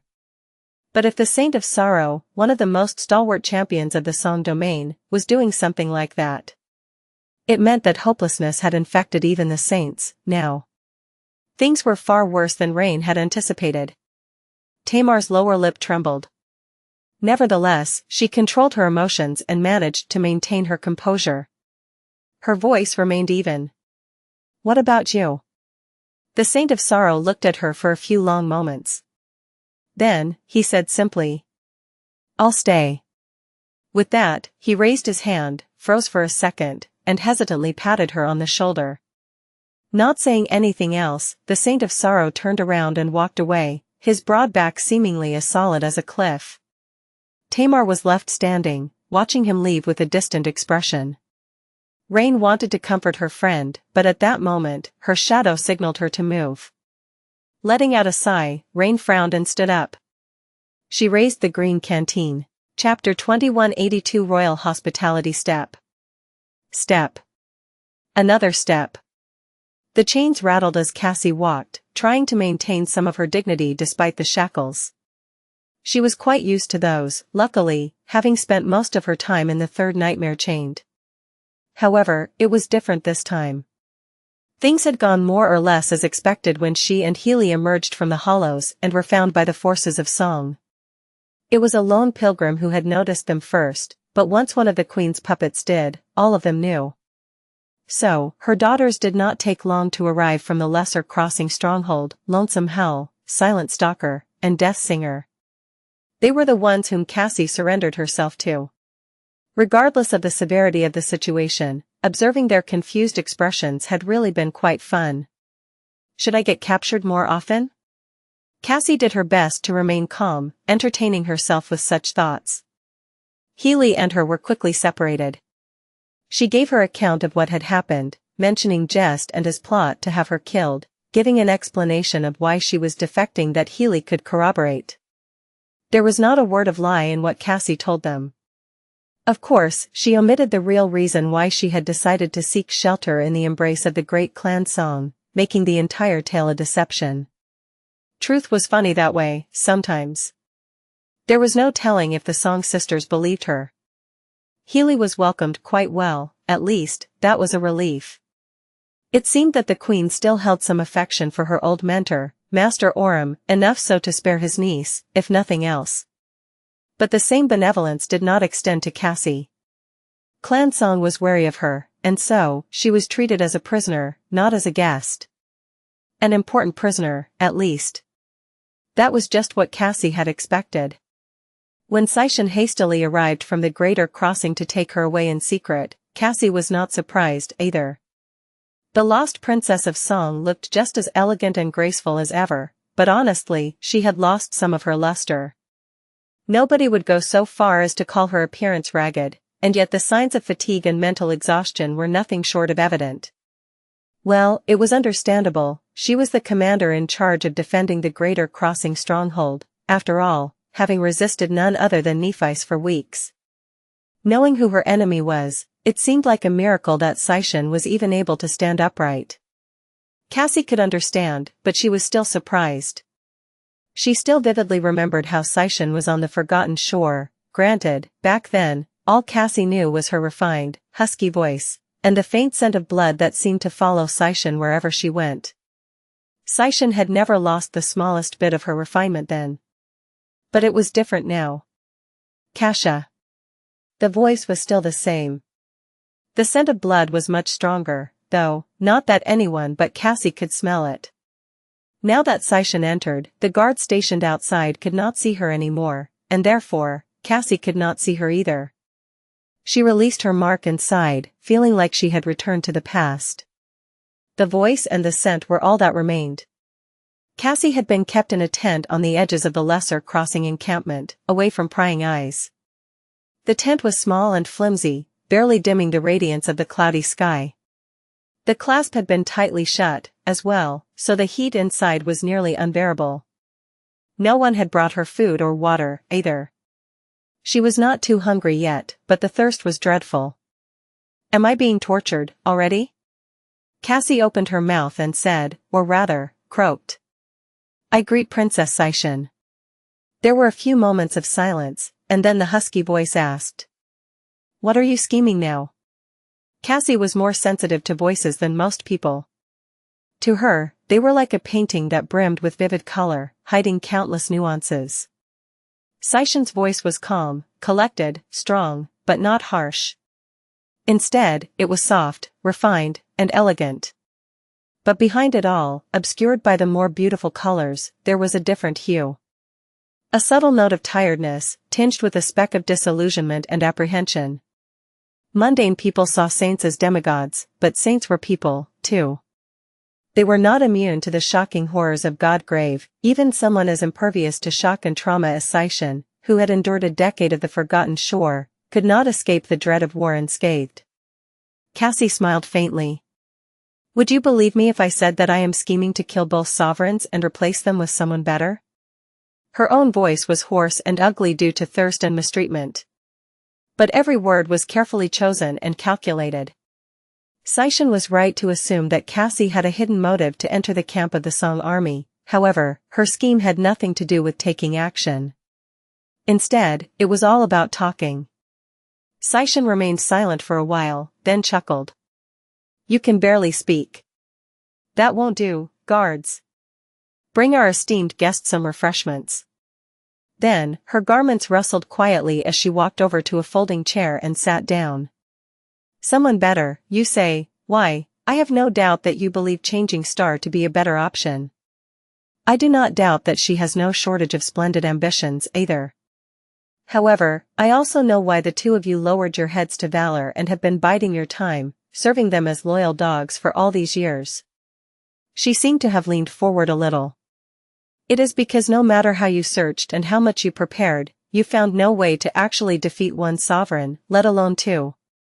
Something like that is outside the realm of possibility, so stop playing games.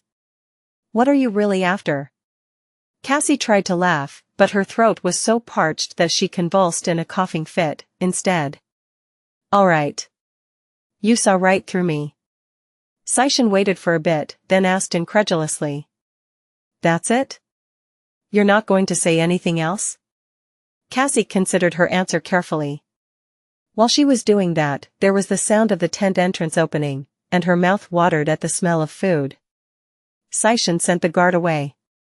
Help yourself so that we could speak comfortably. Oh. I hope you'll be satisfied with a humble meal, Lady Xianxia. It's just basic military rations and some wine. Supply situations have been rough for us, as of late. Thanks to you and your Sellsword saint. Cassie smiled faintly. Seeing that she did not move, Xianxia asked. Do you need help? Cassie pursed her lips, then shook her head. I can do it myself. Activating her awakened ability, she walked over to the table and picked up a carafe of wine. The wine was watered down, of course, serving as something to satiate one's thirst rather than to lighten one's mood. Careful not to topple anything with her chains, Cassie poured herself some and brought the goblet to her lips. The faint scent of blood emanating from Xianxia was almost overpowering at such a close distance, but she was too thirsty to care about such things. Cassie drank deeply, feeling the cold and fragrant liquid soothe her throat. Ah. Lowering the goblet, she swayed slightly and turned to face Xianxia. You put something in the wine, didn't you? Xianxia chuckled. I did. Cassie exhaled slowly. She had expected something like that, as well. Chapter 2183 Drops of Poison. Cassie did not know what Xianxia had mixed into the wine, but the effect was truly sinister. She felt dazed, as if her head was spinning, even though it wasn't. Her body felt overly sensitive, but at the same time sluggish and hard to control. She could just barely prevent herself from swaying while taking a step. It was almost as if she was drunk. Actually, Cassie would not know, since she had never been drunk before. She had not tasted alcohol prior to becoming an awakened, and later, her body was too resilient to be intoxicated easily. The memories of those under the influences of substances were usually jumbled and confusing, too, while her ascended ability only granted her access to the mark's senses, not their mind. So, she could only imagine. If that was what being drunk felt like, she wanted none of it. Ah. How vile. Much worse than her dazed condition was the fact that her soul was in the same state. That was why the strange drug Xianxia had made her drink was so startling and sinister. Cassie could barely control her aspect. In fact, she was not sure if she could control it at all. Trying to activate her aspect abilities made her dizzy, and the input she received from them was fragmented at best, and unreliable at worst. She could not get a grasp on her essence either, which now flowed freely and refused to follow her will. She could not even pull on her tether and return to the waking world. It was still there, somewhere in her soul, presumably. But she could not sense it. How insidious. The royal clan of the Sword Domain possessed deep knowledge of runic sorcery and had many capable craftsmen. So, it was no surprise that they could create restraints capable of imprisoning awakened, ascended, and even saints, like the cage in the night temple where she had nearly died in solitude, or the cell where Master Aurum was kept, interrogated, and eventually killed. Clan Song was not ignorant of runic sorcery, of course, but their attainments were much more modest. Qi Song had not risen to prominence until the first great awakened families were already deeply established, after all, so her clan's foundation was shallow in comparison. Nevertheless, it seemed that Song had their own ways of solving problems. Cassie did not know what kind of mystical poison she had ingested, but its effects were in no way inferior to a cage created by the runesmiths of Clan Valor. In fact, in some aspects, it was even superior. For one, she could be freely moved. Xianxia had given her just enough time to finish the meal, then immediately took her away from the lesser crossing. She also put a bag over Cassie's head, quite unceremoniously, at that. Obviously, the bag was not meant to obscure her vision. Cassie was blind, and now that she could not use her aspect, she was almost as helpless as a mundane blind person would be. The bag was meant to prevent other people from looking at her, instead. After all, Cassie was supposed to be dead. Xianxia might have been wary of her schemes, but they saw the advantage of maintaining that part of her deceit, at least. The bag was a simple, but adequate tool of keeping her identity hidden. That said, it did not smell too good and quickly turned into an oven under the radiant light of Godgrave, making it hard for her to breathe. Cassie endured the discomfort in silence. Judging by the scent, the sound, and the subtle presence, Xianxia had arrived on the back of a nightmare creature enthralled by Beastmaster. Now, both of them were standing on its carapace as the creature ran across the bone plain. They were probably heading to the Greater Crossing stronghold, where Cassie would have an audience with the Queen. The western first rib, where the lesser crossing was located, was not too far from the Greater Crossing. However, there was a great difference in elevation between them, as well as a wide abyss. So, in order to ascend to the collarbone plain, one had to travel west, use a series of elevators constructed by Xianxia, and then return east.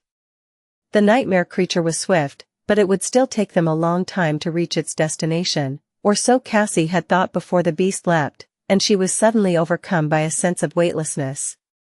Then, the carapace moved beneath her, and she heard a loud rustling sound, as if a dragonfly was beating its wings.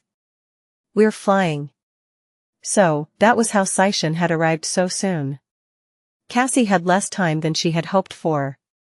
After remaining silent for a while, she spoke. "How many of your handmaidens died in this war?" Xianxia seemed to turn her head, studying her. Eventually, she answered neutrally. 2. There was a short pause, and she added with the smallest hint of reluctance in her voice. "It would have been 3, if not for Nephi's." "You are wrong." Cassie raised an eyebrow, then remembered that Xianxia could not see her face. Cassie smiled bitterly. "I lost 7 of my fire keepers." She wondered how her own voice sounded, muffled by the thick bag. "Well, at least none of your sisters died." "You are lucky." Xianxia remained silent for a while. "You are wrong."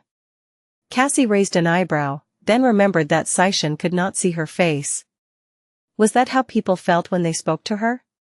"What do you mean?" Finally, Xianxia's voice betrayed a bitter feeling, becoming painted by a much darker palette of emotions than the vibrant splendor of her usual hues. "I have more sisters than people tend to remember. None of the 7 of us who had reached transcendence died. But that doesn't mean that we lost no one." Cassie remained silent for a while, pretending to be surprised by the news.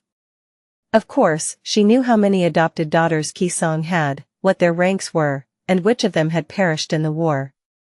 Xianxia seemed to think that Cassie's goal was to gain an audience with the Queen, for whatever reason, perhaps to strike a deal, or maybe even try something daring and unwise. But she was wrong. Cassie did want to speak with the Queen, but her true target was already in her grasp. It was Xianxia herself. Xianxia had put something in her drink, and Cassie was returning the favor. Every carefully chosen word she spoke was a drop of poison. She just had to be subtle about it, so that her target remained none the wiser, and so that by the time her poison took hold, it was already too late to administer an antidote. Cassie's goal in the camp of the Song army was to turn the daughters of Xianxia against their mother, removing them from her domain when the time to choose sides came. Chapter 2180. For the other side. After some time, the nightmare creature landed. Cassie was in such a poor state that she almost rolled off its carapace. Luckily, Xianxia extended a hand to catch her. As they descended from the beast's back, Cassie could feel the solid surface of the ancient bone under her feet once more. The bone was the same, and the heat was the same, but the wind was different. That was because they weren't on the first rib anymore, and thus were not shielded from the winds rolling down the slopes of the hollow mountains anymore. They had arrived on the collarbone plain. The Great Crossing stronghold, and the Queen of Worms, had to be close now. Which meant that this could very well be Cassie's last chance to talk to Xianxia. However, she remained silent, knowing that being too obvious would only be harmful. The seed she wanted to plant had already been planted, the soil was already made rich by the senseless war. Now, all she had to do was wait for the rains to come, and see the seed she had sown sprout to life. Hopefully. Another reason why Cassie remained silent was that, soon enough, they were surrounded by the sound of steps. She shivered, suddenly overcome by an eerie sense of incongruity, because those steps sounded like they were made by humans, and yet, there were no other subtle sounds that humans always made to accompany them. No breathing. No heartbeat. No rustle of clothes or scraping of armor from the small gestures people usually made. Pilgrims. Dozens of pilgrims gathered around them, serving as a silent escort. Surrounded by the dead from all sides, Cassie was led across the bone plain by Xianxia. Step. Step. Another step. Her chains rattled quietly. Soon enough, a nearly overwhelming sea of sounds and smells washed over her, and Cassie realized that they were nearing the Greater Crossing stronghold. I made such a long journey, just to end up so close to where I had started. Beyond the fortress built from the bones of a great demon lay the chasm, and beyond the chasm, across a stretch of battered bone, lay the siege camp of the Sword Army. The Ivory Island was right above it, drifting between the corpse of a dead god and the annihilating sky. Nephice was so close, but also so impossibly distant. This small distance, the two army camps, the fortress wall, and the dark chasm, was perhaps the hardest piece of land to cross in all of human history. Cassie sighed as they entered the vast courtyard of the stronghold. It sounded and smelled almost exactly like the siege camp of the Sword Army, except for the fact that there was the ghastly scent of nightmare creatures added to the mix here, as well. Almost as if the people on the opposite sides of the chasm were exactly the same, and had no real reason to be divided into two warring armies. As Cassie walked through the camp of the Song Army, surrounded by pilgrims, the strange procession inevitably drew attention. However, no one could see her well behind the barrier of walking corpses. Still, one of Sunny's incarnations was somewhere here. He had to be watching, no doubt. She hoped that he would not do anything hasty. Cassie shifted her hand slightly, causing the chains to rattle. Her fingers moved, but nobody who saw it would have been able to read the signal she was giving. Because she wasn't using her fingers to relay the message. Instead, it was their shadow that formed a simple sign. I am all right. She hoped he sensed it. Now that everything was at stake, each of them had their part to play. Cassie had already done everything she could, except for this one final task. That was what she had to concentrate on, trusting in Nephice and Sunny to finish the job. Nothing else mattered. Am I going to see the queen now? Xianxia answered dryly. Yes. Cassie took a deep breath, wondering what Qisong was like. Was she still like the little girl she had seen in Orm's memories? The young woman who had been left all alone in the cruel world, seeking vengeance against those who had betrayed her mother and stole her inheritance? The confident leader who led her people to prosperity despite great adversity? Or were all traces of Qisong Master Orm had known erased by time, with only the cold and ruthless visage of the Raven Queen left in her wake? Cassie hesitated. Any advice? The question seemed comical, but who else could she ask if not Xianxia? Qisong was her mother, after all. Strangely enough, Xianxia lingered with the answer. Why are you asking me? Cassie smiled secretly, pleased. You are one of her daughters, after all. Is there someone who understands her better? Xianxia scoffed. Why should I help an enemy of Clan Song understand her? Cassie sighed in dejection. An enemy? Oh my. You were calling me an esteemed guest just earlier. But she wasn't really disappointed. The response did not really matter.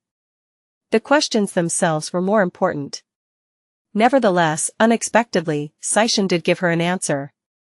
I won't presume to understand my mother. But, she has been lonely, I think. She must be, since there is no one around her who isn't either her servant or her responsibility. In that sense, an enemy is much more precious. She paused for a moment, and then added. Misuse this information, and I will kill you. Cassie smiled darkly, suppressing a sigh. Xianxia must have hoped that Cassie was attempting to strike a deal with her mother, and, therefore, Nephi's was. But she was wrong. Nephi's only intended to kill her mother, while at the same time hoping not to have to kill Xianxia and her sisters in the aftermath. The queen had to be dealt with, but slaying the 7 princesses and destroying Clan Song would be a great loss. Having them fight for humanity in the future was a priceless luxury. It all depended on whether Xianxia and her sisters could be reasoned with after their mother fell. What a mess. Cassie did not know where they arrived, but could feel a cool shadow falling over her. Then, there was the sound of a heavy gate opening, and she was led away from the unbearable heat into a chillingly cold space. Her audience with the queen was about to start. Chapter 2185 Ravensong Xianxia led Cassie into the depths of the cold structure. The deeper they went and the more gates they passed, the colder it became, until Cassie could not help but shiver. Eventually, complete silence enveloped them. Where is she? Although Cassie was in a strange state and couldn't really control her aspect, her dormant ability was still working, even if it was much more difficult to understand what it was telling her than usual. So, she was curious to see what the runes would tell her about the queen. Chances were they were going to tell her very little, since someone as powerful as Qisong would without a doubt have protected herself against curious diviners. Still, she hoped to learn something. Xianxia placed a hand on Cassie's shoulder, forcing her to stop, then pressed down gently. Cassie had no choice but to kneel. The bag was taken off her head. She could not hear anything, she could not smell anything. Her dormant ability seemed to hint that there was no one in front of her. And yet, she felt it, a deep, profound presence that seemed to drown the entire world. As if there was an immense, ancient, terrifying beast hiding in the darkness right in front of her. Struggling against her dazed mind, Cassie reached toward the mark she had left on Xianxia and activated it.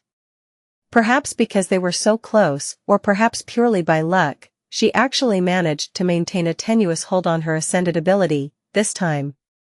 And shuddered. Looking through Xianxia's eyes, she could finally see where they were. A large stone chamber surrounded them, full of shadows. Cold light was pouring from high above, illuminating a lonesome stone throne. A breathtakingly beautiful woman was sitting on the throne, her red gown spilling over its steps like a river of blood. Her skin was pale as that of a corpse, and her hair was like a stream of impenetrable, lustrous darkness. A faint smile was playing on her tantalizing lips, and her eyes were mesmerizing, but at the same time eerie and disturbing. There was a hint of emptiness and distance about them, like that of someone who was long dead. She was the source of the wild, overwhelming, bestial presence Cassie had sensed. If Anvil's presence was heavy and oppressive, then Qisong's presence was subtle, and more frightening for it. Cassie felt fear grasp her heart with icy claws. It was the ancient, primal fear that all living beings felt in the presence of a superior predator. 2 youths, a boy and a girl, were standing at either side of the throne, staring into the distance with empty eyes. It took Cassie a few moments to realize that neither of them was alive. No. None of the 3 were. Because the breathtaking woman sitting on the throne was, without a doubt, dead too. Shaking off her shock, Cassie shivered and bowed deeply. Greetings, Your Majesty. The dead woman turned her head slightly and looked at her, making Cassie's entire body tremble against her will. Qisong did not speak. Instead, the dead boy standing to her left opened his mouth and said in a clear voice, "Song of the Fallen." Almost at the same time, the dead girl spoke as well. "I've been curious to meet you." Cassie tried to calm her wildly beating heart and straightened her back, facing the dead woman on the throne. "There is nothing." Her dormant ability did not show her anything, as if there was no one in front of her at all. Almost as if. Her expressions changed. "You are a puppet." The queen leaned back on the throne, while the dead girl laughed melodiously. Cassie barely prevented herself from swaying. Her thoughts became tangled. Qisong, her original body, was merely a puppet, just like the two youths and the rest of her pilgrims.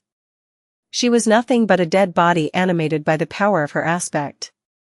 Then where was her true vessel? Cassie pursed her lips. I am not sure that we've really met then, Your Majesty. If I may be so bold as to ask, where is the real you? Qisong looked at her with a smile. The boy answered, everywhere. Cassie shuddered. Everywhere. She understood what the queen meant instinctually. It was not that any of her dead puppets could serve as the vessel of her soul, it was that all of them were the vessel, and she existed everywhere the myriads of her pilgrims were, always, all at once. Which meant that in order to kill the Raven Queen, one would have to eradicate all of her countless puppets, no matter where they were. How were Nephice and Sunny meant to do that? Cassie remained silent for a while. Eventually, she exhaled slowly. All across Godgrave, your puppets are with the soldiers of the Song army. They are the first to attack, and the first ones to be cut down. That means that you have fought 1,000 battles, Your Majesty, and were killed 10,000 times. Qisong, the puppet made from her original body, tilted her head. 1,000,000 battles. 10,000,000 deaths. Whenever she wanted to speak, one of the two dead youths would do it in her stead. Two clear voices would harmonize at times, then separate again, making it seem like countless people were talking. Cassie gathered her courage. She hesitated for a few long moments, then said. I was with Master Orim when he died. I glimpsed his memories. Qisong lowered her head, her expression betraying a hint of melancholy for a fleeting moment. Uncle Ori. A subtle sigh escaped from her enchanting lips. But that hint of emotion was gone in an instant, replaced by inhuman composure. What about it? Cassie took a deep breath. He was your teacher, was he not? He asked the students of the academy once about what the essence of combat was. Your answer was failure. You said that if someone is forced to fight, they have already failed. Qisong looked at her curiously. So what if I did? Cassie smiled darkly. Why this war, then? Is it not the greatest failure one can imagine? The queen remained silent for a few moments. Then, both of the dead youths laughed brightly, their clear voices fusing together flawlessly. When their laughter grew quiet, the dead girl spoke. Of course, it is. I thought that would be self-evident. Chapter 2186 Master of Puppets. Cassie remained silent for a few moments. Self-evident. Was that the answer she had expected? Or the opposite of it? She was not sure, since Qisong, the Raven Queen, was a nebulous existence. She was much more reticent and withdrawn than Anvil, ruling the Song domain from the depths of her obsidian palace. Who knew what was on her mind? Cassie smiled faintly. If you see the war as failure, why did you start it? The dead queen studied her quietly, then sighed. Are you really in the position to ask me questions, Song of the Fallen? There was no particular threat in her voice, but Cassie shivered. What position was she in? Blind, stripped of her aspect, driven to her knees, and at the mercy of her captors, it was hard to imagine someone more powerless. And yet, that was exactly where Cassie wanted to be. That was the position from which she was planning to break the Song domain. But Qisong did not have to know that. Cassie raised her chin slightly. I guess I am not. However, I know a lot of secrets, one of them in particular would be of great value to Your Majesty. Qisong raised an eyebrow. Oh? You want to barter with me? Before the dead boy even finished speaking, the dead girl laughed. Then, both of them abruptly grew silent. The queen looked at Cassie coldly, making her heart beat like a bird trapped in a cage. But I don't need to pay. Any secret you have, I can simply take. She raised a hand in a fluid, elegant motion. And at the same time, Cassie's own hand rose, mirroring what Qisong had done. She turned her head, studying it in horror. Why, you. The queen smiled coldly. You have drunk of my blood. Now, you are my puppet. You will do as I command, whether you like it or not. Cassie struggled to suppress the trembling that had overwhelmed her body. She failed to do so, so Qisong did it for her. As her slender hand turned into a fist, Cassie's body grew motionless. Only her eyes, hidden by the blindfold, were moving erratically. I see. Makes sense. So what Saishan had mixed into the wine was not poison, but a drop of Qisong's blood. And now, the queen could control Cassie's body like a marionette, her soul as well, at least to some degree. But not to an absolute degree. Otherwise, Cassie would not have access to her aspect at all. Does she control her daughters the same way, I wonder? If so, that would be a problem. However, Cassie did not think that that was the case. Firstly, because she had perceived the queen's daughters with her dormant ability. If they had been turned into puppets, she would have learned it then. Second of all, it was simply because Qisong and her adopted daughters, ironically enough, resembled a normal family much more than Anvil and his biological children did. The queen actually cared about Saishan and her sisters. Therefore, she would not have done something so terrible and violating to them. Cassie tried to regain her composure. After a few long moments, she opened her mouth and said slowly, I've been meaning to ask, how come your puppets don't rot? It was somewhat possible to explain in Ravenheart, where it's usually cold. But here in Godgrave, the heat is terrible. And yet, there is no stench. The insult in her words was not even that hidden. The queen studied her for a moment, then chuckled. Insolent girl. A moment later, Cassie's hand rose on its own and dug into her cheek, leaving 4 deep cuts on it. Red blood splattered on the floor, and Cassie bit her lips to suppress a groan. Qisong could have punished her much more thoroughly, but did not seem inclined to do that, yet. Instead, he gestured to herself. To satisfy your curiosity, my puppets don't rot because they are under my control. If I want to make them rot, they will. At her words, the beautiful woman on the throne suddenly changed. Black spots appeared on her flawless skin, swiftly turning into revolting pustules. Her skin sagged, as if the muscles beneath were disappearing.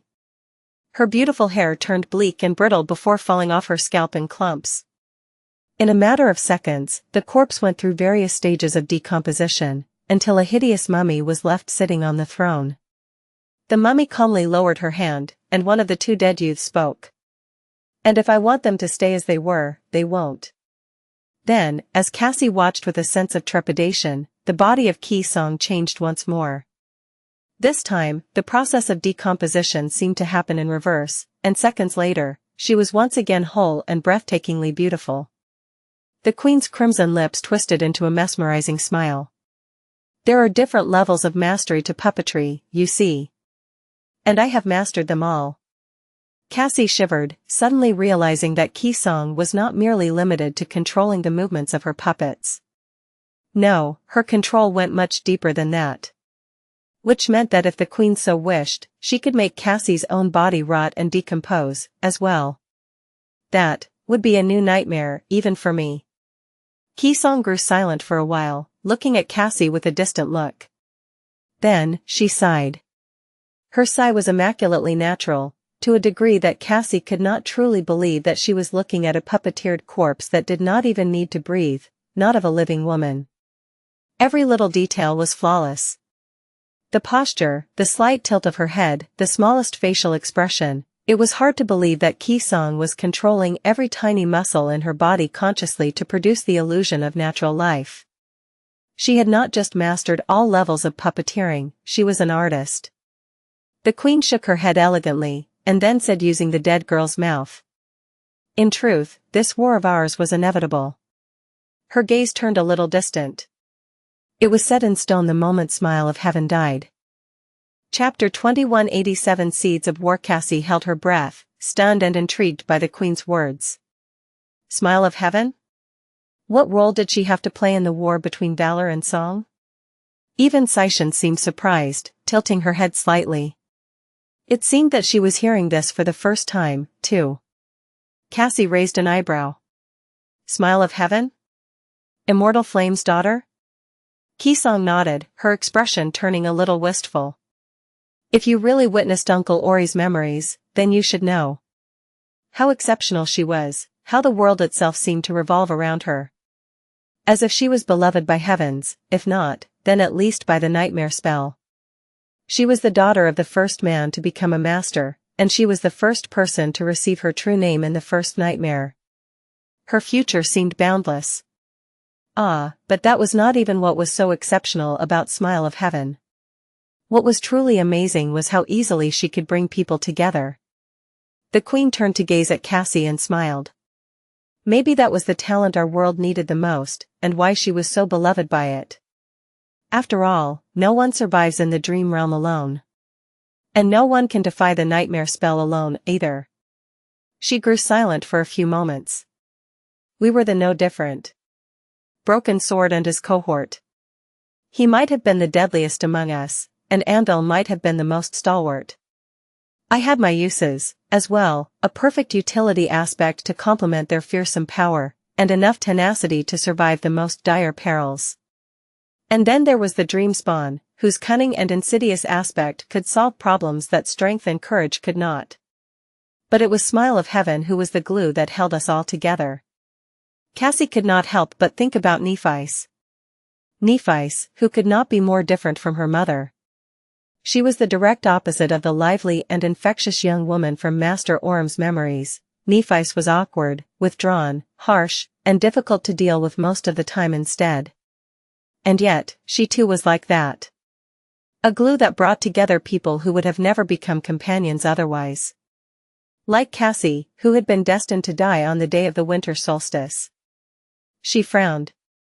You say it as if your cohort was destined to fall apart without Smile of Heaven. But it didn't. You still conquered the third nightmare together, you became sovereigns. Qisong chuckled. Yes. Yes, we did. But, you see, even though Smile of Heaven was gone, we still achieved all those things because of her. It was just that we weren't held together by the woman herself anymore, instead, we were held together by her ghost. She leaned on the backrest of her throne and grew quiet for a while, as if remembering something. Eventually, the queen spoke somberly, or rather, one of her youthful puppets did. It was such a disaster, back then. We were steeling ourselves for the moment when the first Category 4 gate would open, but instead, a true calamity in the form of a Category 5 gate descended upon North America without any warning. Broken Sword was on an expedition in the Dream Realm at that time, so by the time the news reached him, it was already too late. Immortal Flame would not stay idle, of course, and his daughter would not stay still while people were dying either. She paused, and the other puppet continued. So, they led the effort to stall the nightmare creatures while at least some of the population was evacuated. And they died. Qisong leaned forward and made one of the puppets ask Cassie in an insidious voice. So, what do you think happened next, Song of the Fallen? What was the true inception of this war? Cassie hesitated. She could guess. Was it Anvil? He would have just lost his wife recently. Almost immediately after, Smile of Heaven died. His determination to turn his heart into a piece of cold steel was already slowly turning him inhuman, and these events would only make him break further. However, he was still capable of at least one emotion, resentment. He must have resented Broken Sword a great deal, for letting Smile of Heaven die. Because he had distanced himself from her hoping that Broken Sword would make her happy and keep her safe instead. The dead youths laughed. Once the echoes of their eerie laughter died down, Qisong shook her head with a smile. A keen insight. However, Anvil was not the reason. Cassie frowned. He wasn't? Qisong shook her head. No. Broken Sword was. Her smile dimmed, replaced by a cold and heartless expression. Because despite all reason, the fool refused to believe that Smile of Heaven had truly died. Her ghost continued to pursue us even after the woman herself was gone. That was what kept us together, pushed us forward, and allowed us to become the first human saints.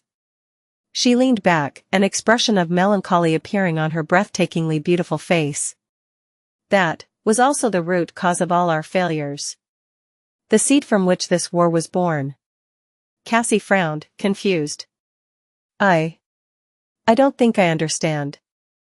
Neff's mom. Smile of heaven, her soul was destroyed. She became hollow. Why would Broken Sword believe otherwise? And why would his belief cause the war? Qisong studied her for a while. Then, she chuckled. The first question is easy enough to answer. You should know at least something about Smile of Heaven's aspect, no? Her soul could wonder about getting into all kinds of adventures. So, despite everything, Broken Sword believed that she was simply unable to find the way back to her body. That her soul was still out there, somewhere, instead of having been destroyed. Cassie raised an eyebrow. That would be nearly impossible. Unless... The Queen nodded.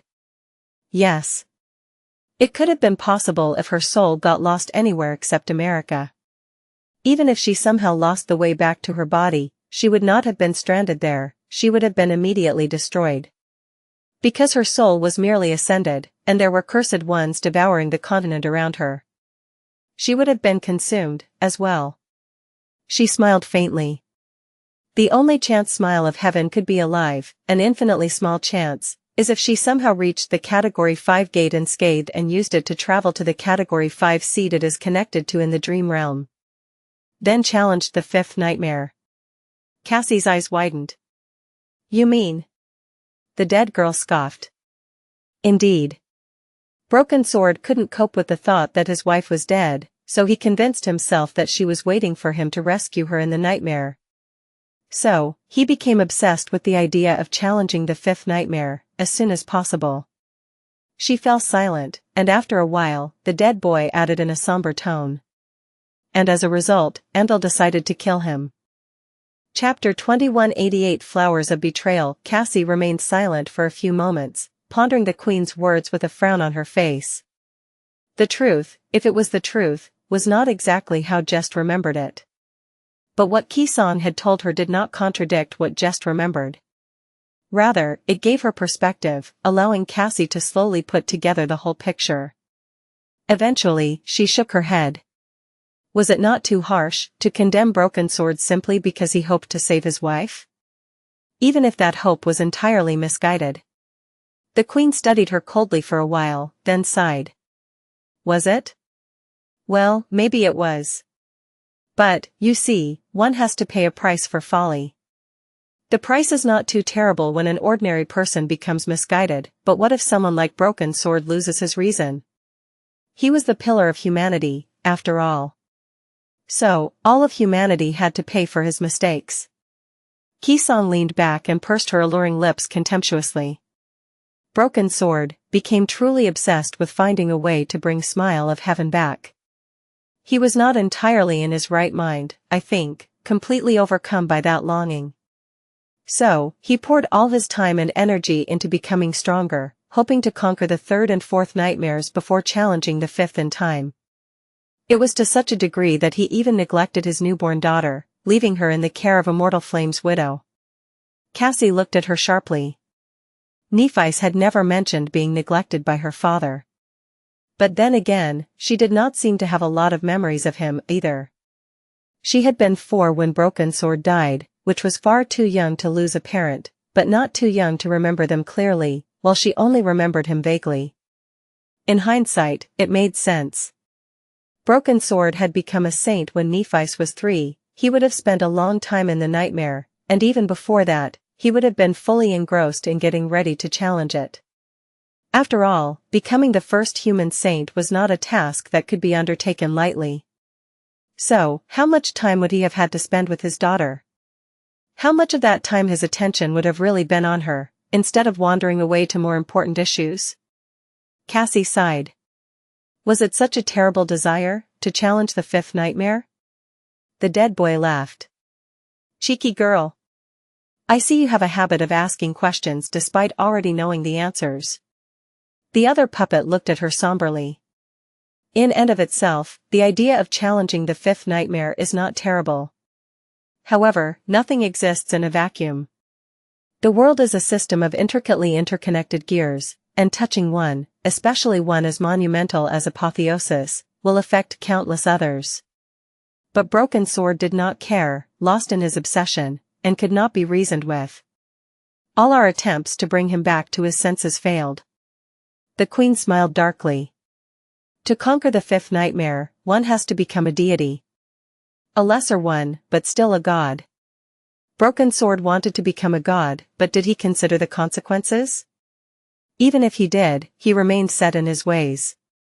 However, while challenging the fifth nightmare was not a terrible idea in and of itself, the consequences of conquering it were. She shifted slightly and glanced at Xianxia. You listen too, Xianxia.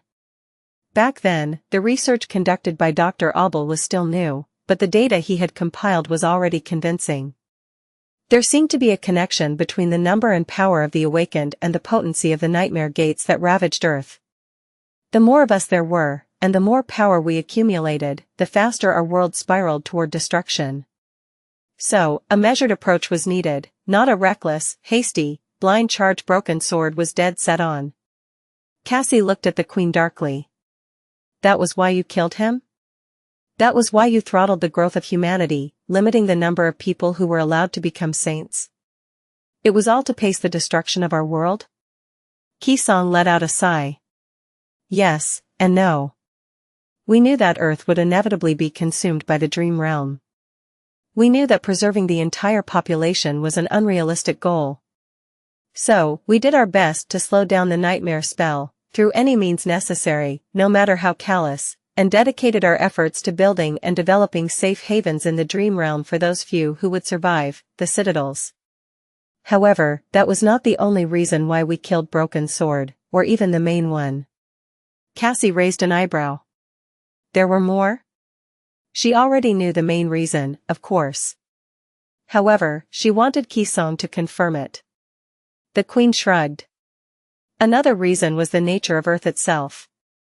Our world is a very special place, even among the rest of the divine realms. War God might be dead, but the laws she set for her own realm are still intact. She was the patron deity of humanity, after all, as well as of intellect, technology, and progress. Therefore, her realm was always a shelter for humans, and only humans, as well as a place where logic and reason were much firmer and more reliable than anywhere else. Cassie opened her eyes widely. That was not something she had known before, so she listened to Qisong with strange intensity. It was funny. For someone who always complained about the crushing weight of knowledge, she had long become enamored by it. Her thirst for knowledge was almost like an addiction by now. The queen shifted slightly on her throne. That is why there had never really been any true sorcery on Earth, especially not since all other realms fell. No awakened, no aspects, no mythical creatures, just us. That is also why ours was the last realm to be infected by the nightmare spell, and it will be the last one to succumb. Chapter 2189 Conspiracy. Cassie inhaled slowly. There were no awakened in the realm of War God, and therefore, it had been the last to be infected by the nightmare spell. That proved that nightmare gates and awakened were somehow connected, all by itself. The question was, which came first? Had the nightmares reached Earth, causing the spell to descend and cause people to awaken, or had the spell infected Earth, bringing nightmares in its wake?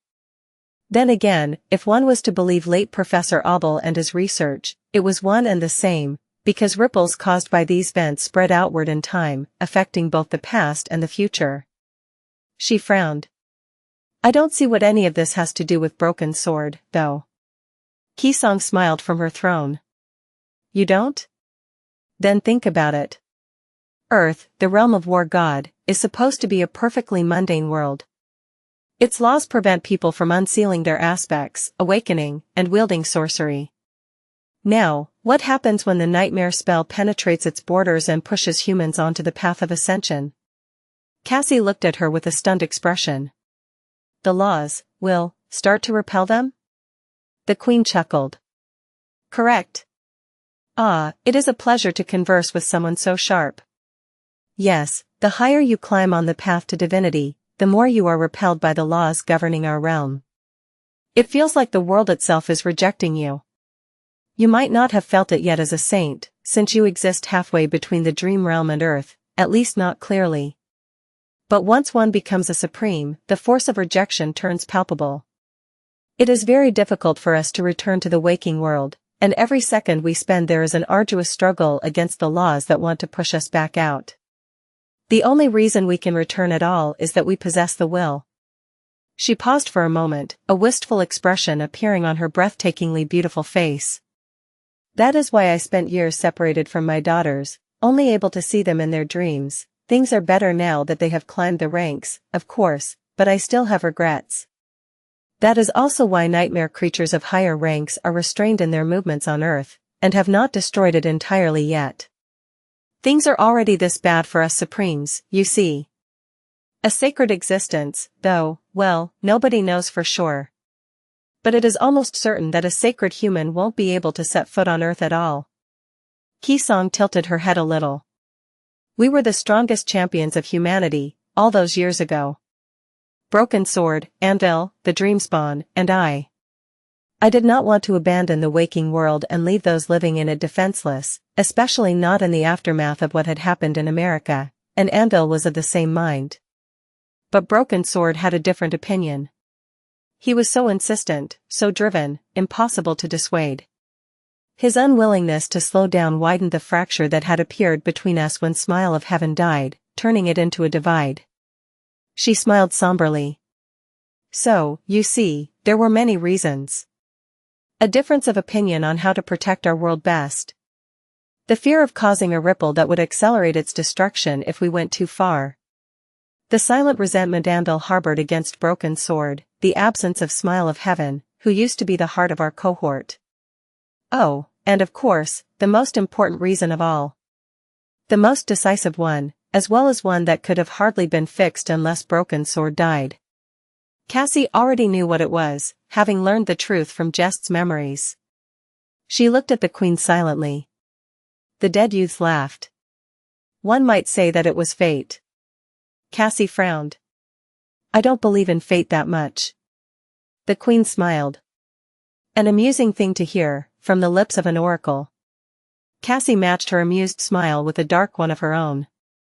It is because I am familiar with fate so well that I don't put much faith in it. She hesitated for a few moments, then asked. So, what was the decisive reason? Qisong commanded her puppets to chuckle, then leaned forward slightly and looked at her. Her beautiful smile widened a little. Why don't you ask Anvil? Cassie gritted her teeth, cursing inwardly. I obviously can't. Anymore. The Queen studied her for a while, amusement slowly draining from her eyes. Her smile dimmed, replaced by a cold and ruthless expression. She leaned back and let out a sigh. Can't you? Or are you here doing his bidding? Well, we shall see. Qisong remained silent for a while. Eventually, the dead girl spoke again. It happened immediately after we conquered the third nightmare, although I suspect that Anvil had been harboring his plan for much longer. Perhaps he decided to kill Broken Sword not long after America, even. Who knows that man's heart? He made a deal with the Dreamspawn first, drawing him to his side. Then, the two of them came to me. His alluring lips twisted into a faint smile.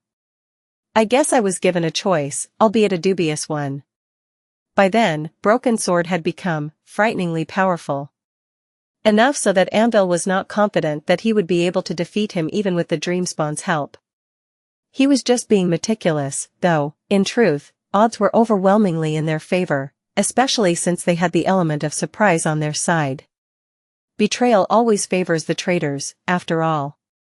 She looked at Cassie with a wry glint in her eyes. If I refused to join their plot, and they succeeded in killing Broken Sword, I would have been next. Actually, they would have tried to kill me first to eliminate any possibility that I would warn him. I did not deceive myself into thinking that Anvil would spare me on account of our shared past. Qisong chuckled, seemingly amused by her own memories. I was always a bit of an outsider among the members of the cohort, you see.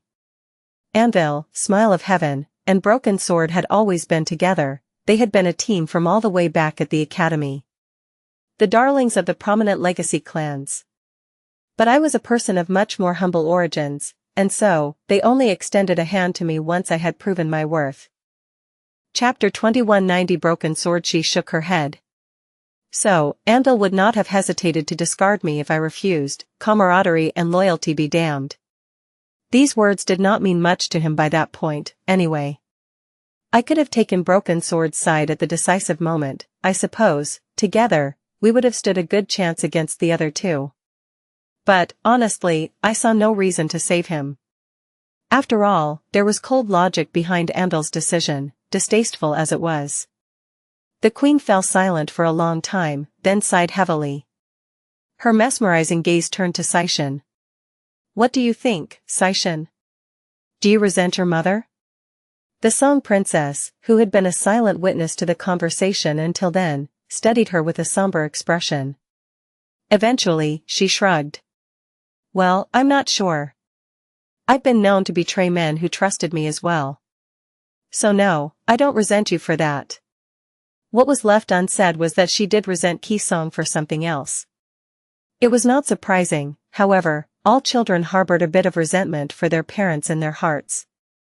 Xianxia had more reasons to feel that way than most. After all, she had been adopted by Qisong as a young child without having much say in the matter. She received the lineage of Beast God without being asked. She was made a carrier of the nightmare spell without being given a choice to refuse, and spent a harrowing decade on the Forgotten Shore as a result. And now, she was fighting her mother's war without being given a way out. Cassie was sure that there were a lot of complicated emotions in Xianxia's heart. I wonder, how come I am the only normal person around? No, that did not sound quite right. Cassie did not lack self-awareness, so it was easy to admit that there was hardly a less normal person than her in the world. However, her parents and her relationship with them were both perfectly healthy and ordinary. Everyone else seemed to compete for the Best Childhood Trauma Award, though. Morgan and Mordred, Xianxia and her sisters. Nephice. Perhaps she was spending too much time around heirs of the great clans.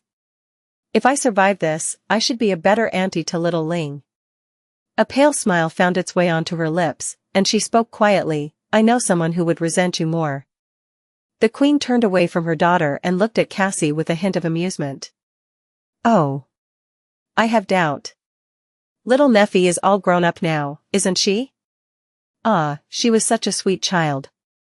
Her smile wilted like a flower, making her breathtakingly beautiful face look cruel and cold. Qisong regarded Cassie with dark indifference. I missed her a lot, at the start. Cassie scoffed. Is that why you brought the Immortal Flame clan to ruin and sent assassins to kill her? The queen just shrugged indifferently. No. That was not why. She smiled coldly. But why are you jumping ahead, Song of the Fallen? I rarely get the chance to reminisce about the past, so let's see, where was I? Ah, yes. Andal and his disguised ultimatum. We joined hands, he and I, and the Dreamspawn, of course. We just became saints back then, but Broken Sword was only growing more impatient. So, we challenged the fourth nightmare no more than a year later. In secret. Her expression grew distant, and she fell silent for a while. Eventually, a sigh escaped from her lips. People tend to forget us these days, partially because we erased our traces from the pages of history, and partially because there are splendid talents like you two walking the world now. But back then, decades ago, we were truly fearsome. No one had ever returned from the third nightmare alive, but we did. It happened more than 2 decades after Immortal Flame changed the world by becoming a master, and yet, only a year after becoming saints, we were already laying siege to the fourth nightmare. It seemed like nothing could stop us. The dead boy scoffed. We learned a lot about the truth of the world in the nightmare. And we learned even more about it after coming back, and about ourselves, as well. Because that was when we killed Broken Sword, out there in the darkness of the underworld. Cassie tilted her head, surprised. The underworld? Qisong nodded slowly. Yes. That is where the seat of nightmare Broken Sword had found was located, and that was where we returned to after conquering the nightmare. The underworld is a terrifying place, Song of the Fallen, We did not dare to explore its dark expanse back then, entering by following the call of nightmare and hiding from the beings that dwell in the darkness like rats. The dead girl chuckled. Even as Supremes, all we could do was escape, and while we were escaping, still unfamiliar with our newfound powers, the three of us used the chance to stab Broken Sword in the back. The battle was short, in truth. I think he already knew that it would be his end. Still, even with the three of us joining forces, we weren't able to bring Broken Sword down. Ah, how fearsome he was. How valiant. We broke his body, and we broke his soul. But we couldn't break his will. Her eyes seemed to ignite, as if illuminated by the splendor of that wicked battle. Then, they dimmed, becoming clouded by melancholy. Qisong sighed. Still, he fell in the end. Shattered, broken, fatally wounded, he mustered what little strength he had left and fled. Deeper into the darkness, never to be seen again. That was how Broken Sword, the greatest of us, died. Cassie held her breath. He fled? You did not see him die? Then might he not have survived? The queen smiled wistfully. Wouldn't that be interesting? But no, we killed him. I am certain of it. Because eventually, the spell whispered of his death. Qisong leaned forward a little and looked at Cassie with a somber expression. So, now, we strangled the dire threat that Broken Sword's existence represented before it could doom us all. And by doing so, we also arrived at the root of all our problems. Chapter 2191 Risk Management. Cassie frowned, unable to follow the train of the queen's thoughts. Had she not said that the smile of heaven's death was the root of the war? But now, it was Broken Sword's death? Cassie was still dazed due to having ingested Qisong's blood. In her current state, even thinking was a difficult task. Eventually, she forced out a pale smile. All your problems seemed to be solved, and you were free to shape the future as you saw fit. However, it does not look like any of you lived happily ever after. After all, Qisong had to have ended up as a corpse somehow. The two puppets laughed. The queen nodded with a smile. Indeed. Well, it was to be expected. After all, how could we trust each other after betraying one of our own? What would stop us from perpetrating betrayal again? There was nothing holding us together anymore. Smile of Heaven was gone, and her ghost was gone as well, since Broken Sword had died. Anvil was wary of me, not because I was a threat, but simply because I had the potential to become a threat. And both of us were afraid of the Dreamspawn, that monster. Most importantly, we weren't really people anymore, we were entities, each responsible for a domain. She paused. Let's just say that large-scale systems are far less tolerant to risk. You can be reckless when you are only responsible for yourself, but what if you have a family to take care of? Would you allow yourself to be careless when the lives and well-being of your children are at stake? What if you are responsible for 1 million families? 10 million, 100 million? Once one becomes a monarch, there's little difference between a threat and a potential threat. The mere promise of disaster is enough to take measures against the source. The queen looked at Cassie and Xianxia with pity. Both of you have already tasted the burden of responsibility. But you know nothing, yet, but I digress. The thing is, despite it all, we could have still worked out our differences. We even tried to remain civil, for a while. However, our attempts were destined to fail. Can you guess why? Xianxia frowned. Cassie remained silent for a bit, then said evenly. Because of the spell. Qisong gave her an approving smile. Indeed. I don't know whether it is by accident or by design, but the conflict between Supremes is woven into the very fabric of the spell. After all, it grants us a way to grow the power of our domains at a terrifying speed, the citadels. However, the number of citadels it creates is limited. So, the domains of the carriers of the spell must inevitably clash. It is as if it was meant to pit those who attain supremacy against each other, so that a single, most vicious ruler was left in the end. She lingered for a few moments. At first, we tried to build in peaceful coexistence. Each of us served to suppress the other. It was a circle of mutual responsibility, so to speak. The Dreamspawn held the air of valor hostage. Anvil had his sword hovering above my head, while I made sure that the Dreamspawn's name did not spread to too many minds. But that circle was swiftly broken. Because one who has the will can never submit to being suppressed. The two puppets chuckled. Anvil swiftly gave up on his son, almost as if he had never cared about him at all. I learned to escape the cage of my body, making the deterrent of his swords meaningless.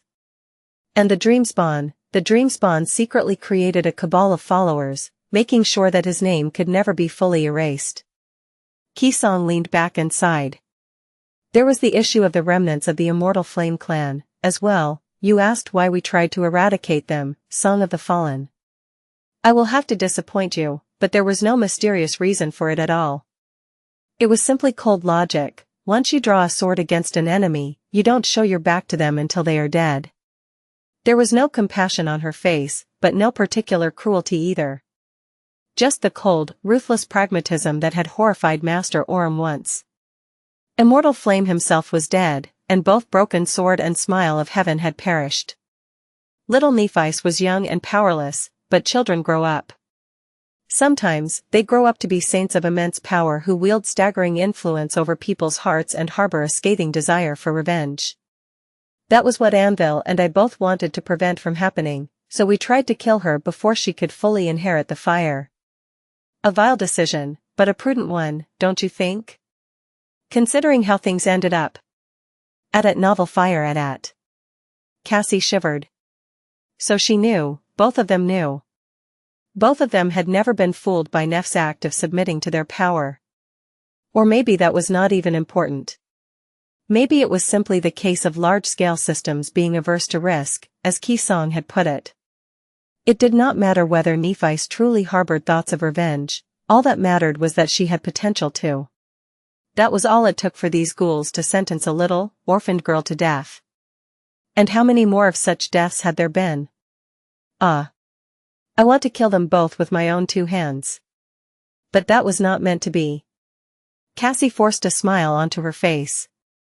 It seemed strange that both of you mighty sovereigns failed to kill one powerless child. Xianxia shrugged. Our hands were tied. The Dreamspawn laid a claim to her, just like he had claimed young Mordred. He has a deep interest in divine lineages, you know.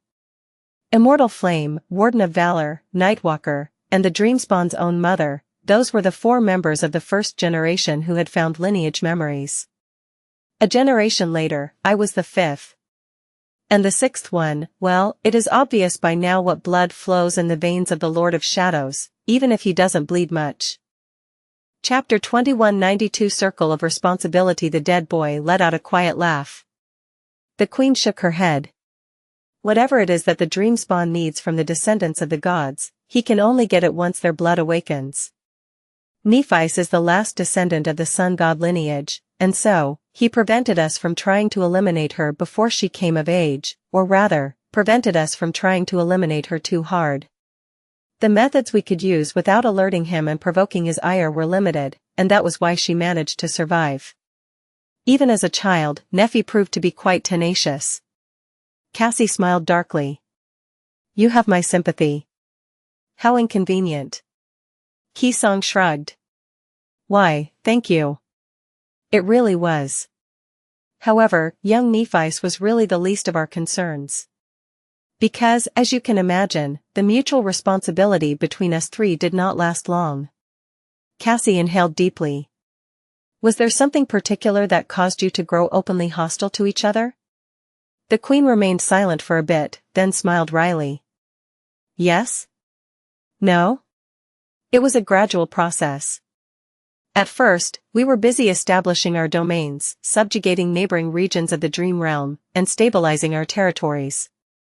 But once we reached the ceiling of what we could achieve without encroaching on each other's lands, things turned much more tenuous between us. Both Anvil and I wanted to swallow the storm sea, but neither could move without provoking the other. The Dreamspawn, meanwhile, was growing stranger with each year. The tension continued to build, until one day, we saw a chance. Cassie raised an eyebrow. What chance? One of the youths chuckled. The chance to get rid of the Dreamspawn, of course. That guy, you see, aimed his attention at the moon. Cassie blinked. The moon? Did Qisong mean a metaphorical moon? She carried the lineage of Beast God, after all, and one of Beast God's epithets was the goddess of the moon. Had Asterion shown interest in her daughters, perhaps? They would have already reached the age of becoming susceptible to the spell by then. Some would have even awakened. The queen nodded. Yes, the moon. Earth's moon, to be precise, Luna. Well, not the moon itself, of course, rather, what is hidden on the moon. Huh. Cassie tried to suppress her curiosity, but failed. And what, exactly, is hidden on the moon? The dead girl laughed melodiously. Qisong smiled. That was precisely what the Dreamspawn wanted to learn. The nightmare spell first infected the lunar colonies, you know, it was only later that it spread from the moon to the planet's surface. What had they unearthed there, on the dark side of Luna? Nobody knows.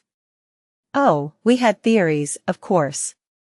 By then, it was already clear that an unholy nightmare creature had made the moon its nest. That is why it is so dangerous to fly too high on Earth and why any manner of lunar observation had been forbidden. It is also one of the reasons why aviation fell into sharp decline as soon as the nightmare spell descended. She lingered for a few moments. It is also highly likely that a nightmare gate is situated there, the first gate, maybe. Since looking at the moon too closely is a recipe for disaster, we couldn't build an analog of the obel scale to study it.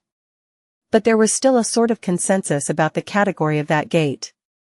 Most of those who know believe it to be a Category 6 gate. As Cassie drew a sharp breath, Qisong looked up and smiled.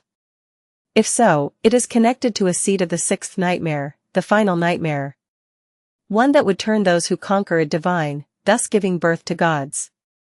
Not lesser deities of the sacred rank, but true gods, no different from those great beings who once ruled all existence. She hesitated for a moment, then added in a more reserved tone. Of course, there is a smaller group that holds a different opinion. They believe that the lunar gate leads to a seed that is even more special. Not just a seed of nightmare, no, instead, they believe it to be the seed of the nightmare spell. The source of its invasion into our reality. Cassie exhaled slowly. The world still holds so many mysteries. An unholy one was dwelling on the moon, guarding the gate to the final nightmare, or the source of the nightmare spell itself.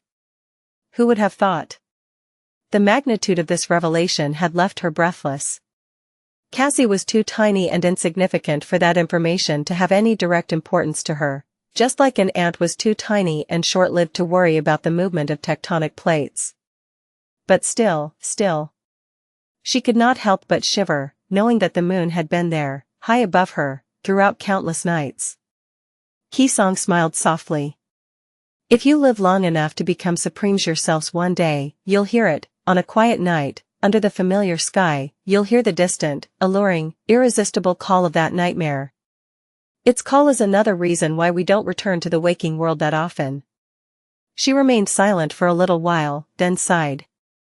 In any case, the Dreamspawn grew intrigued by the moon, and so, he endeavored to visit it.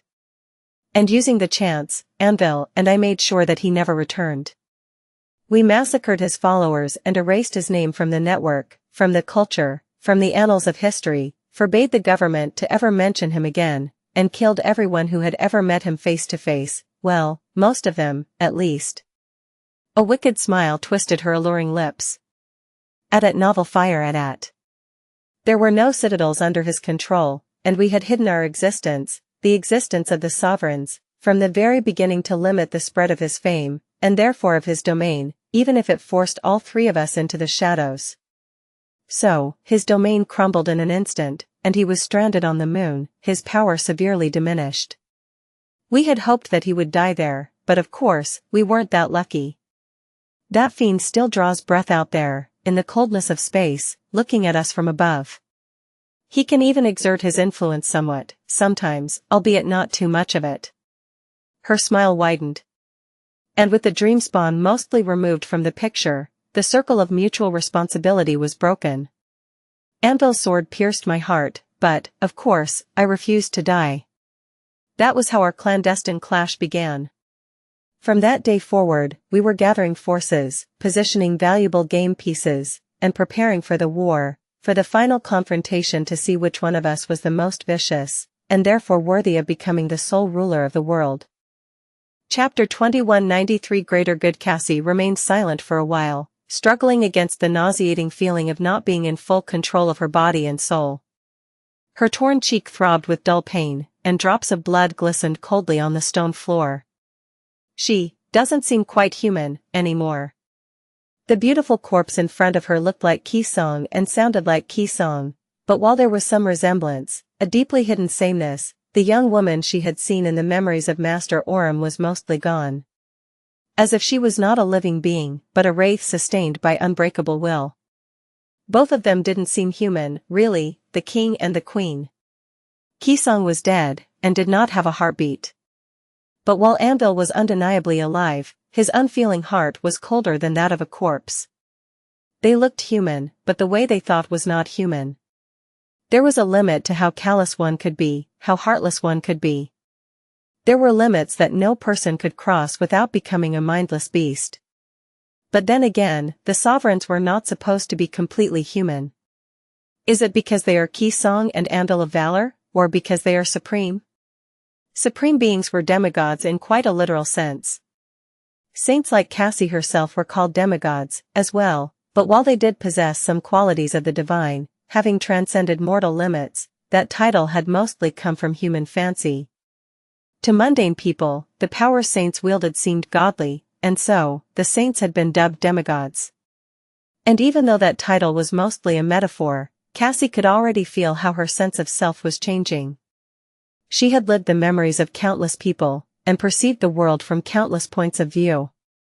She had experienced being men and women, young and old, healthy and sick. She had experienced the lives of soldiers and warriors, factory workers, lofty legacies, destitute refugees, actors, artisans, politicians, housewives, criminals, servants, laborers, and so many more. What kind of person could possess a lifetime's worth of greatly varied experiences and remain the same? Several lifetimes? Naturally, her worldview had changed. And she was merely a saint. How would she change if she became supreme, a demigod whose conscience had to be vast enough to encompass an entire realm? How much of her former self would remain? How much of her humanity would be discarded to make space for divinity? She sighed, then faced Xianxia with a grim expression. To what end? Cassie gritted her teeth. You and Avil have spent 2 decades ruling the world. You created the great clans, shaped the legacy cast into what it is today, conquered vast lands in the dream realm. You have suppressed the number of emerging saints, ruthlessly eliminated all who dared to disobey you, and maintained a semblance of order in the waking world. When you could not hold the nightmare spell back anymore, you finally revealed your claws in Antarctica. And now, you are at war. To what end? She hesitated for a moment.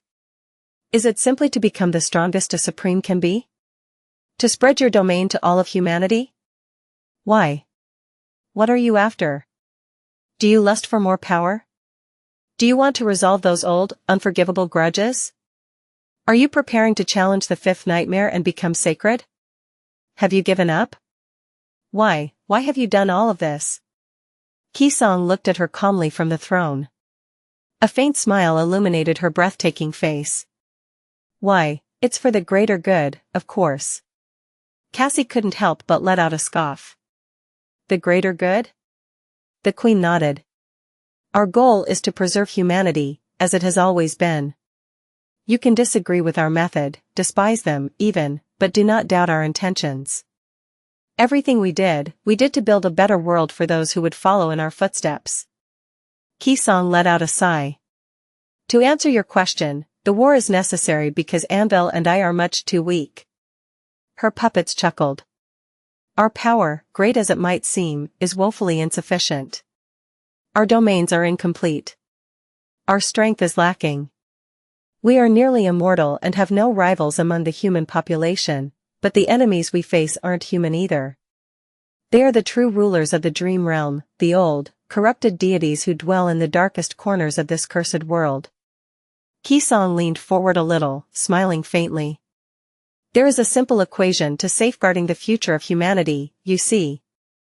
In this dire world, humanity has no luxury to afford itself things that it does not need. It is a luxury to have a population of 3 billion people, but is it necessary? Can we save them all? No, spreading our forces too thin will only result in total annihilation. Meanwhile, humanity can survive with far less. The ones whom we have brought from the chain of nightmares will do. It is a large enough pool to produce awakened at a sufficient rate, who will produce enough masters and saints in turn. In fact, it is already too large. Her smile turned somber. More than 100 million mundane people are in the Song domain right now. All of them need to be fed, clothed, sheltered, and protected from the nightmare creatures. We had been preparing the human enclaves in the dream realm for more than a decade, and yet the burden of caring for so many people is already straining every possible resource we have, shaking the entire kingdom. The infrastructure is on the verge of collapse, the supplies are dwindling. Cassie frowned. Those people are not just sitting idly. They are working the fields, building the roads, they are volunteering to face the fifth nightmare and become awakened, as well. In a few more years, they will feed, clothe, shelter, and protect themselves. Qisong shook his head. But the situation on Earth will also become far less stable in a few years, which means that we won't be able to deliver as many supplies through the Dream Gate. But, suppose you are right, even then, the waking world will continue to deteriorate at ever-increasing speed. Soon enough, it will be consumed entirely, and the entire dream realm will change. Its geography will be rewritten, and countless nightmare creatures will start a great migration. We will be besieged from all sides, and the death zones will spill from their borders, threatening to drown the human nation we have so laboriously established. The Queen smiled darkly. When that happens, neither the Song domain nor the Sword domain will be able to survive. However, the human domain, one kingdom united under the torn, patchwork heaven of the dream realm by one supreme, might just stand a chance. Chapter 2194 Price of Divinity. Qisong inhaled deeply, or pretended to, at least, and leaned back. As for conquering the fifth nightmare, even if we have such an ambition, neither of us dares. Challenging a nightmare is always a gamble, after all, maybe the challenger will return alive, maybe not. Immortal Flame could risk his life because there were countless awakened in the world beside him. Warden and Nightwalker could risk theirs because, by then, there were plenty of masters around. But what about us? What happens if all supremes of humanity perish together, leaving no one to defend it against the tyranny of the nightmare spell? The risk is too great, and the responsibility we bear is too great to take it. Her expression changed subtly. More than that, each nightmare is different from the previous one. We have no knowledge about what awaits us in the fifth. What we do know, however, is that even if one manages to conquer it, there will be a price to pay. A sacred being won't be able to enter the waking world at all, most likely, meaning that there won't be dream gates to lead people away either. Even if sacred carriers of the nightmare spell receive an ability to create a new kind of connection between the two worlds, there is also the nature of the apotheosis itself to consider. Becoming a god is not merely about one's rank. Qisong paused briefly and continued in a neutral tone. The difference between a transcendent and a supreme is vast. However, the difference between a mortal and a god is immeasurable. Becoming a sacred being means leaving what little remains of your human nature behind. Once one experiences apotheosis, the way they think will change. The way they feel will change. The way they are will change, and who they are will change as well. Power and benevolence do not always go hand in hand. Who knows if a sacred being can even be entrusted with humanity? Heavens know I dread the thought of the Dreamspawn becoming a god. Anvil, as well, and I fear myself most of all. The Queen remained silent for a while, then looked at Xianxia hesitantly. Her lips moved slightly, and a new voice, Qisong's own voice, resounded in the throne room for the first time. It was low and beautiful, making one want to never stop hearing it. Will I still care about my daughters? Will I even be capable of human affection? Will I remain myself? Or will I become someone else, something else, rather? A being whose very nature is divine, and thus inhuman. Xianxia trembled. The queen's words sounded eerily similar to what Cassie herself had been considering earlier, and they resounded strongly. Because Cassie herself was deathly afraid of losing herself to the power of her aspect. Countless fragments of her past were already lost, and so, she dreaded losing even more of her present self, but she was afraid of her future self most of all. Everyone feared death, and transformation, especially one as thorough as becoming a deity. Apotheosis, as Xianxia had called it, was a form of death as well. Cassie took a deep breath. So, in the end, the two of you started this war to consume each other and give birth to an immensely powerful domain, one that unites all of humanity, as a result. The part of humanity that you had deemed worthy of saving, at least. Xianxia shrugged. She had grown silent again, and her puppets spoke in her stead. Yes. Something like that. Cassie shook her head. All these deaths, all this suffering, wouldn't it have been easier if one of you simply stepped down and allowed the other to rule unopposed? A strange smile twisted the queen's alluring lips. I suppose it would have. But ask yourself this question, will someone who is willing to give up without a fight be capable of standing up against the entire world? Will someone who is willing to submit without a struggle be worthy of ruling over all of humanity? Will someone like that be able to lead anyone, let alone everyone, to salvation? No, it is not in the nature of a sovereign to surrender. The very quality that made us supreme makes it impossible for us to capitulate without a thorough battle. There was a long stretch of silence, and then, the dead youths laughed. Well, I seem to have answered all of your question, Song of the Fallen. How's that? Was that enough for a barter? Cassie lowered her head. It's plenty, Your Majesty. Xianxia nodded with a hint of amusement. I've shown you plenty of grace, then. What do I get in exchange? Cassie gathered her thoughts while inhaling deeply. Here it goes, then. Things would start happening fast once she opened her mouth. But that was the best course of action. The sovereigns had to be somewhat equal in strength when they clashed. And at the moment, the King of Swords was holding too big of an advantage. She sighed. I mentioned knowing a lot of secrets, one of which is especially valuable. I'll share it with you as gratitude for showing me grace. Straightening her back, Cassie lingered for a moment and then said in a somber tone. The king has secretly carved a path through the hollows of the breastbone and the western first rib. His troops will soon emerge from the jungle and attack the lesser stronghold crossing from the rear. It will happen by the end of tomorrow, or perhaps even sooner. Now that Valor wants me dead, my life is tied to the well-being of the Song clan. So, I thought I'd let you know. A heavy silence settled in the throne room. Xianxia seemed startled, her eyes widening slightly. The queen, however, remained composed. A few moments later, she leaned forward a little. Weren't there a cursed tyrant barring the path to the hollows of the first rib? Cassie lowered her head. There was. The king killed it. Xianxia raised an eyebrow. He killed a cursed tyrant swiftly and quietly enough for its death to go unnoticed? Ah, how curious. She remained motionless for a while. And then smiled. Well. That certainly changes things. Chapter 2195 Dollhouse. The queen remained silent for a few moments, looking into the distance. Cassie could not really imagine what was going on in her head. It had to be hard to be a general who had been driven into a hopeless situation. The Song army was already at a great disadvantage, driven back to the western part of the Collarbone Plain and besieged. The only hope of salvaging this situation and restoring a semblance of balance to the war was to hold out long enough for Revel to conquer the citadel in the spine of the dead god, and for Mordred to take Bastion. But now, even that hope had been shattered. If Xianxia was troubled, though, she did not show it. Instead, she lowered her gaze and peered at Cassie. Well. The secret you told me is indeed valuable, young Cassia. The dead boy fell silent. His counterpart, meanwhile, spoke in a clear voice. You have my gratitude. It is time for you to depart, though, Go and rest, for a little while. Xianxia, please stay.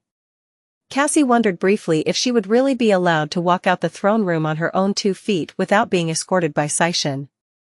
That would be problematic, actually, since her aspect was suppressed.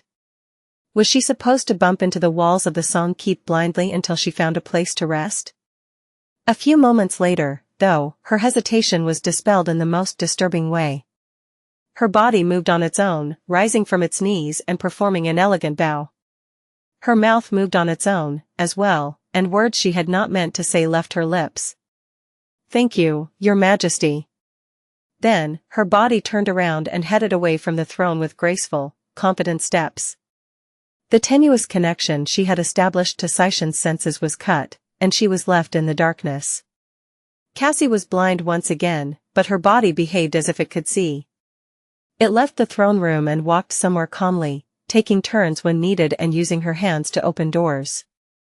She did not know where the body was headed, and could only memorize the number of turns and count the steps in her mind out of habit. As Cassie walked, she escaped from the horror of not being able to control her own body into thinking about the many mysteries that had been solved today, and the many secrets that had been revealed to her by the Queen. It is all starting to take shape. So what had she learned? First of all, many of the fragmented and unreliable pieces of information they had collected from dubious sources were now confirmed.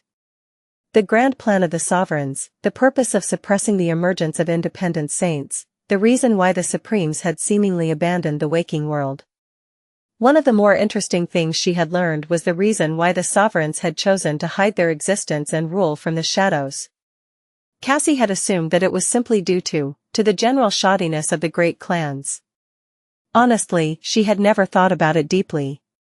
But as it turned out, it was a premeditated measure to prevent Esteemed from growing too powerful instead. Qisong had not explained what powers the third sovereign possessed, and how his domain spread. However, Cassie was able to surmise that it had something to do with people simply knowing about his existence, and especially knowing his name. There was the tidbit about the special nature of War God's realm, as well. And the startling truth of what was hidden on the moon. But while quite curious, these pieces of information were not important at the moment. What was important was the story of Broken Sword's death, the reasons why he had been killed, and the background of the downfall of the Immortal Flame clan. If for no other reason than a personal one. I will have to tell Neff.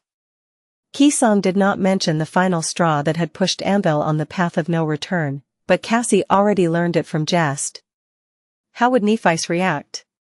Something like that did not excuse the vile actions of the sovereigns.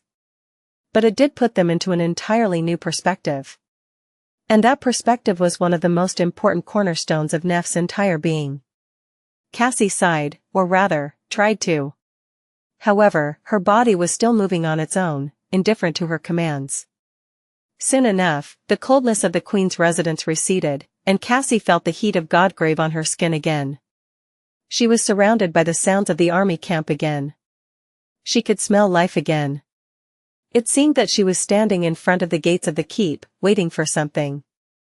Her cheek was still throbbing with pain, and her mind was on fire, feverishly going over all the stark revelations she had received.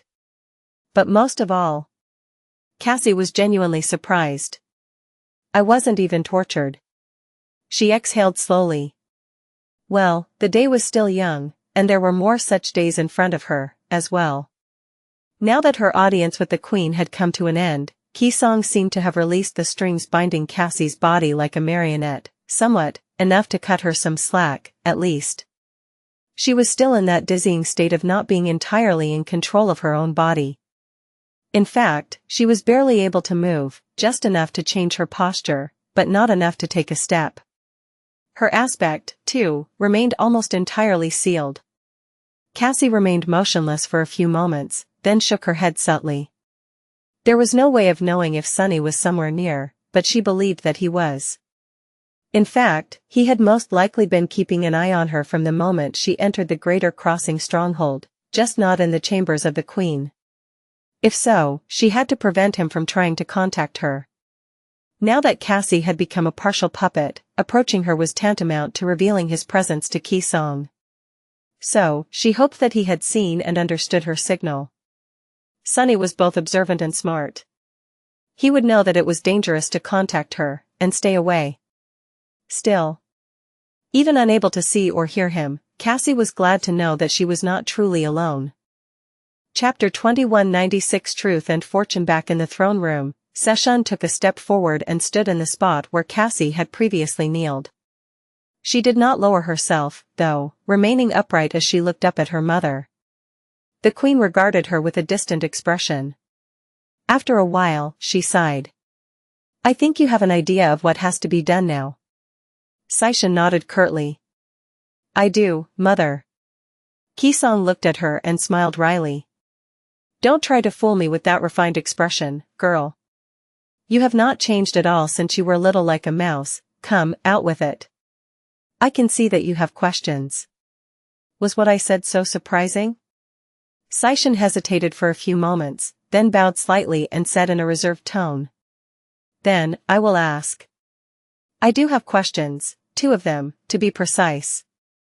The queen just waited silently. Seshan raised her head and looked at her mother with a hint of a somber emotion in her eyes. "You said that changing star had to be dealt with, for no other reason but cold logic. That you would not leave the child of your enemy alive, knowing that they could return to seek revenge one day. Was that true?" Qisong raised an eyebrow. "You should have been aware of our past efforts to erase the Immortal Flame clan from existence for a while now." "Ah, I see, it's not the deed itself that sparked your curiosity, but the motivation." "Well, I suppose it is true. Granted, I don't have a habit of going around disposing of children. It is not every enemy that has to be erased without a trace." She sighed. But little Nephice was. Because she was the daughter of Broken Sword and Smile of Heaven, the heir of Immortal Flame, a child like that would never have grown up to be a nobody. It was too dangerous to leave her be. Seshan remained silent for a while. Then, she asked in an even tone. "So, will I and my sisters be disposed of for the same reason, should you fall in the battle against the King of Swords?" The dead youth laughed, and Qisong herself smiled in amusement. "Why? Don't you have faith in your mother?" Seshan lingered with the answer. In the end, she looked at the queen with a steadfast expression. "I do. I believe that you will win." Qisong chuckled. "Why?" Seshan frowned and stayed quiet for a few moments. Then, she said evenly. "Because we are of the Song clan. The King of Swords received his kingdom and his lineage from others, but you earned them yourself. He had everything, while you rose from nothing. You clawed and fought, struggling to gain every little piece of what he had been given freely. He is arrogant, while you are cautious. But most of all..." She paused for a moment. "You have too many things to lose, while he has nothing. He has nothing to protect, because he has already lost everything, and so, he only has resolve, not desire. He doesn't want to win. But you want it desperately." The dead youth laughed quietly. "So, you are calling your mother desperate?" Seshan's expression changed slightly. "That was not what I meant." The puppets laughed again, while Qisong shook her head. "No. You are correct, my wise daughter. That man has the will, but he does not have anything except the will. Deep down, he doesn't really care to win, he doesn't care about anything. A man who has nothing to lose is dangerous, but he is also pitiful." She shook her head lightly. "But you are also wrong, thinking that I achieved everything myself. That I have had no help, and wasn't given anything by anyone. In fact, I have received many gifts, my mother's love, the kindness of strangers, the faith and loyalty of those who followed me, the care of my daughters. It was just that I was young and naive back then, full of resentment and anger. That was how I became ruthless enough to survive this world, and therefore lived long enough to wisen up and recognize my fortune. While Anvil, that poor man, was far less fortunate than me." She sighed and looked away. "Isn't it funny? I am a descendant of Beast God, the goddess of the cycle of death and rebirth, and yet, I am unable to give birth, and neither can I die. Meanwhile, Anvil is a descendant of War God, the goddess of life. And yet, he has turned himself into a living corpse. What bitter irony is this? Qisong lingered for a while, then turned to Saishan. You had another question, didn't you? Saishan nodded. Yes. She waited a little, then asked hesitantly, back then, why did you agree to answer Cash's questions? You did not need to. The queen smiled softly and looked away. Her puppets did not speak for a while, but eventually, one of them answered in a slightly wistful tone. Her true name is Song of the Fallen. The names are an expression of one's personal truth, as well as of their fate. Her fate is to be a witness, to remember. So. Qisong lingered for a moment. History is written by the victors, Saishan. No matter who wins this war, the truth of what happened will be weaponized and twisted. But I wanted someone to remember the truth, my truth, at least, in its purest form, no matter what comes next. Even if it is just one person. Forgive your mother this little bit of indulgence, but I wanted to be witnessed. Saishan remained silent. Eventually, she nodded. I understand. Qisong let out a long sigh. In that case. Her expression changed, becoming cold and regal. She straightened on her throne, and her beautiful figure suddenly seemed towering and overbearing. The dead youth spoke solemnly. Saishan of Clan Song. Listen to your queen's command. Rain did not get a good look at the prisoner Saint Saishan was supposedly escorting. She did glimpse the beautiful princess herself, whose presence was just as soothing as always. However, there was an eerie escort of empty-eyed pilgrims in the way, so it was hard to see who had been captured by the queen's daughter. Rain stayed in the shadows, leaning on the wall of an armory among other idle soldiers.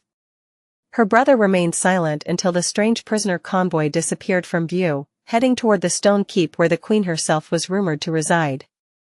Then, he suddenly separated himself from her shadow. I'll go snoop around a little. Don't get into any trouble while I am away. Rain scoffed. Who am I, a kid? Why would I get into trouble? He remained silent for a few moments, then said in a dubious tone. Yeah. With that, the shadow stealthily glided away. Rain sighed, then stretched her tired body and went about her business. She spent some time getting the water rations and refilled the green canteen, then waited some more to get an allotment of synthetic firewood for their campfire. Finally, she returned to the part of the camp assigned to the 7th Royal Legion and found her cohort.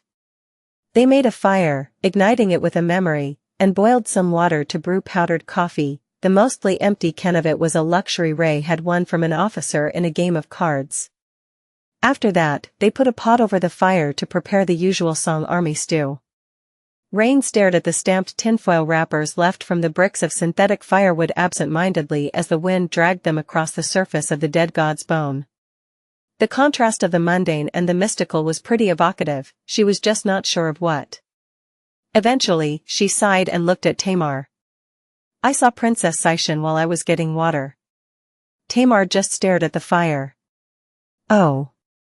The Saint of Sorrow had said that he would speak to the princess once she returned to the camp. So, they would probably leave this dreadful place soon. Rain felt conflicted about the prospect. Sure, she wanted nothing more than for the horror to end. But on the other hand, she felt terrible about leaving her fellow soldiers behind and escaping to safety simply because her friend had some connections at the top. Not everyone had a transcendent father. What was going to happen to countless young soldiers who did not? She had a pretty good idea what would happen to them, thousands of them, at least, and was not sure what would haunt her more. Would it be the harrowing siege, or the act of running away like a coward? That is how they get you. The other members of the cohort seemed to be struggling with the same thoughts, so no one said anything for a long time. However, their silence was an answer in and of itself.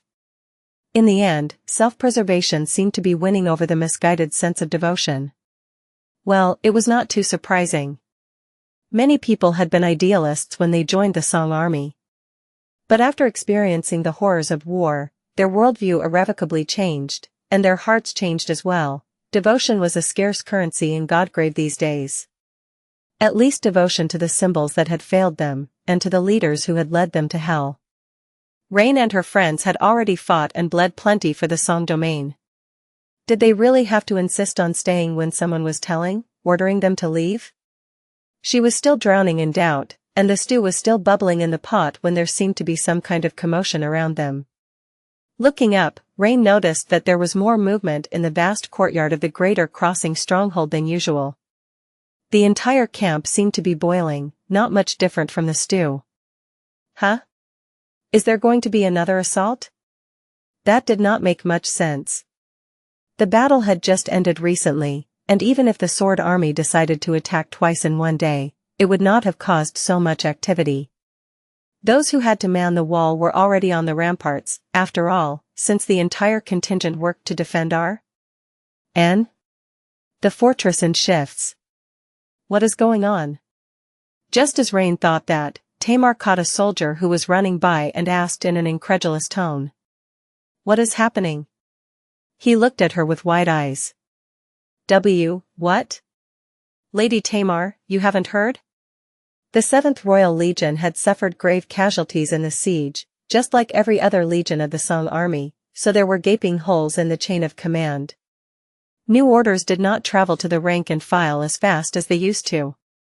Granted, Tamar was an officer, so it was a bit strange that she was caught out of the loop. Heard what? The soldier stared at her dazedly for a few moments. He seemed to be both excited and terrified, but mostly terrified. Eventually, he took a deep breath and said loudly, a feverish glint appearing in his eyes. An attack. We are attacking. Tamar frowned, then asked while putting an emphasis on the word we. What do you mean we are attacking? He grinned darkly. It's just as I said. The order has just come down from the Queen.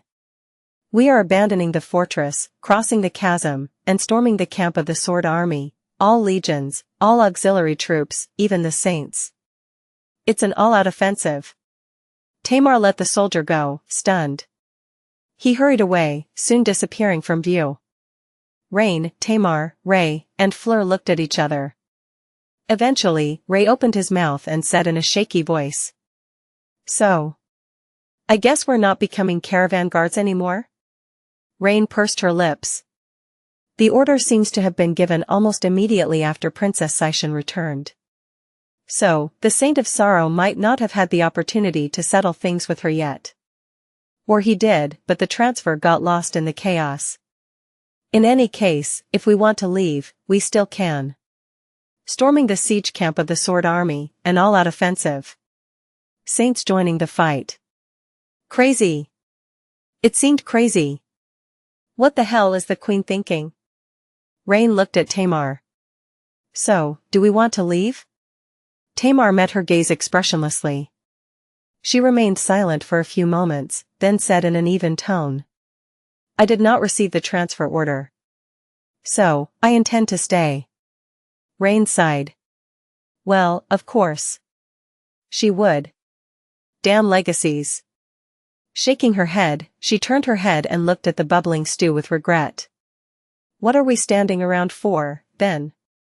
We need to start gathering our things. Even if we are going to be marching into battle instead of running away, we're still abandoning camp. So get your stuff quickly. Some time later, her brother snuck back into her shadow.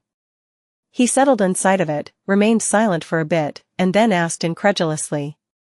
Did I not say to stay out of trouble? Rain raised an eyebrow. I did, though? He sighed. Look around. All around them, the Song army was seething and boiling as it prepared to go into battle, perhaps the final battle of this hellish war. The legions were assembling into marching columns, the enthralled nightmare creatures were roaring in frenzy, and the saints were summoning their battle memories, ready to lead the charge. Her brother inhaled slowly, then growled. That looks like trouble to me. Just a handful of minutes before, Sunny was standing at the edge of the Ivory Island, looking at the distant wall of the great fortress with a somber expression on his face. His incarnation in the camp of the Song army had caught a glimpse of Cassie as she was being escorted by Xianxia and their eerie retinue of walking corpses. But he had lost sight of them once the two entered the chambers of the queen. Sunny was not reckless enough to get that close to Qi, so he was forced to wait in tense anticipation, not knowing what to expect. Surely, Cassie was too valuable to be disposed of swiftly. She was not someone who would put herself in danger without having a way out, either, so his worry was most likely meaningless. And yet, he could not help but feel uneasy. Damn it. Eventually, Cassie emerged from the heavy gates and remained standing outside, motionless and silent. There were fresh cuts on her cheek, but it did not seem like she was hurt badly. The lack of an escort was also telling, hinting that she had come to some sort of understanding with the queen. Or that the queen simply did not deem it necessary to guard her, confident that Cassie would not be able to escape. The mental communication Sunny had grown used to did not seem to work, so he wanted to approach the blind seer stealthily in the form of a shadow to exchange a few audible words. However, she shook her head lightly, which had to be a signal to stay away. Tense and unhappy, Sunny retreated. And not long after that, the camp of the Song army came alive like a massive beast awakening from slumber. The sudden commotion was on such a grand scale that even Master Sunless could see that something was going on in the Greater Crossing stronghold, all the way from the Ivory Island. He frowned. Are they preparing to retreat? Cassie could have informed Qi about the clandestine plan to attack the Lesser Crossing stronghold from the rear. In fact, she had a good reason to. If so, the main contingent of the Song army serving as the garrison of the Greater Crossing would have to retreat or risk being cut off from the base camp and surrounded by the forces of the Sword Domain. They could even make a desperate attempt to reinforce the Lesser Crossing and prevent it from falling. But that was not what Qi had decided to do. When Sunny's incarnation learned what the queen was planning a few moments later, he could not help but falter for a moment. Master Sunless opened his eyes wide. Crazy. Everyone had expected that Qi would retreat. But against all odds, she decided to attack instead. She was preparing to abandon the Greater Crossing stronghold and throw all her available forces into an all-out offensive, threatening to break the main contingent of the Sword army in one fell swoop. With circumflex? Oh? Why would she surrender the overwhelming defensive advantage the Song army held and command her soldiers to attack, even knowing how desperate her position was? Was she insane or a genius? Sunny suddenly felt cold sweat rolling down his back. In hindsight, why wouldn't she attack?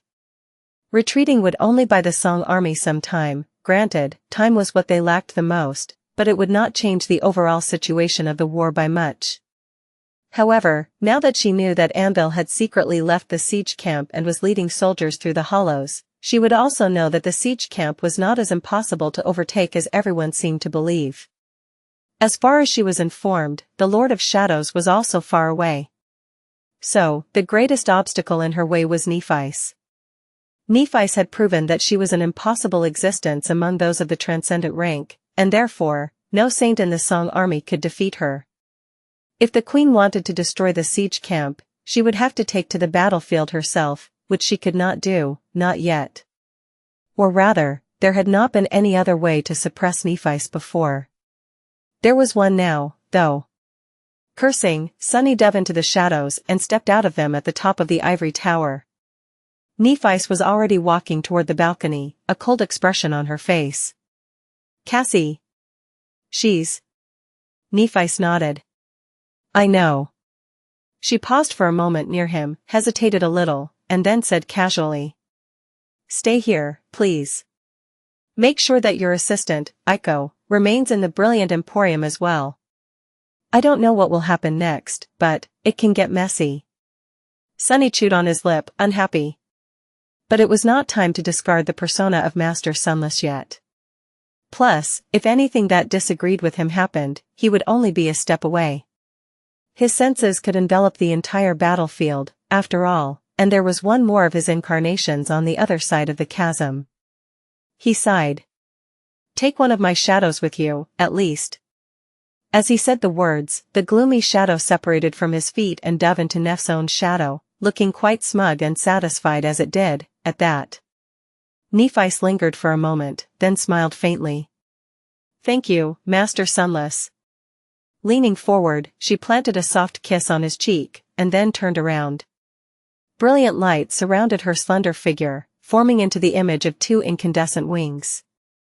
A moment later, she leapt over the parapet of the balcony and plummeted down, toward the siege camp of the Sword Army.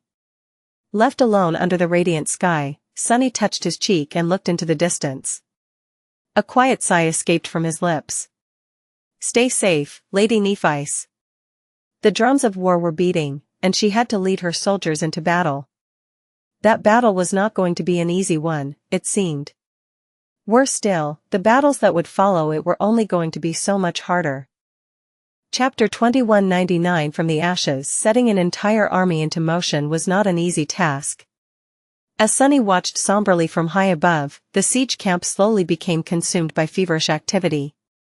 The soldiers were tired, having only recently returned from a bloody and fruitless assault on the impregnable walls of the great fortress. They wanted nothing more than to crawl into their tents and rest their weary bodies, surrendering to the fleeting and merciful escape of oblivion for a short while. The awakened slept without seeing dreams, while masters suffered in the embrace of nightmares. Instead of being given an opportunity to rest, though, they were being stirred awake and told to prepare for another battle. This time, it was not another dreadful assault. Instead, the enemy was supposedly coming over the chasm to attack. The groggy soldiers could not make any sense of it. Why would the Song army abandon its cursed fortress? The Greater Crossing stronghold had become a dark symbol of death for the soldiers of the Sword Army, so they failed to imagine that the enemy would give up on the protection of its walls. Surely, there had been some mistake. But as they slowly came to their senses and realized the severity of the situation, their confusion was replaced with dread. Soon enough, the siege camp was boiling. The soldiers were assembling into units, and the units were trying to move into formation. But they were already far behind the Song army, which seemed to be ready to march. What are they doing? Most of the fire keepers were boarding the chain breaker, ready to join Nephice on the ground, while some remained on the Ivory Island to defend it should Beastmaster and her winged thralls stage another aerial attack.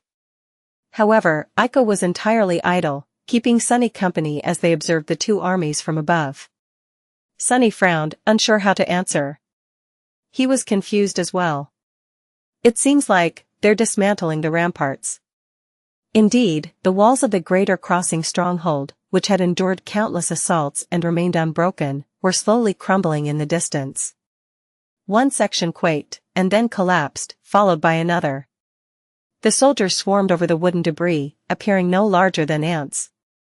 Gaping holes were slowly forming in the once impenetrable shield of the Greater Crossing. Sunny was darkly fascinated by the view. He had seen so many people die trying to take these walls, and now, they were being destroyed from within by those who had spilled rivers of blood trying to defend them. Why would they take down the walls? He wanted to say something else, but at that moment, something else stole his attention. Looking into the darkness of the abyssal chasm separating the breastbone and the collarbone of the dead god, Sunny scowled deeply.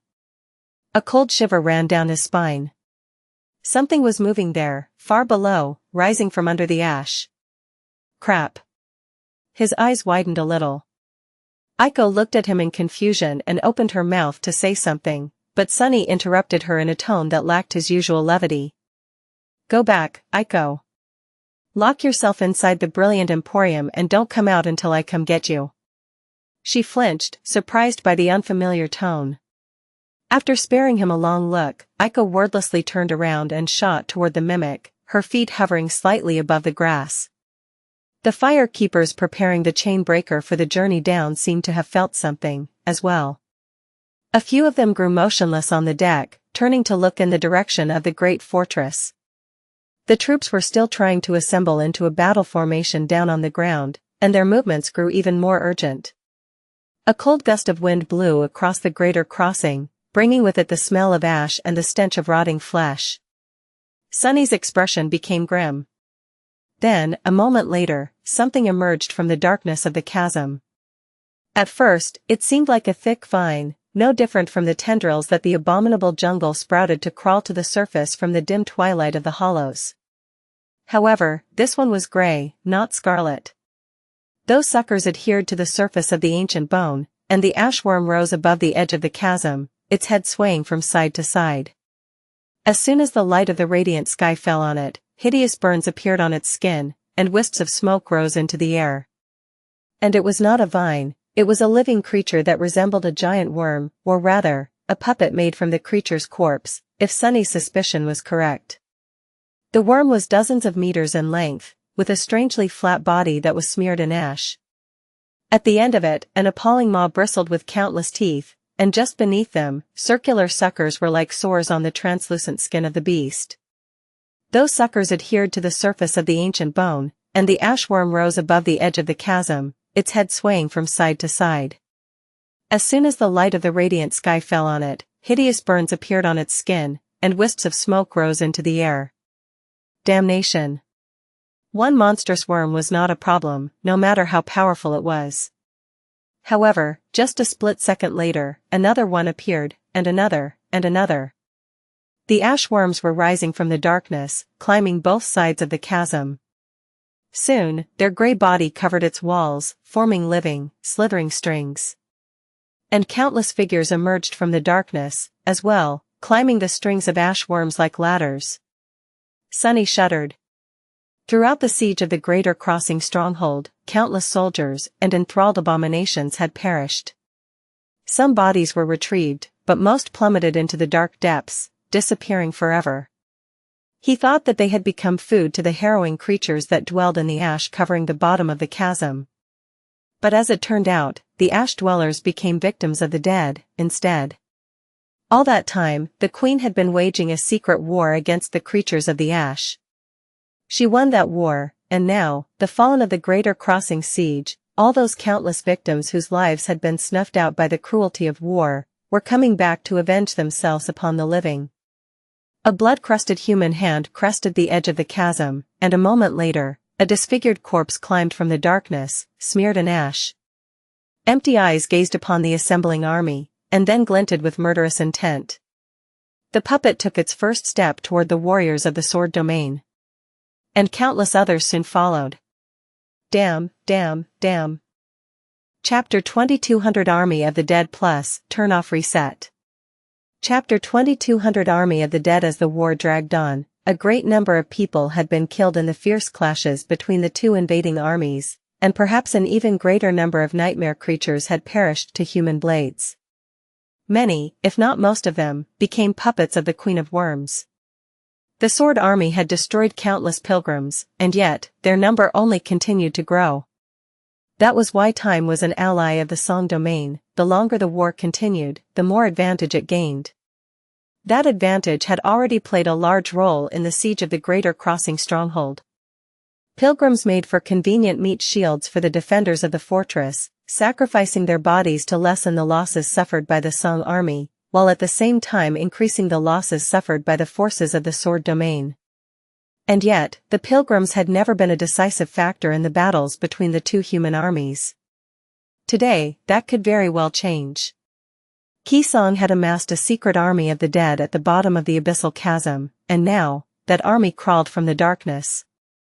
A tide of ashen corpses poured from the depths, climbing the puppeteered corpses of the monstrous worms like siege towers. Sunny gritted his teeth as the wind carried the shouts of the officers to his ears from the ground. They were desperately trying to assemble the army into a solid battle formation in time, but it was hopeless. The avalanche of the ashen dead had caught them by surprise. Before the disorganized soldiers could form into a proper line, the dead tide was upon them.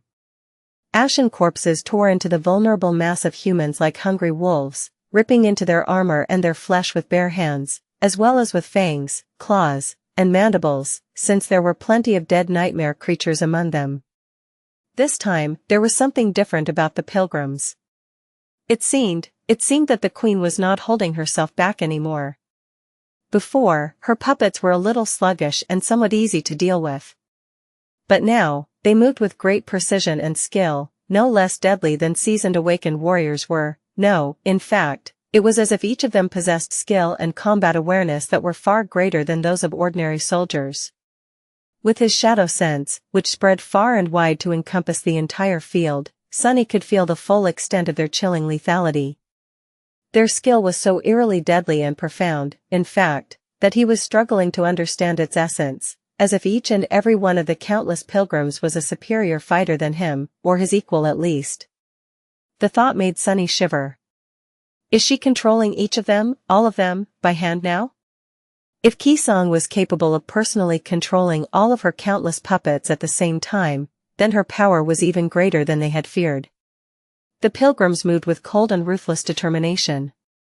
The awakened soldiers stood no chance against these dead, unfeeling killing machines, or they would not have, if not for the very nature of the queen's puppets.